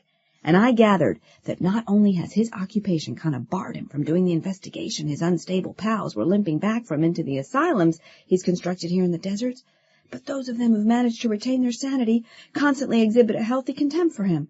They feel, you see, that their function is that of the expedition. He's strictly supercargo. Do you think it bothers him one bit, Hebster snorted, that he has a report to prepare to show how his expedition stood up in terms of a balance sheet? Well, you did manage to communicate on that point, at least. Braganza grinned. Maybe traders using this simple, earnestly chiseling approach will be the answer. You've certainly supplied us with more basic data already than years of heavily subsidized research. Hebster, I want you to go on the air with this story you told me and show a couple of primary aliens to the video public. You tell him. You can use the prestige. I'll think a message to my alien buddy along the private channel he's keeping open for me, and he'll send you a couple of human happy dots and bottles for the telecast. I gotta whip back to New York, get my entire outfit to work on a really encyclopedic job. Encyclopedic? The executive pulled his belt tight and reached for a tie. Well, what else would you call the first edition of the Hebster Interstellar Catalog of All Human Activity and Available Artifacts, prices available upon request, with the understanding that they are subject to change without notice. The Alleyman by Philip José Farmer. Read by William Dufris. The man from the puzzle factory was here this morning, said Gummy. while you was out fishing. She dropped the piece of wire mesh she was trying to tie with string over a hole in the rusty window screen. Cursing, grunting like a hog in a wallow, she leaned over and picked it up. Straightening, she slapped viciously at her bare shoulder. Now figure it, Skeeters. Must be a million outside all trying to get away from the burning garbage. Puzzle factory, said Dina. She turned away from the battered, kerosene-burning stove over which she was frying sliced potatoes and perch and bullheads caught in the Illinois River half a mile away. Yeah, Snarled Gummy. you heard old man say it. Nut house, booby hatch. So, this cat from the puzzle factory was named John Elkins. He gave old man all those tests when they had him locked up last year. He's a skinny little guy with a mustache and never looking you in the eye and grinning like a skunk eating a shirt. The cat who took old man's hat away from him and wouldn't give back to him until the old man promised to be good. You remember now? Dina, tall, skinny, clad only in a white terry cloth bathrobe, looked like a surprised and severed head stuck on a pike. The great purple birthmark on her cheek and neck stood out hideously against her paling skin.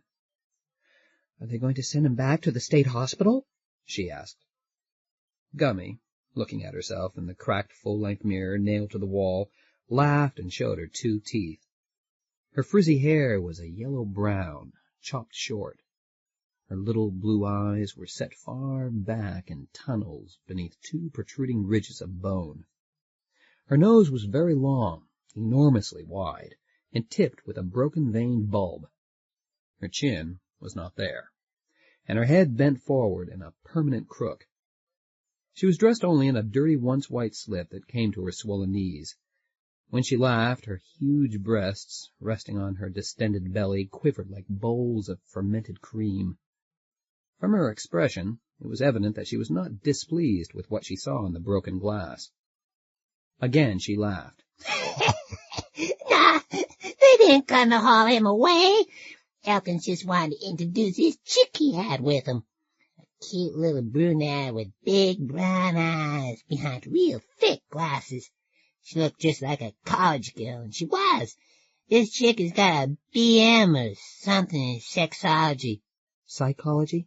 Maybe it was societyology. Sociology? Oh, maybe. Anyway, this four-eyed chick is doing a study for a foundation. She wants to ride around with old man, see how he collects his junk, what alleys he goes up and down, what his habit patterns is, and learn what kind of bringing up he had. "Old man never do it," burst out Dina. "You know we can't stand the idea of being watched by a false folker." Maybe. Anyway, I tell him old man's not gonna like their slumming on him. And they say quick they're not slumming. It's for science. And they'll pay him for his trouble. They got a grant from the foundation.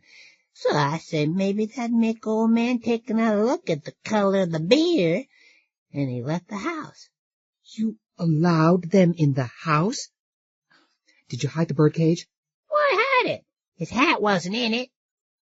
Dina turned back to frying her fish, but over her shoulder she said, "I don't think old man will agree to the idea, do you?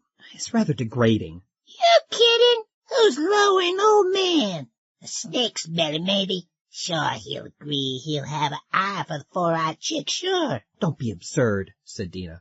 "He's a dirty, stinking, one-armed, middle-aged man. The ugliest man in the world." Yeah, it's the uglies he's got for sure. And he smells like a goat that fell in an outhouse. But it's the smell that gets him. It got me, it got you, it got a whole stew pot full of others, including that high society dame he used to collect junk off of. "Shut up," spat Dina. "This girl must be a highly refined and intelligent girl. She'd regard old man as some sort of ape." You know them apes, said Gummy, and she went to the ancient refrigerator and took out a cold quart of beer. 6 quarts of beer later, old man had still not come home. The fish had grown cold and greasy, and the big July moon had risen. Dina, like a long, lean, dirty white, nervous alley cat on top of a backyard fence, patrolled back and forth across the shanty. Gummy sat on a bench made of crates and hunched over her bottle. Finally she lurched to her feet and turned on the battered set. But hearing a rattling and pounding of a loose motor in the distance, she turned it off. The banging and popping became a roar just outside the door. Abruptly there was a mighty wheeze, like an old rusty robot coughing with double pneumonia in his iron lungs. Then silence. But not for long. As the two women stood paralyzed, listening apprehensively, they heard a voice like the rumble of distant thunder. "Take it easy, kid." Another voice, soft, drowsy, mumbling. Where are we? The voice like thunder. "Home, sweet home, where we rest our dome." Violent coughing. "It's this smoke from the burning garbage, kid. Enough to make a maggot puke, ain't it? Look it. The smoke's rising towards the full moon like the ghosts of men so rotten even their spirits are carrying the contamination with them. Little chick, you didn't know old man knew them big words like contamination, did ya? That's what living on the city dump does for you. I hear that word all the time from the big shots that come down inspecting the stink here, so they can get away from the stink of City Hall. I ain't no literate. I got a TV set. There was a pause, and the two women knew he was bending his knees and tilting his torso backwards so he could look up at the sky. You lovely, lovely moon, bride of the old guy in the sky. Some day to come, rum-a-dum-a-dum, one day I see it. Old woman of the old guy in the sky, if you help me find the long-lost headpiece of King Paley that I and my father's been looking for 50,000 years, so help me, old man Paley, spread the freshly spilled blood of a virgin of the false folkers out across the ground for you, so you can lay down in it like a red carpet or a new red dress and wrap it around you. And then you won't have to crinkle up your lovely shining nose at me and spit your silver spit on me. Old man promises that, just as sure as his good arm is holding a daughter, one of the falsers, a virgin, I think, and bringing her to his home, however humble it be. So we shall see. Stone out of his head, whispered Gummy. My God, he's bringing a girl in here, said Dina. The girl! Not the college kid. Does the idiot want to get lynched? The man outside bellowed. Hey, you women, get off your fat asses and open the door before I kick it in. Old man's home with a fistful of dollars, an arm full of sleeping lamb, and a gut full of beer. Home like a conquering hero, and wants service like one, too. Suddenly unfreezing, Dina opened the door. Out of the darkness and into the light shuffled something so squat and blocky it seemed more like a tree trunk come to life than a man. It stopped, and the eyes under the huge black Homburg hat blinked glazedly. Even the big hat could not hide the peculiar lengthened-out bread-loaf shape of the skull. The forehead was abnormally low. Over the eyes were bulging arches of bone. These were tufted with eyebrows like Spanish moss that made even more cave-like the hollows in which the little blue eyes lurked. Its nose was very long and very wide and flaring nostriled. The lips were thin, but pushed out by the shoving jaws beneath them. Its chin was absent, and head and shoulders joined almost without intervention from a neck, or so it seemed. A corkscrew forest of rusty red hair sprouted from its open shirt front. Over his shoulder, held by a hand wide and knobbly as a coral branch, hung the slight figure of a young woman. He shuffled into the room in an odd bent-kneed gait, walking on the sides of his thick-soled engineer's boots. Suddenly he stopped again, sniffed deeply, and smiled, exposing teeth thick and yellow, dedicated to biting. Jeez, that smells good. Takes the old garbage stink right off.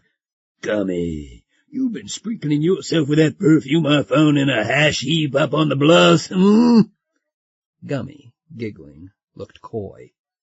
Dina said sharply, "Don't be a fool, Gummy. He's trying to butter you up so you'll forget he's bringing this girl home." Old Man Paley laughed hoarsely and lowered the snoring girl upon an army cot. There she sprawled out with her skirt around her hips. Gummy cackled, but Dina hurried to pull the skirt down and also to remove the girl's thick shell-rimmed glasses. "Lord," she said, "how did this happen? What'd you do to her?" Nothing, he growled, suddenly sullen. He took a quart of beer from the refrigerator, bit down on the cap with teeth thick and chipped as ancient gravestones, and tore it off.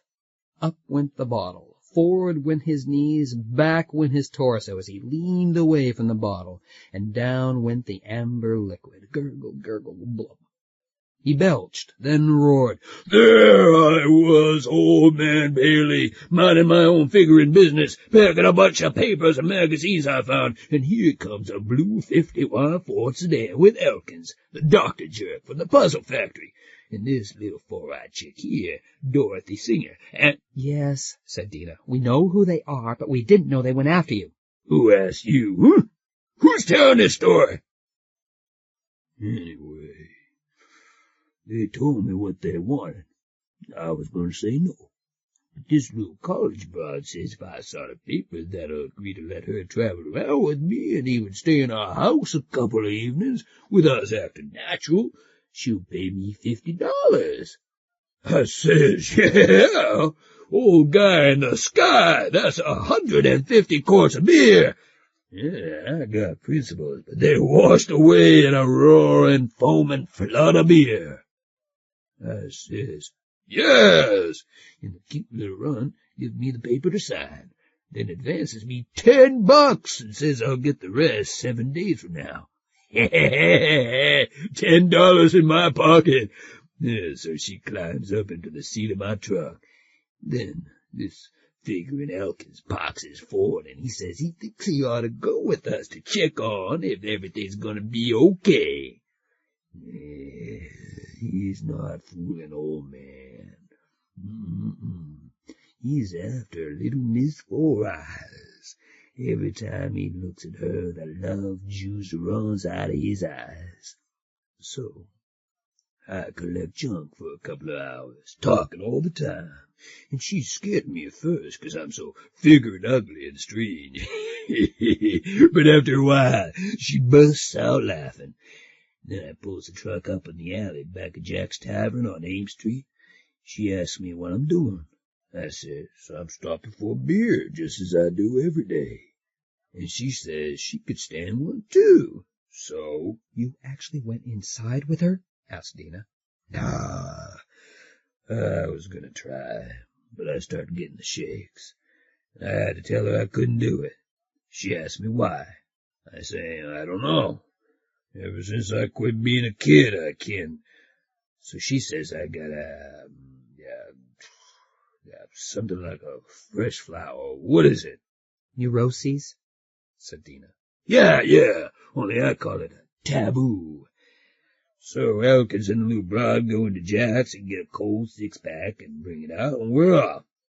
So we go from place to place, though always staying in alleys, and she thinks it's funnier than hell getting loaded in the backs of taverns. Then I get to seeing double. Don't care no more. I'm over my fraidies. So we go into the Circle Bar. Get in a fight there with one of the hillbillies in his sideburns and leather jacket that hangs out there and tries to take the four-eyed chick home with him. Both the women gasped. "Did the cops come?" If they did, they was late to the party. I grabbed this hillbilly by his leather jacket with my one arm, the strongest arm in this world, and throw him clean across the room. And when his buddies come after me, I pound my chest like a figuring gorilla and make a figuring face at 'em, and they all of a sudden get their shirts up their necks and go back to listen to their hillbilly music. And I pick up the chick. She's laughing so hard she's choking. And Elkins, white as a sheet out of laundromat after me, and away we go. And here we are. Yes, you fool, here you are, shouted Dina. Bring that girl here in that condition. She'll start screaming her head off when she wakes up and sees you. Go figure yourself, snorted Paley. She was scared of me at first, and she tried to stay upwind of me. But she got to like me. I could tell. She got so she liked my smell, too. Yeah, I knew she would. Don't all the broads? These false women can't say no once they get a whiff of us. Us Paley's got the gift in the blood. Dina laughed and said, You mean you have it in the head? Honest to God, when are you going to quit trying to force-feed me with that bull? You're insane. Paley growled. I told you not never to call me nuts. Not never. And he slapped her across the cheek. She reeled back and slumped against the wall, holding her face and crying, You ugly, stupid, stinking ape!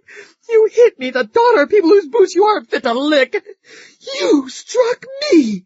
Yeah, and ain't you glad I did? Said Paley in tones like a complacent earthquake. He shuffled over to the cot and put his hand on the sleeping girl. Feel that. No sag there, you two flabs. You beast! Screamed Dina. Taking advantage of a helpless little girl? Like an alley cat, she leaped at him with claws out.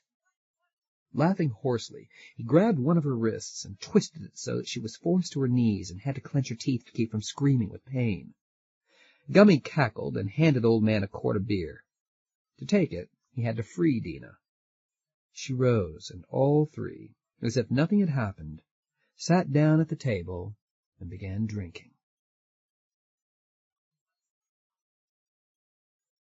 About dawn, a deep animal snarl awoke the girl. She opened her eyes, but could make out the trio only dimly and distortedly. Her hands, groping around for her glasses, failed to find them.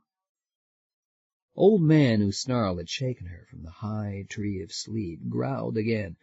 I'm telling you, Dina, I'm telling you, you don't laugh at Old Man. Don't laugh at Old Man, and I'm telling you again 3 times. Don't laugh at Old Man! His incredible bass rose to a high-pitched scream of rage. What's the matter with your finger and brain? I show you proof after proof, and you sit there in all your stupidity like a silly hen that sits down too hard on his eggs and breaks them, but won't get up and admit she's squatting on a mess. Aye, Paley, Old Man Paley, can prove I'm what I say I am, a real folker. Suddenly, he propelled his hand across the table towards Dina. Feel them bones in my lower arm. Them 2 bones ain't straight and dainty like the arm bones of you false folkers. They're thick as flagpoles, and they're curved out from each other like the backs of 2 tomcats out bluffing each other over a fish head on a garbage can. They're built that way so as they can be real strong anchors for my muscles, which is bigger than false folkers. Go ahead, feel 'em. Yeah. And look at them brow ridges, and at the tops of those shell-rimmed spectacles all them intellectuals wear, like the spectacles this college kid wears. Yeah, and feel the shape of my skull. It ain't a ball like yours, but a loaf of bread. Fossilized bread, sneered Dina, hard as rock through and through. Old Man roared on. Feel my neck bones, have you got the strength to feel through my muscles? Bend forward. No, oh, I know you're an ape.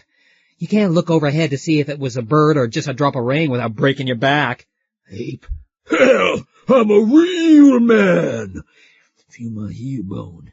Is it like yours? No, it ain't. It's built different, and so's my whole foot. Is that why you and Gummy and all those brats of yours have to walk like chimpanzees? Laugh. Laugh, laugh. I am laughing, just because you're a freak of nature, a monstrosity whose bones all went wrong in the womb. You've dreamed up this fantastic myth about being descended from the Neanderthals. Neanderthals, whispered Dorothy Singer. The walls whirled about her, looking twisted and ghostly in the half-light, like a room in limbo. All this stuff about the lost hat of Old King, continued Dina.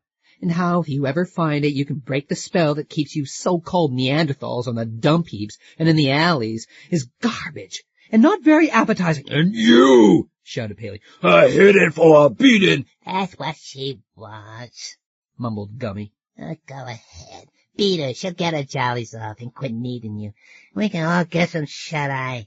Besides, you're gonna wake up the chick. That chick is gonna get a waking up like she never had before when old man gets his paws on her. rumbled Paley. Ooh, guy in the sky. Ain't it something she should have met me and be in this house, Sure as an old shirt stinks, she ain't gonna be able to tear herself away from me. Hey, Gummy, maybe she'll have a kid for me, huh? We ain't had a brat around here for 10 years. Yeah, I kinda miss my kids. You gave me 6 that was real folkers, though I never was sure about that Jimmy. Yeah, you look too much like O'Brien. Now you're all dried up, dry as Dina always was. But you can still raise 'em. How'd you like to raise a college chick's kid? Gummy grunted and swallowed beer from a chipped coffee mug. After belching loudly, she mumbled, I don't know.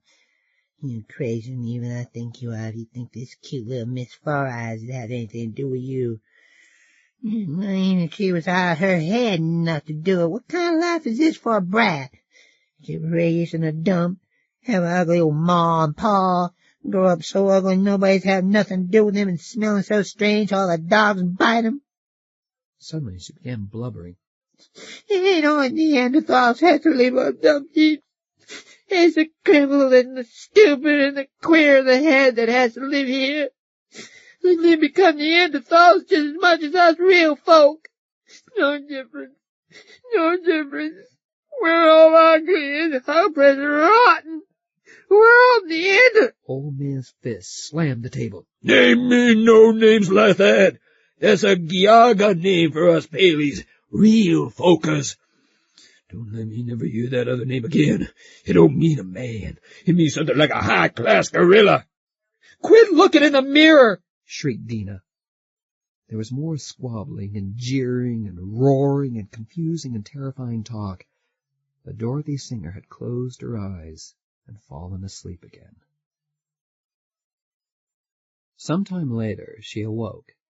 She sat up, found her glasses on a little table beside her, put them on, and stared about her. She was in a large shack built of odds and ends of wood. It had 2 rooms, each about 10 feet square. In the corner of one room was a large kerosene-burning stove. Bacon was cooking in a huge skillet. The heat from the stove made sweat run from her forehead and over her glasses. After drying them off with her handkerchief, she examined the furnishings of the shack. Most of it was what she had expected, but 3 things surprised her. The bookcase, the photograph on the wall, and the birdcage. The bookcase was tall and narrow, and of some dark wood, badly scratched. It was crammed with comic books, blue books, and argosies, some of which she supposed must be at least 20 years old. There were a few books whose ripped backs and water-stained covers indicated they'd been picked out of ash heaps. Haggard's Alan and the Ice Gods, Wells's Outline of History, Volume 1, and his The Croquet Player. Also Gog and Magog, A Prophecy of Armageddon, by the Reverend Caleb G. Harris. Burroughs' Tarzan the Terrible, and In the Earth's Core. Jack London's Beyond Adam. The framed photo on the wall was that of a woman who looked much like Dina. It must have been taken around 1890. It was very large, tinted in brown, and showed an aristocratic, handsome woman of about 35, in a high, busted velvet dress with a high neckline. Her hair was drawn severely back to a knot on top of her head. A diadem of jewels was on her breast. The strangest thing was the large parrot cage. It stood upon a tall support which had nails driven through its base to hold it to the floor. The cage itself was empty, but the door was locked with a long, narrow bicycle lock. Her speculation about it was interrupted by the 2 women calling to her from their place by the stove. Dina said, "Good morning, Miss Singer. How do you feel?" "Some Indian buried his hatchet in my head," Dorothy said, "and my tongue is molting. Could I have a drink of water, please?" Dina took a pitcher of cold water out of the refrigerator and from it filled up a tin cup. "We don't have any running water. We have to get our water from the gas station down the road and bring it back here in a bucket." Dorothy looked dubious, but she closed her eyes and drank. "I think I'm going to be sick," she said. "I'm sorry." "I'll take you to the outhouse," said Dina, putting her arm around the girl's shoulder and heaving her up with surprising strength. "I want some outside," said Dorothy faintly. "I'll be all right." "Oh, I know," said Dina. "It's the odor. The fish, Gummy's cheap perfume, old man's sweat, the beer. I forgot how it first affected me, but it's no better outside."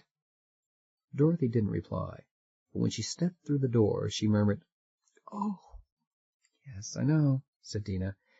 "It's awful, but it won't kill you." 10 minutes later, Dina and a pale and weak Dorothy came out of the ramshackle outhouse.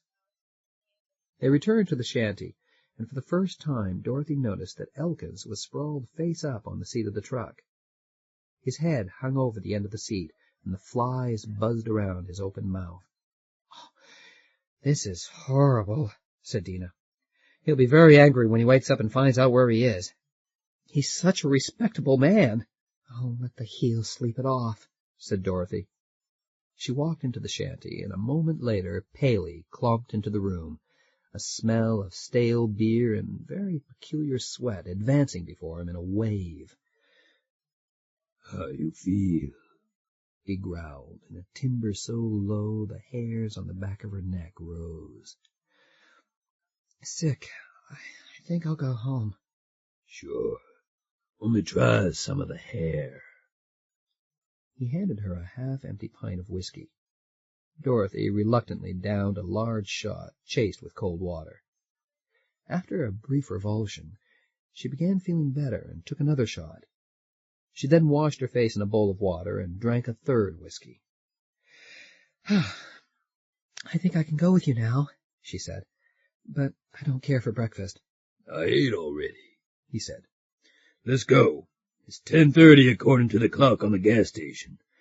My alley's probably being cleaned out by now. Them other rag pickers are always mooching in on my territory when they think I'm staying home. But you can bet they're scared out of their pants every time they see Shadow, 'cause they're afraid it's old man and he'll catch 'em and squeeze their gut out and crack their ribs with his one good arm." Laughing a laugh so hoarse and unhuman it seemed to come from some troll deep in the caverns of his bowels, he opened the refrigerator and took another beer. "I need another to get me started, not to mention what I'll have to give that damn bulky bitch Fordiana." As they stepped outside, they saw Elkins stumble towards the outhouse and then fall headlong through the open doorway. He lay motionless on the floor, his feet sticking out of the entrance. Alarmed, Dorothy wanted to go after him, but Paley shook his head. He's a big boy. He can take care of himself. We got to get Fordiana up and going." Fordiana was the battered and rusty pickup truck. It was parked outside Paley's bedroom window, so he could look out at any time of the night and make sure no one was stealing parts, or even the whole truck. "Not that I ought to worry about her," grumbled Old Man. He drank 3/4 of the quart in 4 mighty gulps, then uncapped the truck's radiator and poured the rest of the beer down it. "She knows nobody else will give her beer, so I think that if any of these robbing figures that live on the dump or at the shacks around the bend was to try to steal anything off of her, she'd honk and backfire and throw rods and oil all over the place so's her old man could wake up and punch the figuring shirt off a thieving figure. But maybe not. She's a female. You can't trust a figuring female." He poured the last drop down the radiator and roared, "There! Now don't you dare not turn over! You're robbing me a good beer I could be having. If you so much as backfire old man'll beat hell out of you with a sledgehammer. Wide-eyed but silent, Dorothy climbed onto the ripped open front seat beside Paley. The starter whirred and the motor sputtered. No more beer if you don't work, shouted Paley. There was a bang, a fizz, a sput, a whoop, whoop, whoop, a clash of gears, a monstrous and triumphant showing of teeth of Old Man, and they were bumping over the rough ruts. Old Man knows how to handle all them bitches, flesh or tin, two-legged, four-legged wheeled. I sweat beer and passion and promise them a kick in the tailpipe if they don't behave, and that gets them all. I'm so figuring ugly I turn their stomachs, but once they get a whiff of the out of this world stink of me, they're done for. They fall prostrated at my big hairy feet. Yeah, that's the way it's always been with us Paley men and the Giaga women. That's why they're men folks fear us and why we got into so much trouble.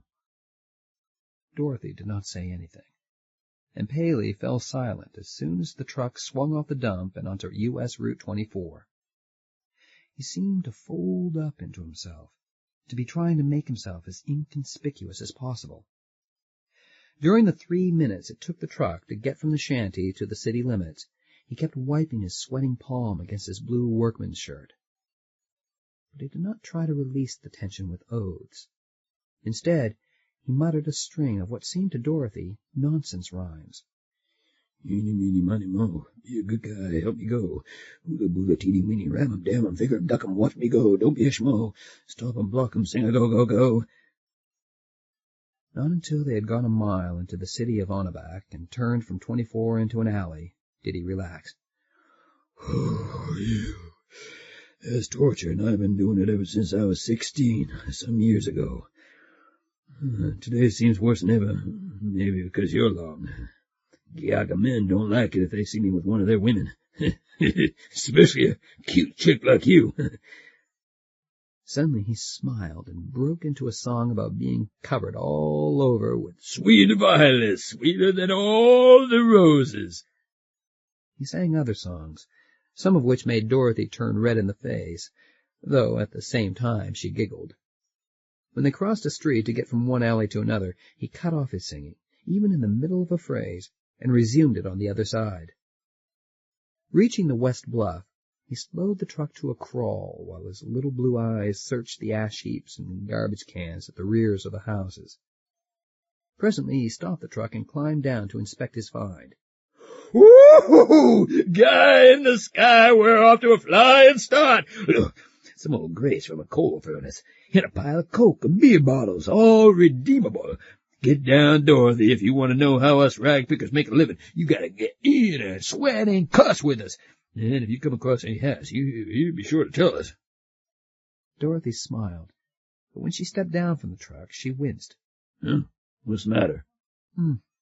Headache. The sun'll boil it out. Here's how we do this collecting, see? The back end of the truck is bored up into 5 sections. This section here is for the iron and the wood. This, for paper.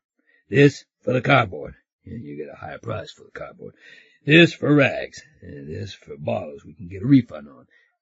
If you find any interesting books or magazines, put 'em on the seat.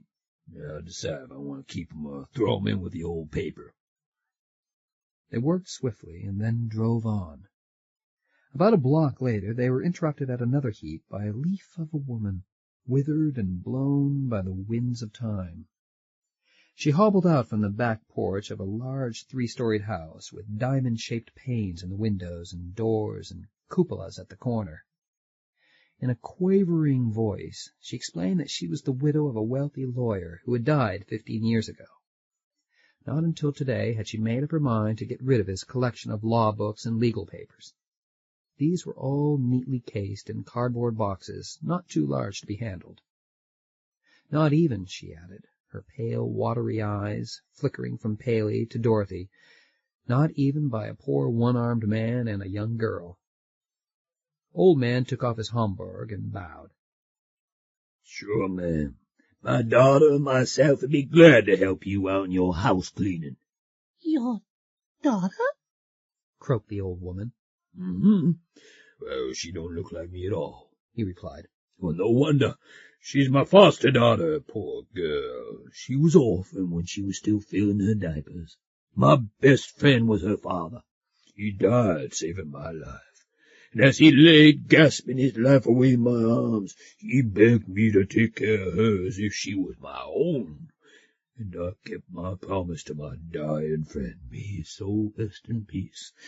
And even if I'm only a poor rag-picker, ma'am, I've been doing my best to raise her to be a decent, God-fearing, obedient girl. Dorothy had to run around to the other side of the truck, where she could cover her mouth and writhe in an agony of attempting to smother her laughter. When she regained control, the old lady was telling Paley she'd show him where the books were. Then she started hobbling to the porch. But Old Man, instead of following her across the yard, stopped by the fence that separated the alley from the backyard. He turned around and gave Dorothy a look of extreme despair. "What's the matter?" she said. "Why are you sweating so? And shaking? You're so pale." You'd laugh if I told you, and I don't like to be laughed at. "Tell me. I won't laugh." He closed his eyes and began muttering. Never mind. It's in the mind. Never mind. You're just fine. Opening his eyes, he shook himself like a dog just come from the water. I can do it. I got the guts. All them books are a lot of beer money I'll lose if I don't go down into the bowels of hell and get 'em. A guy in the sky give me the guts of a goat and the nerve of a pork dealer in Palestine. You know Old Man ain't got a yellow streak. It's the wicked spell of the false focus working on me. Come on. Let's go, go, go. And sucking in a deep breath, he stepped through the gateway. Head down, eyes on the grass at his feet, he shuffled towards the cellar door where the old lady stood peering at him. 4 steps away from the cellar entrance, he halted again. A small black spaniel had darted from around the corner of the house and began yap-yapping at him. Old Man suddenly cocked his head to one side, crossed his eyes, and deliberately sneezed. Yelping, the spaniel fled back around the corner, and Paley walked down the steps that led to the cool, dark basement. As he did so, he muttered, "That puts the evil spell in them figuring dogs." When they had piled all the books in the back of the truck, he took off his Homburg and bowed again. "Ma'am, my daughter and myself both thank you from the rock bottom of our poor but humble hearts for this treasure trove you give us. And if ever you've anything else you don't want, and a strong back and a weak mind to carry it out, well, please remember we'll be down this alley every Blue Monday and Fish Friday about time the sun is 3/4 across the sky. Provided it ain't raining, 'cause the old guy in the sky is crying in his beer over us poor mortals. What fools we be." Then he put his hat on, and the two got into the truck and chugged off. They stopped by several other promising heaps before he announced that the truck was loaded enough. He felt like celebrating. Perhaps they should stop off behind Mike's Taverns and down a few quarts. She replied that perhaps she might manage a drink if she could have a whiskey. Beer wouldn't set well. "Yeah, I got some money," rumbled Old Man, unbuttoning with slow, clumsy fingers his shirt pocket and pulling out a roll of worn, tattered bills while the truck's wheels rolled straight in the alley ruts. "You brought me luck. This old man's gonna pay today through the hose. Oh, I mean nose. Ha, ha, ha, ha, ha." He stalked Fortiana behind a little neighborhood tavern. Dorothy, without being asked, took the $2 he handed her and went into the building.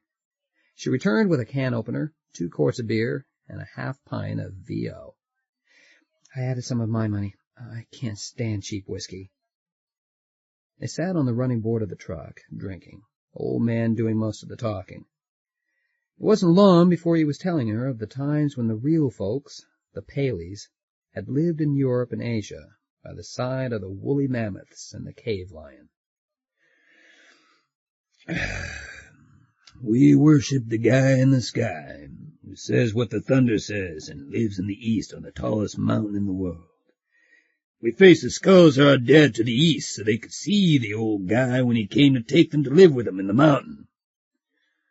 We was doing fine for a long time. Then Out of the east come them mother-worshipping false folk with their long, straight legs and long, straight necks and flat faces and thunder-mug round heads and their bows and arrows. They claim they were sons of the goddess Mother Earth, who was a virgin. But we claim the truth was that a crow with stomach trouble sat on a stump, and when it left, the hot sun hatched them out.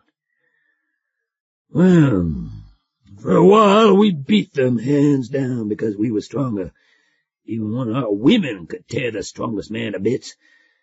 And still they had that bow and arrow. They kept picking us off and moving in and moving in. And we kept moving back slowly, till pretty soon we were shoved with our backs against the ocean. Then one day, a big chief among us got a bright idea. "Why don't we make bows and arrows too?" he said. So we did. But we was clumsy in making and shooting them because our hands were so big, though we could draw a heavier bow than them. So we kept getting run out of the good hunting grounds. There's one thing might have been in our favor. That was, we bowled the women of the falsers over with our smell. Not that we smell good. No, we stink like a pig that's been making love to a billy goat on a manure pile. But somehow, the women folk of the falser was all mixed up in their chemistry. I guess you'd call it, 'cause they got all excited and developed round heels when they caught a whiff of us. If we'd been let alone then, we could have donned one of them ulcers right off the face of the earth. We could have mixed our blood with theirs so much that after a while you couldn't tell the difference. Especially since kids lean to their paw-sided looks. Paley blood is so much stronger. That made sure there would always be war between us. Especially after our king, old King Paley, made love to the daughter of the falser king, King Rawboy, and stole her away. God, you should have seen the fuss then. Rawboy's daughter flipped over old King Paley. And it was her giving the bright idea, calling in every able-bodied Paley that was left and organizing them into one big army. Kind of putting all our eggs in one basket. But it seemed a good idea. Every man big enough to carry a club went out in the big mob on Operation False Folk Masquerade.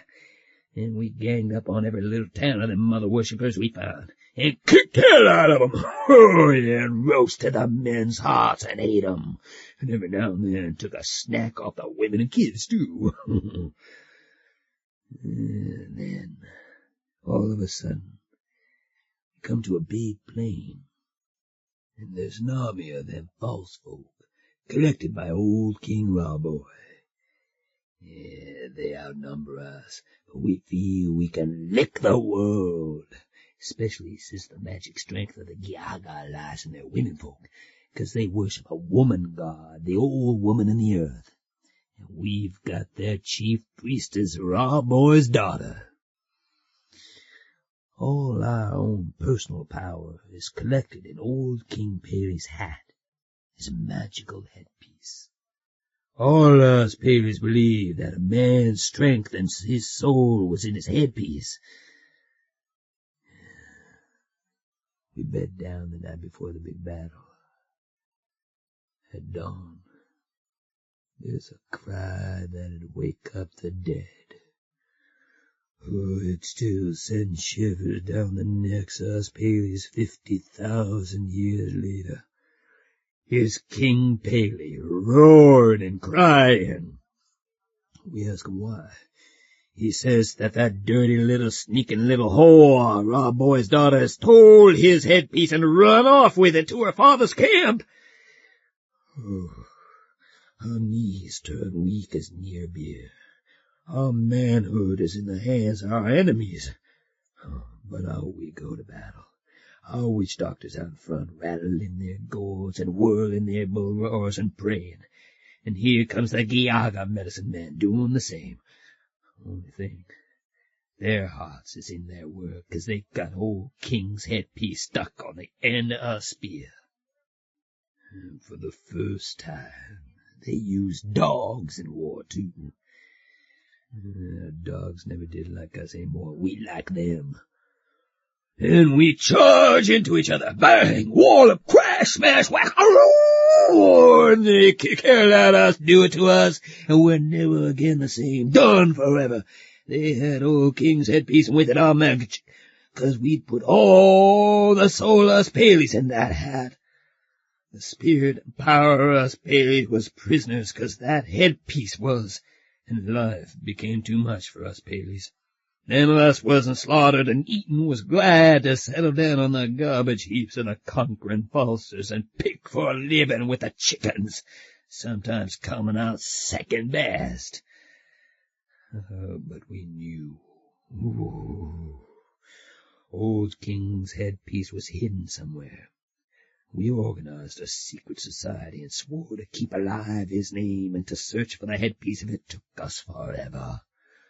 Which it almost has, it's been so long. But even though we was doomed to live in shanty towns and stay off the streets and prowl the junk piles in the alleys, we never gave up hope. And as time went on, some of the no-counts of the Giaga came down to live with us. And we and they had kids. Soon, most of us disappeared into the bloodstream of the low-class Giaga. But there's always been a Paley family that try to keep their blood pure. No man can do no more, can he, He glared at Dorothy. What do you think of that? Weakly, she said, Well, I've never heard anything like it. God almighty! Snorted Old Man. I give you a history longer than a whore's dream, more than 50,000 years of history, the secret story of a long-lost race, and all you can say is that you've never heard nothing like it before. He leaned towards her and clamped his huge hand over her thigh. Don't flinch from me, he said fiercely, or turn your head away. Sure, I stink, and I offend your dainty figure and nostrils and upset your figure and delicate little guts. But what's a minute's whiff of me on your part compared to a lifetime on my part of having all the stinking garbage in the universe shoved up my nose and my mouth filled with what you would say if your mouth was full of it? What do you say to that, huh? Coolly, she said, Please take your hand off me. Sure. I didn't mean nothing by it. I got carried away and forgot my place in society. Now, look here, she said earnestly. That has nothing at all to do with your so-called social position. It's just that I don't allow anybody to take liberties with my body. Maybe I'm being ridiculously Victorian, but I want more than just sensuality. I want love and... Okay, I get the idea. Dorothy stood up and said, I'm only a block from my apartment. I think I'll walk on home. The liquor's given me a headache. Yeah, he growled. You sure it's the liquor and not me? She looked steadily at him. I'm going, but I'll see you tomorrow morning. Does that answer your question? Okay, he grunted. See you. Maybe. She walked away very fast. Next morning, shortly after dawn, a sleepy-eyed Dorothy stopped her car before the Paley shanty. Dina was the only one home. Gummy had gone to the river to fish, and Old Man was in the outhouse. Dorothy took the opportunity to talk to Dina, and found her, as she had suspected, a woman of considerable education. However, although she was polite, she was reticent about her background. Dorothy, in an effort to keep the conversation going, mentioned that she had phoned her former anthropology professor and asked him about the chances of Old Man being a genuine Neanderthal. It was then that Dina broke her reserve and eagerly asked what the professor had thought. Well, said Dorothy, he just laughed. He told me it was an absolute impossibility that a small group, Even an inbred group, isolated in the mountains, could have kept their cultural and genetic identity for 50,000 years. I argued with him. I told him Old Man insisted he and his kind had existed in the village of Paley in the mountains of the Pyrenees until Napoleon's men found them and tried to draft them. Then they fled to America after a stay in England, and his group was split up during the Civil War, driven out of the Great Smokies. He, as far as he knows, is the last pure breed, Gummy being a half or quarter breed. The professor assured me that Gummy and Old Man were cases of glandular malfunctioning, of acromegaly, that they may have a superficial resemblance to the Neanderthal man, but a physical anthropologist could tell the difference at a glance. When I got a little angry and asked him if he wasn't taking an unscientific and prejudiced attitude, he became rather irritated. Our talk ended somewhat frostily. But I went down to the university library that night and read everything on what makes Homo neanderthalensis different from Homo sapiens. You almost sound as if you believe Old Man's private little myth is the truth, said Dina. The professor taught me to be convinced only by the facts and not to say anything is impossible, replied Dorothy. If he's forgotten his own teachings, I haven't. Well, Old Man is a persuasive talker, said Dina. He could sell the devil a harp and halo. Old Man, wearing only a pair of blue jeans, entered the shanty. For the first time Dorothy saw his naked chest, huge, covered with long red-gold hairs so numerous they formed a matting almost as thick as an orangutan's. However, it was not his chest, but his bare feet at which she looked most intently. Yes, the big toes were widely separated from the others, and he certainly tended to walk on the outside of his feet. His arm, too, seemed abnormally short in proportion to his body. Old Man grunted a good morning and didn't say much for a while. But after he had sweated and cursed and chanted his way through the streets of Onabak and arrived safely at the alleys of the West Bluff, he relaxed. Perhaps he was helped by finding a large pile of papers and rags. Well, here we go to work, so don't you dare to shirk. Jump, Dorothy, by the sweat of your brow you'll earn your brew. When that load was on the truck, they drove off. Paley said, How do you like this life without no strife? Good, huh? You like alleys, huh? Dorothy nodded. As a child, I liked alleys better than streets, and they still preserve something of their first charm for me. They were more fun to play in, so nice and cozy. The trees and bushes and fences leaned in at you and sometimes touched you as if they had hands and liked to feel your face to find out if you'd been there before and they remembered you. You felt as if you were sharing a secret with the alleys and the things of the alleys. But streets, well, streets were always the same. You had to watch out the cars didn't run over you, and the windows in the houses were full of faces and eyes, poking their noses into your business. If you could say that eyes had noses. Old Man whooped and slapped his thigh so hard it would have broke if it had been Dorothy's. You must be a Paley. We feel that way, too. We ain't allowed to hang around streets, so we make our alleys into little kingdoms. Tell me, do you sweat just crossing a street from one alley to the next? He put his hand on her knee.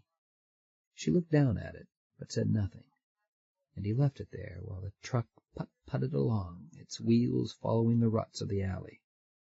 No, I don't feel that way at all. Yeah? Well, when you was a kid, you wasn't so ugly you had to stay off the streets. But I still wasn't too happy in the alleys because of them figuring dogs. Forever and forever they was barking and biting at me. So I took to beating the bejesus out of them with a big stick I always carried. After a while, I found I only had to look at them in a certain way. Yeah, they'd run away yapping like that old black spaniel did yesterday. Why? 'Cause they knew I was sneezing evil spirits at them. It was then I began to know I wasn't human. Of course, my old man had been telling me that ever since I could talk. As I grew up, I felt every day that the spell of the Giaga was getting stronger. I was getting dirtier and dirtier looks from 'em on the streets. When I went down the alleys, I felt like I really belonged there. Finally, The day came when I couldn't cross the street without getting sweaty hands and cold feet and a dry mouth and breathing hard. That was 'cause I was becoming a full-grown baby, and the curse of the Giaga gets more powerful as you get more hair on your chest. Curse? Said Dorothy. Some people call it a neurosis. It's a curse. Dorothy didn't answer. Again she looked down at her knee, and this time he removed his hand.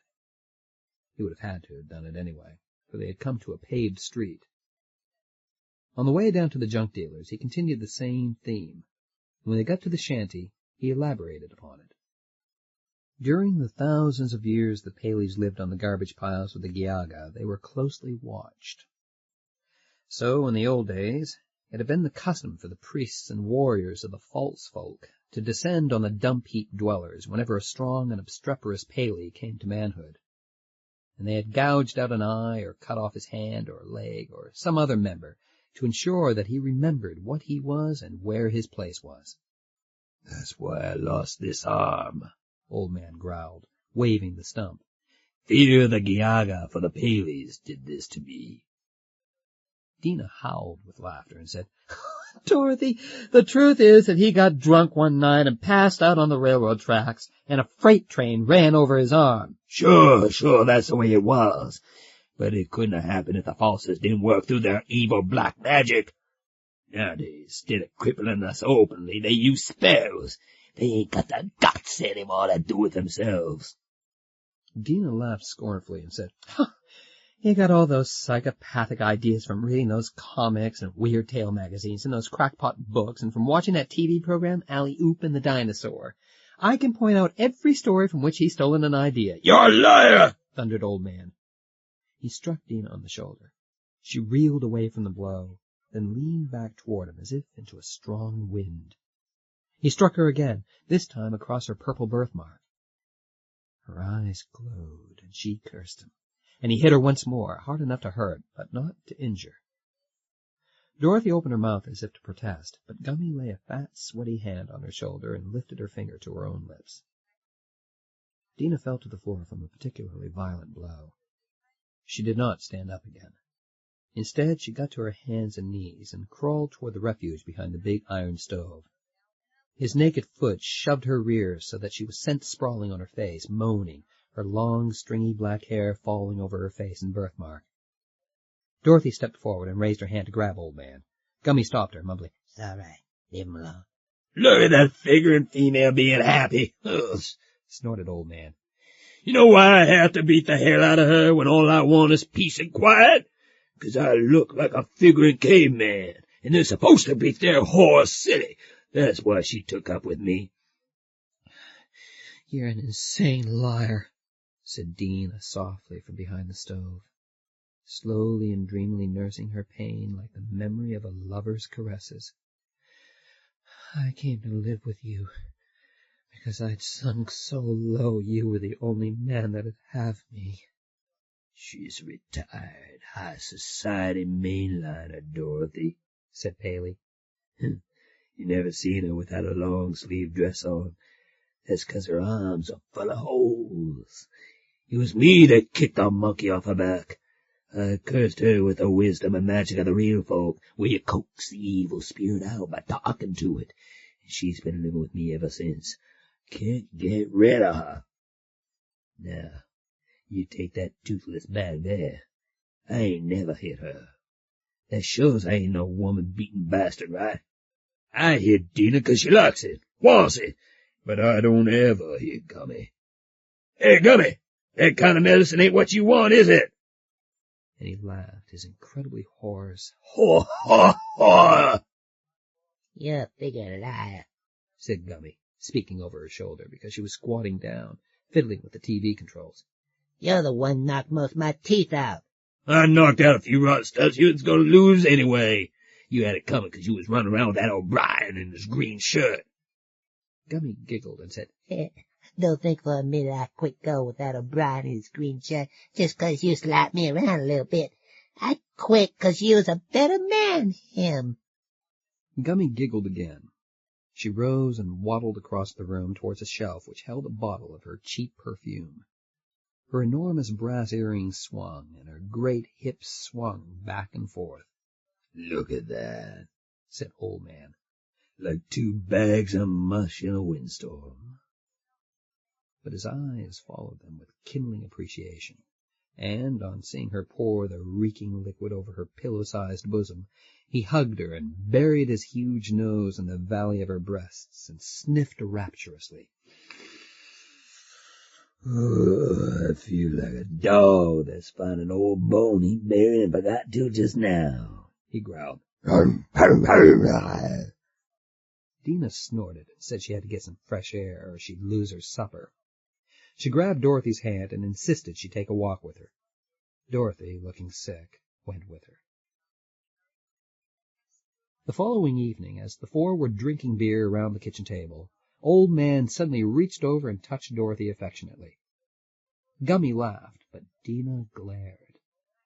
However, she did not say anything to the girl, but instead began accusing Paley of going too long without a bath. He called her a flat-chested hophead and said that she was lying, because he had been taking a bath every day. Dina replied that yes, he had, ever since Dorothy had appeared on the scene. An argument raged. Finally, he rose from the table and turned the photograph of Dina's mother so it faced the wall. Wailing, Dina tried to face it outward again. He pushed her away from it, refusing to hit her despite her insults, even when she howled at him that he wasn't fit to lick her mother's shoes, let alone blaspheme her portrait by touching it. Tired of the argument, he abandoned his post by the photograph and shuffled to the refrigerator. "If you dare turn her around till I give the word, I'll throw her in the creek, and you'll never see her again." Dina shrieked and crawled onto her blanket behind the stove, and there lay sobbing and cursing him softly. Gummy chewed tobacco and laughed, while a brown stream ran down her toothless jaws. Dina pushed him too far that time. Her and her figuring mother, snorted Paley. "Hey, Dorothy, you know how she laughs at me 'cause I think Fordiana's got a soul, and I put the evil eye on them hounds, and 'cause I think the salvation of us Paleys will be found when we find out where the old king's hat's been hidden? Well, get a load of this. This here intellectual purple-faced dragon, this retired mainliner, this old broken-down nag for a monkey jockey, she's the superstitious one. Oh, yeah, she thinks her mother's a god, and she prays to her and asks forgiveness and asks what's going to happen in the future. And when she thinks nobody's around, she talks to her. Oh, yeah, here she is, worshipping her mother like the old woman in the earth, who's the old guy's enemy. And she knows that makes the old guy sore.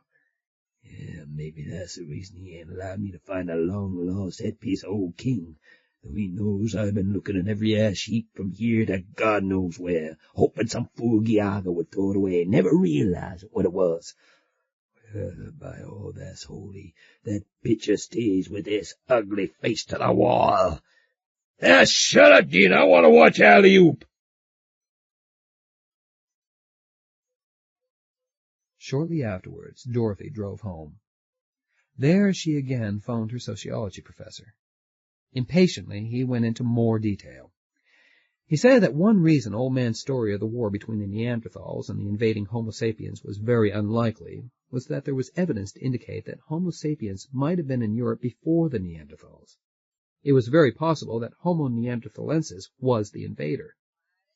"Not invader in the modern sense," said the professor. "The influx of a new species of race or tribe into Europe during the Paleolithic would have been a sporadic migration of little groups, an immigration which might have taken 1,000 to 10,000 years to complete.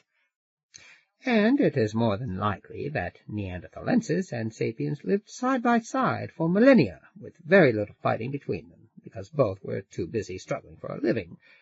For one reason or another, probably because he was outnumbered, the Neanderthal was absorbed by the surrounding peoples. Some anthropologists have speculated that the Neanderthals were blondes, and that they had passed their light hair directly to North Europeans. Whatever the guesses and surmises, concluded the professor, it would be impossible for such a distinctly different minority to keep its special physical and cultural characteristics over a period of 100 millennia. Paley has concocted this personal myth to compensate for his extreme ugliness, his inferiority, his feelings of rejection. The elements of the myth came from the comic books and TV. However, concluded the professor, in view of your youthful enthusiasm and naivete, I will reconsider my judgment if you bring me some physical evidence of this Neanderthaloid origin. Say you could show me that he had a toroodont tooth. I'd be flabbergasted, to say the least. But, Professor, she pleaded, why can't you give him a personal examination? One look at old man's foot would convince you, I'm sure. My dear, I am not addicted to wild goose chases. My time is valuable. That was that. The next day she asked old man if he had ever lost a molar tooth or had an X-ray made of one. No, he said. I got more sound teeth than brains, and I ain't gonna lose them. Long as I keep my headpiece, I'll keep my teeth and my digestion and my manhood. What's more, I'll keep my good sense, too. The loose screw tighteners at the state hospital really gave me a good going over. Fore and aft, up and down, in and out, all night long. Don't never take a hotel room right by the elevator. And they proved I wasn't hatched in a cuckoo clock, even though they tore their hair and said something must be wrong. Especially after we had that row about my hat. I wouldn't let them take my blood for a test, because I figured they was gonna mix it with water, Giaga magic, and turn my blood to water. Somehow that Elkins got wise that I had to wear my hat, 'cause I wouldn't take it off when I undressed for the physical, I guess. And he snatched my hat. And I was done for. Stealing it was steal my soul. All Paleys wear their souls in their hats. I had to get it back. So I ate humble pie. I let them poke and pry all over and take my blood. There was a pause while Paley breathed in deeply to get power to launch another verbal rocket. Dorothy, who had been struck by an idea, said, "Speaking of hats, old man, what does this hat that the daughter of Raw Boy stole from King Paley look like? Would you recognize it if you saw it?" Old man stared at her with wide blue eyes for a moment before he exploded. Would I recognize it? Would the dog that sat by the railroad tracks recognize his tail after the locomotive cut it off? Would you recognize your own blood if somebody stuck you in the guts with a knife and it popped out with every heartbeat? Certainly I would recognize the hat of old King Paley. Every Paley at his mother's knee gets a detailed description of it. You want to hear about the hat? Well, hang on, chicken, I'll describe every hair and bone of it. Dorothy told herself more than once that she should not be doing this. If she was trusted by old man, she was, in one sense, a false friend. But, she reassured herself, in another sense she was helping him. Should he find the hat, he might blossom forth, actually tear himself loose from the taboos that bound him to the dump heap, to the alleys, to fear of dogs, to the conviction he was an inferior and oppressed citizen. Moreover, Dorothy told herself, it would aid her scientific studies to record his reaction. The taxidermist she hired to locate the necessary materials and fashion them into the desired shape was curious, but she told him it was for an anthropological exhibit in Chicago, and that it was meant to represent the headpiece of the medicine man of an Indian secret society dedicated to phallic mysteries. The taxidermist sniggered and said he'd give his eye teeth to see those ceremonies. Dorothy's intentions were helped by the run of good luck old man had in his alley-picking while she rode with him. Exultant, he swore he was headed for some extraordinary find. He could feel his good fortune building up. Oh, it's gonna hit, he said, grinning with his huge, widely spaced gravestone teeth. Like lightning!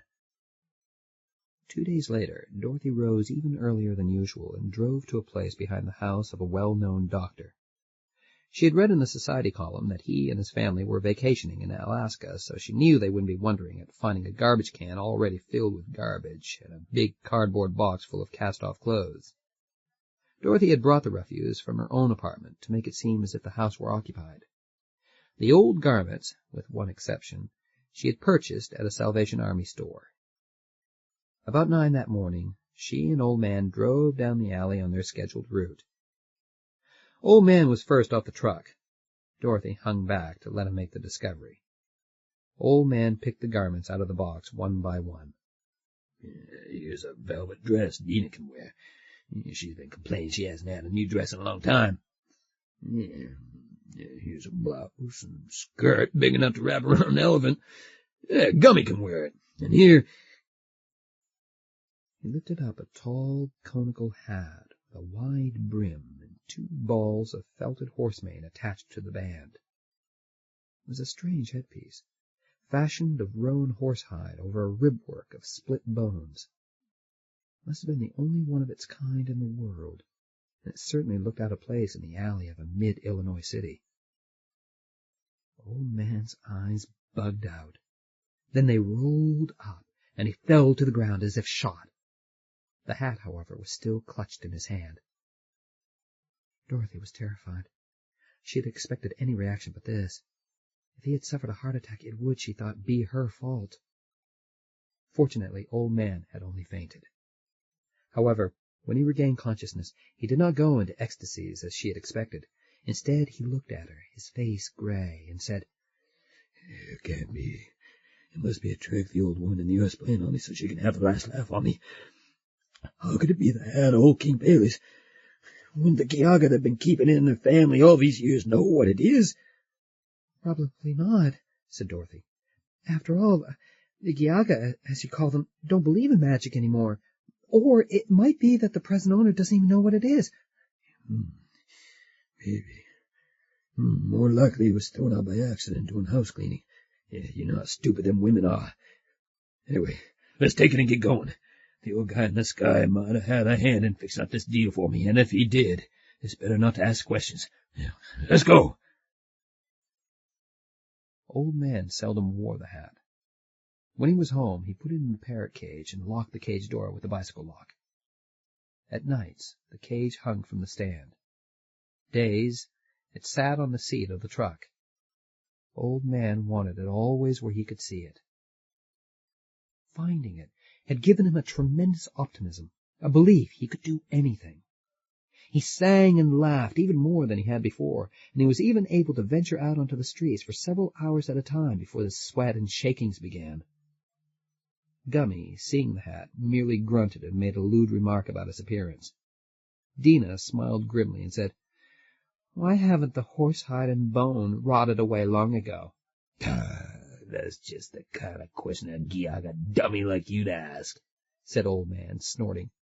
How can the hat rot when there's 1,000,000 Paley souls crowded into it? Standing room only, huh? There ain't even elbow room for germs. Besides, the horsehide and the bones are jam-packed with the power and the glory. All the Paleys had died before the battle with Rawboy, and all the souls that died since. It's seething with soul energy, the lid held on it by the magic of the Geauga. Better watch out it don't blow up and wipe us all out, said Gummy, sniggering. Now you have the hat. What are you going to do with it? Asked Dina. I don't know. I'll have to sit down with a beer and study the situation. Suddenly, Dina began laughing shrilly. My God, you've been thinking for 50,000 years about this hat, and now you've got it. You don't know what to do about it? Well, I'll tell you what you'll do about it. You'll get to thinking big, all right. You'll conquer the world, rid it all of the false folk, all right. You fool! Even if your story isn't the raving of a lunatic, it would still be too late for you. You're alone, the last, 1 against 2 billion. Don't worry, world. This rag-picking Ramses, this alley Alexander, this junkyard Julius Caesar. Oh, he isn't going to conquer you. Oh, no. He's going to put on his hat and he's going forth to do what? To become a wrestler on TV, that's what. That's the height of his half-wit ambition, to be billed as the one-armed Neanderthal, the awful ape-man. That's the culmination of 50,000 years. Ha, ha, ha! The others looked apprehensively at Old Man, expecting him to strike Dina.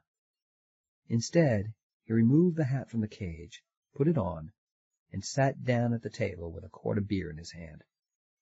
Quit your cackling, you old hen, he said. I got my thinking cap on. The next day, Paley, despite a hangover, was in a very good mood. He chattered all the way to the West Bluff and once stopped the truck so he could walk back and forth on the street and show Dorothy he wasn't afraid. Then, boasting he could lick the world, he drove the truck up an alley and halted it by the backyard of a huge but somewhat run-down mansion. Dorothy looked at him curiously. He pointed to the jungle-thick shrubbery that filled the corner of the yard. Looks like a rabbit couldn't get in there, huh? But old man knows things that the rabbit don't. Follow me. Carrying the caged hat, he went to the shrubbery, dropped to all threes, and began inching his way through a very narrow passage. Dorothy stood looking dubiously into the tangle until a hoarse growl came from its depths. You scared? Or is your fanny too broad to get through here, huh? I'll try anything once, she announced cheerfully.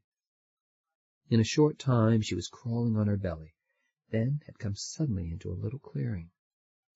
Old Man was standing up. The cage was at his feet, and he was looking at a red rose in his hand. She sucked in her breath. Roses, pennies, violets. Sure, Dorothy, he said, swelling out his chest. Paley's Garden of Eden, his secret hothouse. I found this place a couple of years ago when I was looking for a place to hide that the cops was looking for me. Oh, I just wanted a place to be alone from everybody, including myself. I planted these rose bushes in here and these other flowers. I come here every now and then to check on them, spray them, prune them. I never take any home, even though I'd like to give Dina some. But Dina ain't no dummy. She'd know I wasn't getting them out of a garbage pail. I just didn't want to tell her about this place, or anybody. He looked directly at her as if to catch every twitch of a muscle in her face, every repressed emotion. You're the only person besides myself who knows about this place. He held out the rose for her.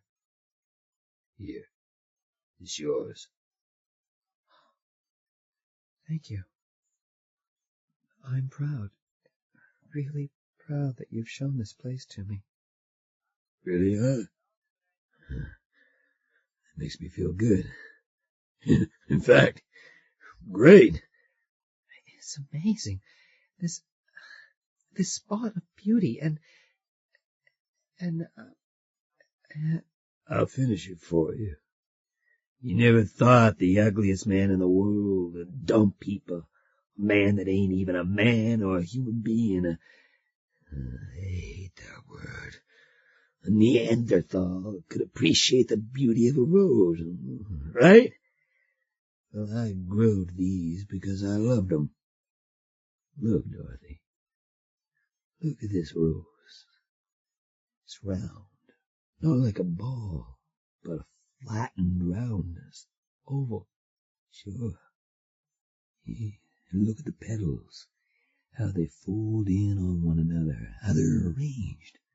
Like one ring of red towers protecting the next ring of red towers, protecting the gold cup on the inside, the precious source of life, the treasure. Maybe that's the golden hair of the princess of the castle. Maybe.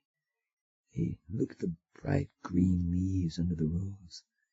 Beautiful, huh? Yeah, the old guy knew what he was doing when he made these. Oh, he was an artist then. But he must have been suffering from a hangover when he shaved me, huh?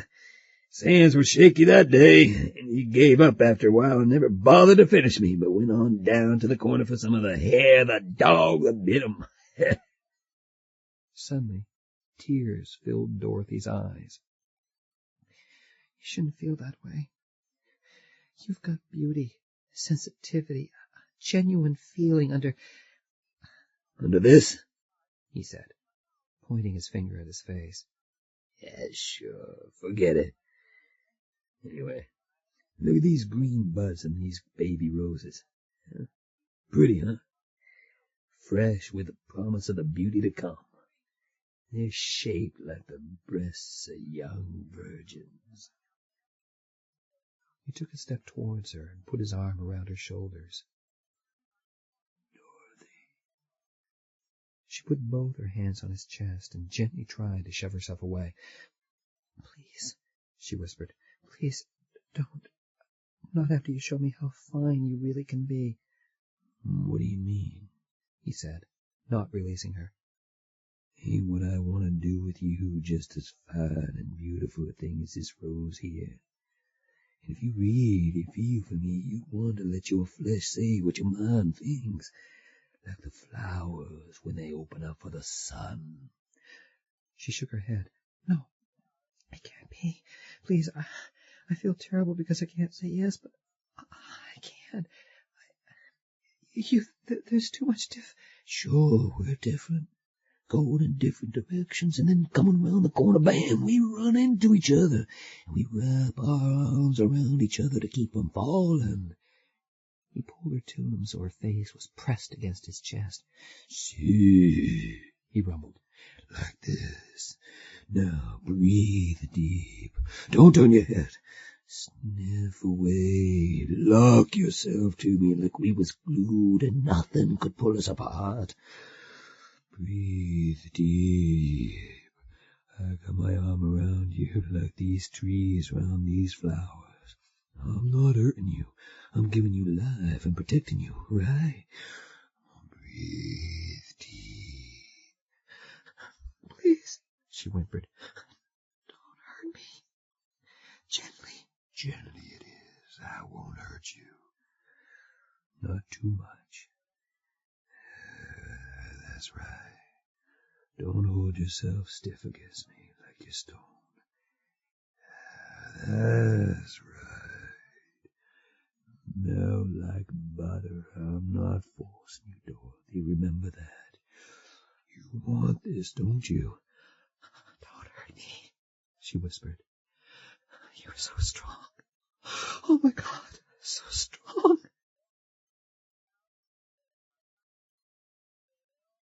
For 2 days, Dorothy did not appear at the Paleys. The third morning, in an effort to fire her courage, she downed 2 double shots of VO before breakfast. When she drove to the dump heap, she told the 2 women that she had not been feeling well, but she had returned because she wanted to finish her study, as it was almost at an end and her superiors were anxious to get a report. Paley, though he did not smile when he saw her, said nothing. However, he kept looking at her out of the corners of his eyes when he thought she was watching him. And though he took the hat in its cage with him, he sweated and shook as before while crossing the streets. Dorothy sat staring straight ahead, unresponding to the few remarks he did make. Finally, cursing under his breath, he abandoned his effort to work as usual and drove to the hidden garden. "Here we are," he said. "Adam and Eve returning to Eden." He peered from beneath the bony ridges of his brows at the sky. "We better hurry in. It looks as if the old guy got up on the wrong side of the bed. There's going to be a storm." "I'm not going in there with you," said Dorothy. "Not now or ever." "Even after what we did? Even if you said you loved me, I still make you sick?" he said. "You didn't act then like old Ugly made you sick." "I haven't been able to sleep for 2 nights, she said tonelessly. "I've asked myself 1,000 times why I did it, and each time I could only tell myself I didn't know. Something seemed to leap from you to me and take me over. I was powerless." "You certainly wasn't paralyzed," said Old Man, placing his hand on her knee. "And if you was powerless, it was because you wanted to be." "It's no use talking," she said. "You'll never get a chance again. And take your hand off me. It makes my flesh crawl." He dropped his hand. "All right. Back to business. Back to picking people's piles of junk. Let's get out of here. Forget what I said. Forget this garden, too. Forget the secret I told you. Don't tell nobody. The dumb peepers would laugh at me. Imagine old man Paley, the one-armed candidate for the puzzle factory, the fugitive from the old Stone Age growing pennies and roses. Big laugh, huh? Dorothy did not reply. He started the truck, and as they emerged onto the alley, they saw the sun disappear behind the clouds. The rest of the day it did not come out, and Old Man and Dorothy did not speak to each other. As they were going down Route 24 after unloading at the junk dealer's, they were stopped by a patrolman. He ticketed Paley for not having a chauffeur's license and made Paley follow him downtown to court. There, Old Man had to pay a fine of $25. This, to everybody's amazement, he produced from his pocket. As if that weren't enough, he had to endure the jibes of the police and the courtroom loafers. Evidently, he had appeared in the police station before and was known as King Kong, Alley-Oop, or just plain Chimp. Old Man trembled. Whether with suppressed rage or nervousness, Dorothy could not tell. But later, as Dorothy drove him home, he almost frothed at the mouth in a tremendous outburst of rage. By the time they were within sight of his shanty, he was shouting that his life savings had been wiped out and that it was all a plot by the Giaga to beat him down to starvation. It was then that the truck's motor died. Cursing, Old Man jerked the hood open so savagely that one rusty hinge broke. Further enraged by this, he tore the hood completely off and threw it away into the ditch by the roadside. Unable to find the cause of the breakdown, he took a hammer from the tool chest and began to beat the sides of the truck. "I'll make her go, go, go!" he shouted. "I sure wish he had. Run, you bitch! Brr, eat gasoline, rumble your damn belly and eat gasoline, but run! Run! Run! Or your ex-lover Old Man sells you for junk, I swear it!" Undaunted, Fortiana did not move. Eventually, Paley and Dorothy had to leave the truck by the ditch and walk home. And as they crossed the heavily traveled highway to get to the dump heap, Old Man was forced to jump to keep from getting hit by a car. He shook his fist at the speeding auto. "I know you're out to get me," he howled. "But you won't. You've been trying for 50,000 years and you ain't made it yet. We're still fighting." At that moment, the black, sagging bellies of the clouds overhead ruptured. The two were soaked before they could take 4 steps. Thunder bellowed and lightning slammed into the earth on the other side of the dump heap. Old Man growled with fright, but seeing he was untouched, he raised his fist to the sky. Okay, see, you got it in for me too, I get it. Okay. Dripping, the two entered the shanty, where he opened a quart of beer and began drinking. Dina took Dorothy behind a curtain and gave her a towel to dry herself with and one of her white terry cloth robes to put on.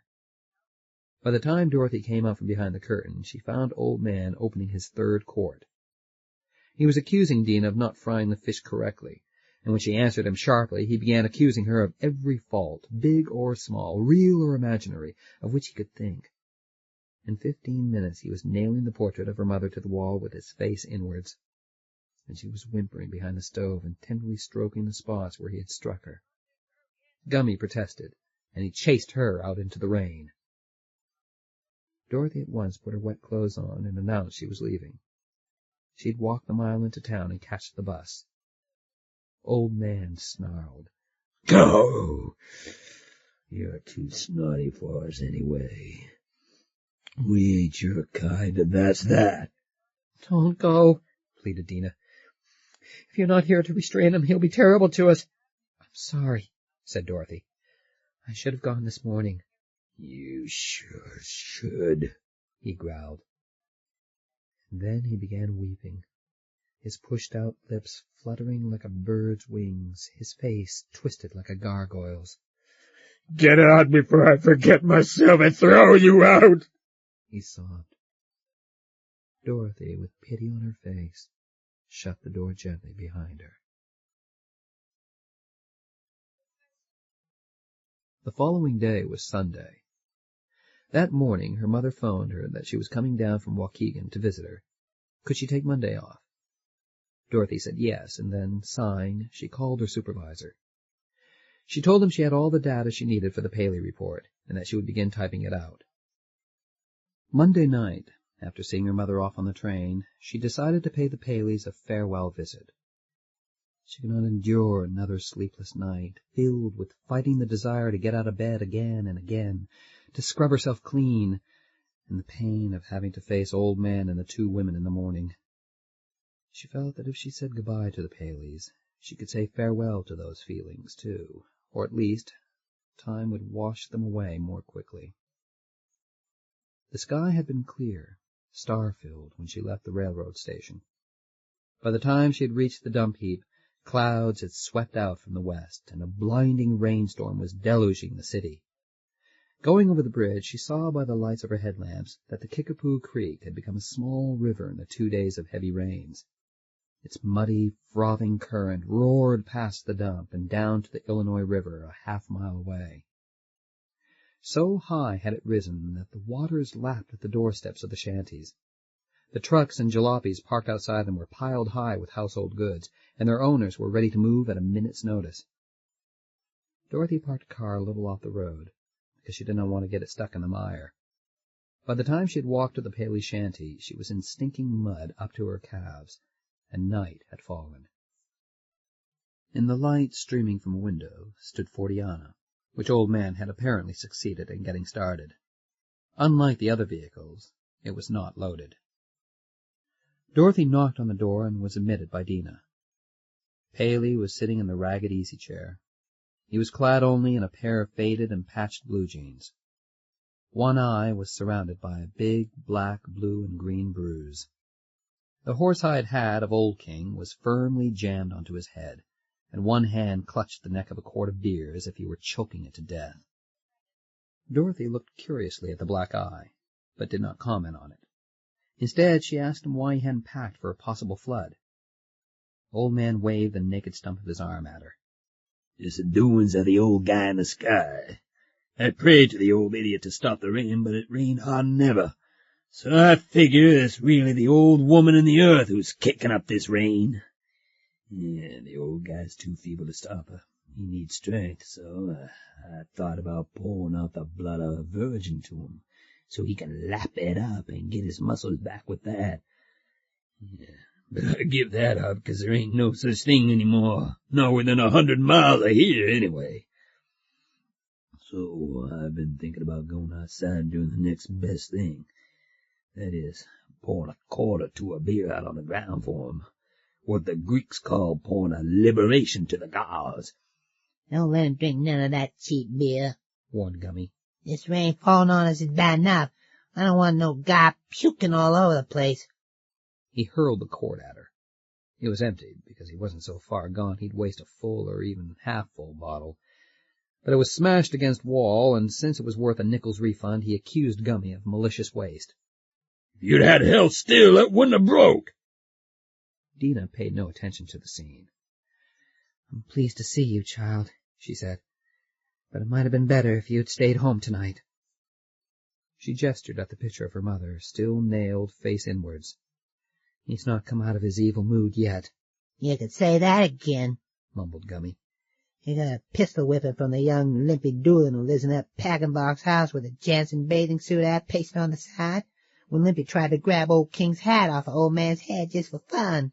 Yeah, he tried to grab it, said Paley, but I slapped his hand hard. Then he pulls a gun out of his coat pocket with the other hand and hit me in the side with his butt. Oh, but that don't stop me. He sees me coming at him like I'm late for work, and he says he'll shoot me if I touch him again. Yeah, well, my old man didn't raise no silly sons, so I don't charge him. But I'll get him sooner or later, and he'll be limping in both legs, if he walks at all. But I don't know why I never had nothing but bad luck ever since I got this hat. It ain't supposed to be that way. It's supposed to be bringing me all the good luck the Paleys ever had. He glared at Dorothy and said, You know what? I had good luck until I showed you that place, you know, the flowers. And then, after you know what, everything went sour as old milk. What did you do? Take the power out of me by doing what you did? Huh? Did the old woman in the earth send you to me so you'd draw the muscle and luck and life out of me if I found the hat when old Guy placed it in my path?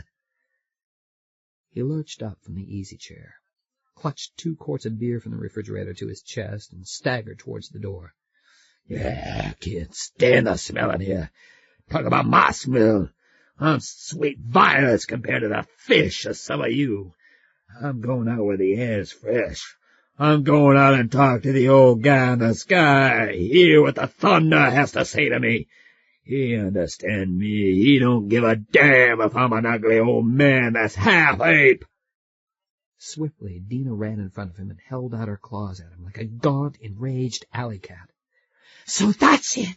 You've had the indecency to insult this young girl, you evil beast! Old man halted, swayed, carefully deposited the 2 quarts on the floor. Then he shuffled to the picture of Dina's mother and ripped it from the wall. The nails screeched. So did Dina.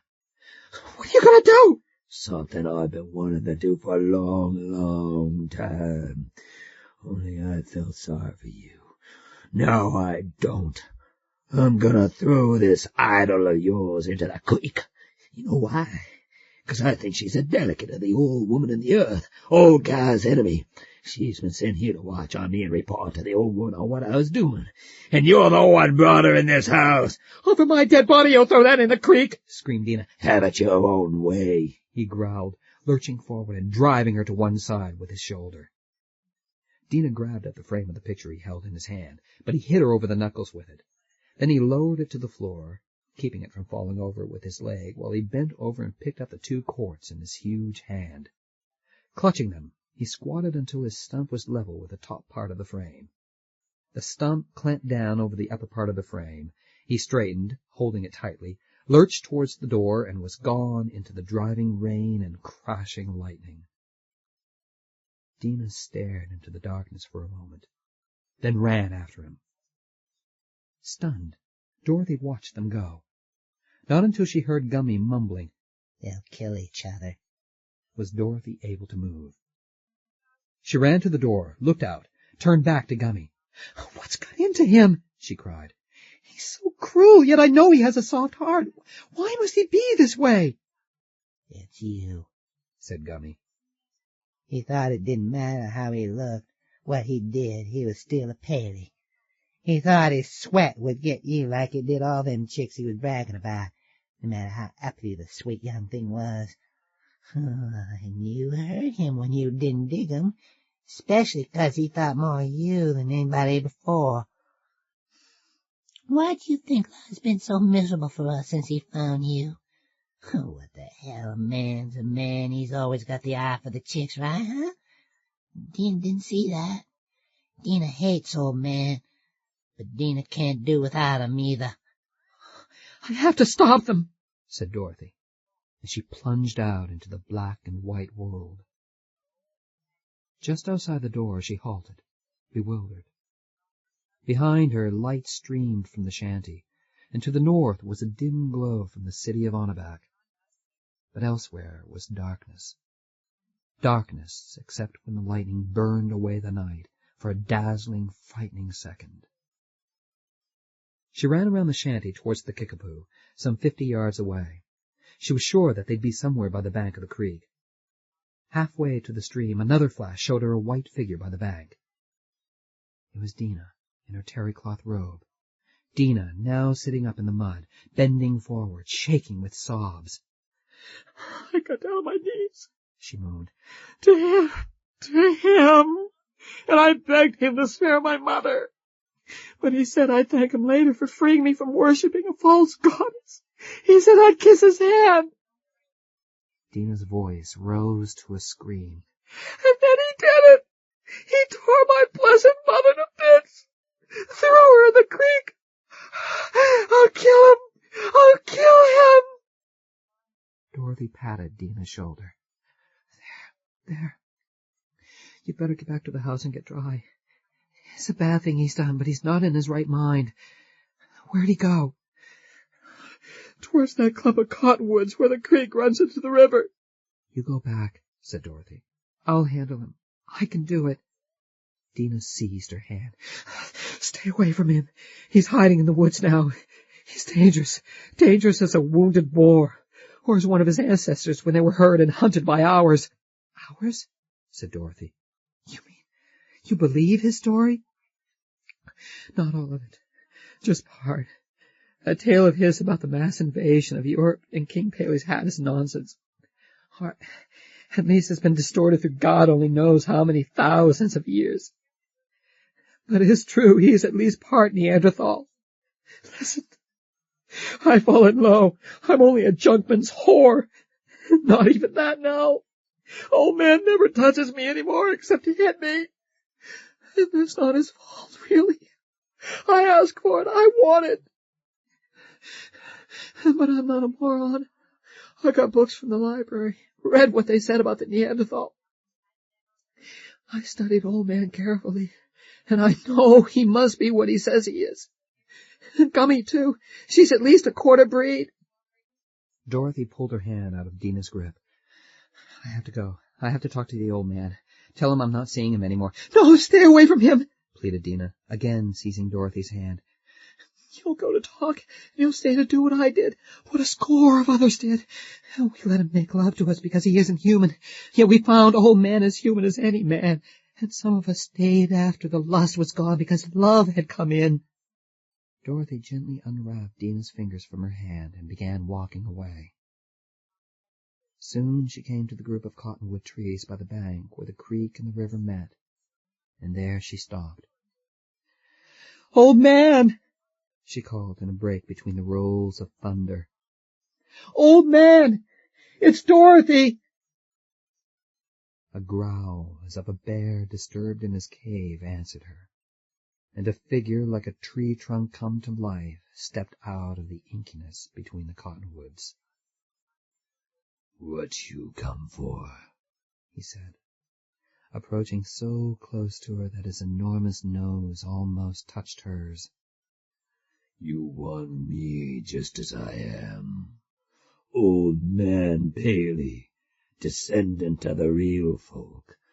Paley, who loves you. Or you come to give the batty old junkman a tranquilizer so you can take him by the hand like a lamb and lead him back to the slaughterhouse, the puzzle factory, where they'll stick an ice pack back of his eyeball and rip out what makes him a man and not an ox. I came. Yeah? For this, she shouted, and she snatched off his hat and raced away from him towards the river. Behind her rose a bellow of agony so loud she could hear it even above the thunder. Feet splashed as he gave pursuit. Suddenly she slipped and sprawled face down in the mud. At the same time her glasses fell off. Now it was her turn to feel despair, for in this half-world she could see nothing without her glasses except the lightning flashes.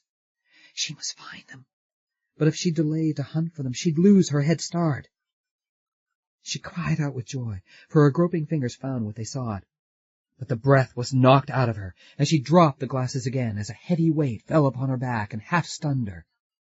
Vaguely she was aware that the hat had been taken away from her. A moment later, as her senses came back into focus, she realized she was being raised into the air. Old man was holding her in the crook of her arm, supporting part of her weight on his bulging belly. My glasses, please, my glasses, I need them. You won't be needing them for a while, but don't worry about them. I got them in my pants pockets. Old man's taking care of you. His arm tightened around her, so she cried out with pain. Hoarsely, he said, You was sent down by the Yaga to get that hat, wasn't you? Well, it didn't work, 'cause the old guy's trying to scatter night. He's protecting his own. Dorothy bit her lip to keep from telling him that she had wanted to destroy the hat because she hoped that that act would also destroy the guilt of having made it in the first place. But she couldn't tell him that. If he knew she had made a false hat, he would kill her in his rage. No, not again, she said. Please don't. I'll scream. They'll come after you. They'll take you to the state hospital and lock you up for life. I swear I'll scream. Who'll hear you, Only the old guy, and he'd get a kick out of seeing you in this fix 'cause you're a falser, and you took the stuffing right out of my hat and me with your falser magic. But I'm getting back what's mine and his, the same way you took it from me. The door swings both ways. He stopped walking and lowered her to a pile of wet leaves. Here we are. The forest like it was in the old days. Don't worry. Old man'll protect you from the cave bear and the bull of the woods. But who'll protect you from old man, huh? Lightning exploded so near that for a second they were blinded and speechless. Then Paley shouted, "Whoa! The old guy's whooping it up tonight, just like he used to do. Blood and murder and wickedness are right in the howling night air." He pounded his immense chest with his huge fist. "Let the old guy and old woman find it out tonight. They ain't gonna stop us, Dorothy. Not unless that hairy old god in the clouds is gonna fry me with his lightning, jealous of me 'cause I'm having what he can't." Lightning rammed against the ground from the charged skies, and lightning leaped up to the clouds from the charged earth. The rain fell harder than before, as if it were being shot out of a great pipe from a mountain river and pouring directly over them. But for some time the flashes did not come close to the cottonwoods. Then one ripped apart the night beside them, deafened and stunned them. And Dorothy, looking over Old Man's shoulder, thought she would die of fright, because there was a ghost standing over them. It was tall and white, and its shroud flapped in the wind, and its arms were raised in a gesture like a curse. But it was a knife that it held in its hand. Then the fire that rose like a cross behind the figure was gone, and night rushed back in. Dorothy screamed. Old Man grunted, as if something had knocked the breath from him. He rose to his knees, gasped something unintelligible, and slowly got to his feet. He turned his back to Dorothy so he could face the thing in white. Lightning flashed again. Once more Dorothy screamed, for she saw the knife sticking out of his back. Then the white figure had rushed towards Old Man, but instead of attacking him, it dropped to its knees and tried to kiss his hand and babbled for forgiveness. No ghost, no man. Dina, in her white terry-cloth robe. "I did it because I love you!" screamed Dina. Old Man, swaying back and forth, was silent. "I went back to the shanty for a knife, and I came here because I knew what you'd be doing, and I didn't want Dorothy's life ruined because of you. And I hated you. I wanted to kill you. I don't really hate you." Slowly, Paley reached behind him and gripped the handle of the knife. Lightning made everything white around him, and by its brief glare the women saw him jerk the blade free of his flesh. Dorothy moaned. "It's terrible, terrible, all my fault, all my fault." She groped through the mud until her fingers came across the old man's jeans and its back pocket, which held her glasses. She put the glasses on, only to find that she could not see anything because of the darkness. Then, and not until then, she became concerned about locating her own clothes. On her hands and knees she searched through the wet leaves and grass. She was about to give up and go back to Old Man when another lightning flash showed the heap to her left. Giving a cry of joy, she began to crawl to it. But another stroke of lightning showed her something else. She screamed and tried to stand up, but instead slipped and fell forward on her face. Old Man, knife in hand, was walking slowly towards her. "Don't try to run away," he bellowed. "You'll never get away. The old guy'll light things up for me so you can't sneak away in the dark. Besides, your white skin shines in the night like a rotten toadstool. You're done for. You snatched away my hat so you could get me out here defenseless, and then Dina could stab me in the back. You and her falser witches, I know damn well." "What do you think you're doing?" asked Dorothy. She tried to rise again, but could not. It was as if the mud had fingers around her ankles and knees. "The old guy's howling for the blood of Giaga women. and he's gonna get all the blood he wants. It's only fair. Tina put the knife in me, and the old woman got some of my blood to drink. Now it's your turn to give the old guy some of yours. Don't! Screamed Dina. Dorothy had nothing to do with it, and you can't blame me after what you were doing to her. She's done everything to me. I'm gonna make the last sacrifice to old guy. Then they can do what they want to me. I don't care. I'll have had one moment of being a real folka. Dina and Dorothy both screamed. In the next second, lightning broke the darkness around them. Dorothy saw Dina hurl herself on Old Man's back and carry him downward. Then, night again. There was a groan. Then, another blast of light.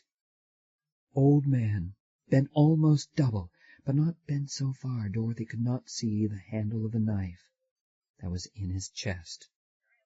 Oh, Christ! Wailed Dina. When I pushed him, he must have fallen on the knife. I heard the bone in his chest break. Now he's dying. Paley moaned. You done it now. You sure paid me back, didn't you? Paid me back for my taking the monkey off of your back and supporting you all these years.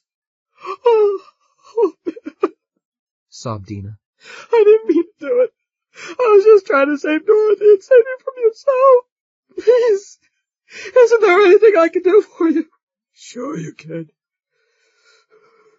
Stuff up the 2 big holes in my back and chest. My blood, my breath, my real soul's flowing out of me. Guy in the sky, what a way to die! Killed by a crazy woman.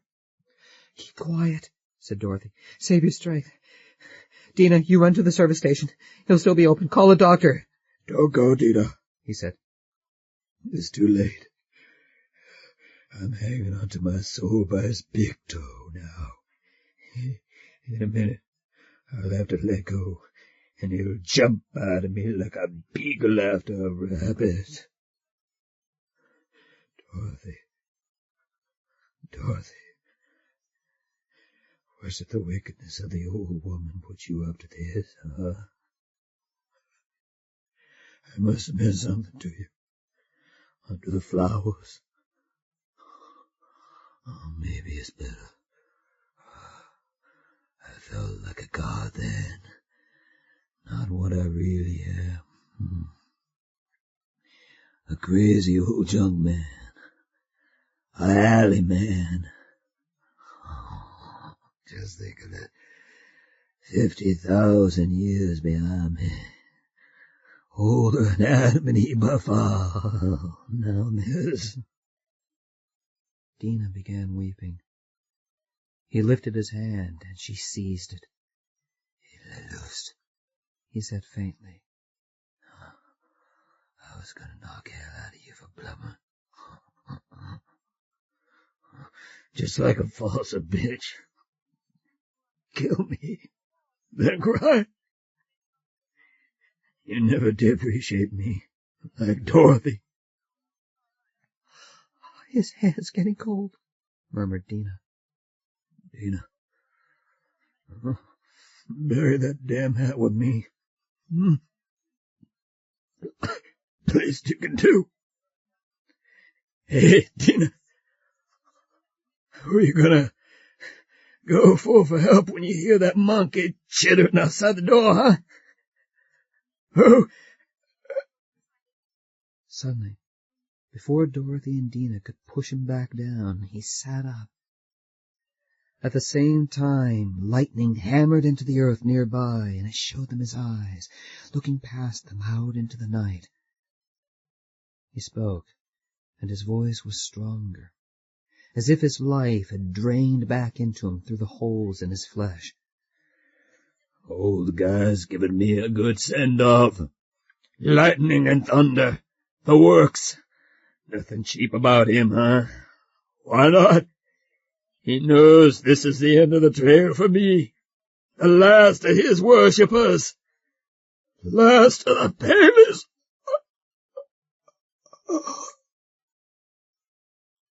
He choked on his own blood and sank back and spoke no more.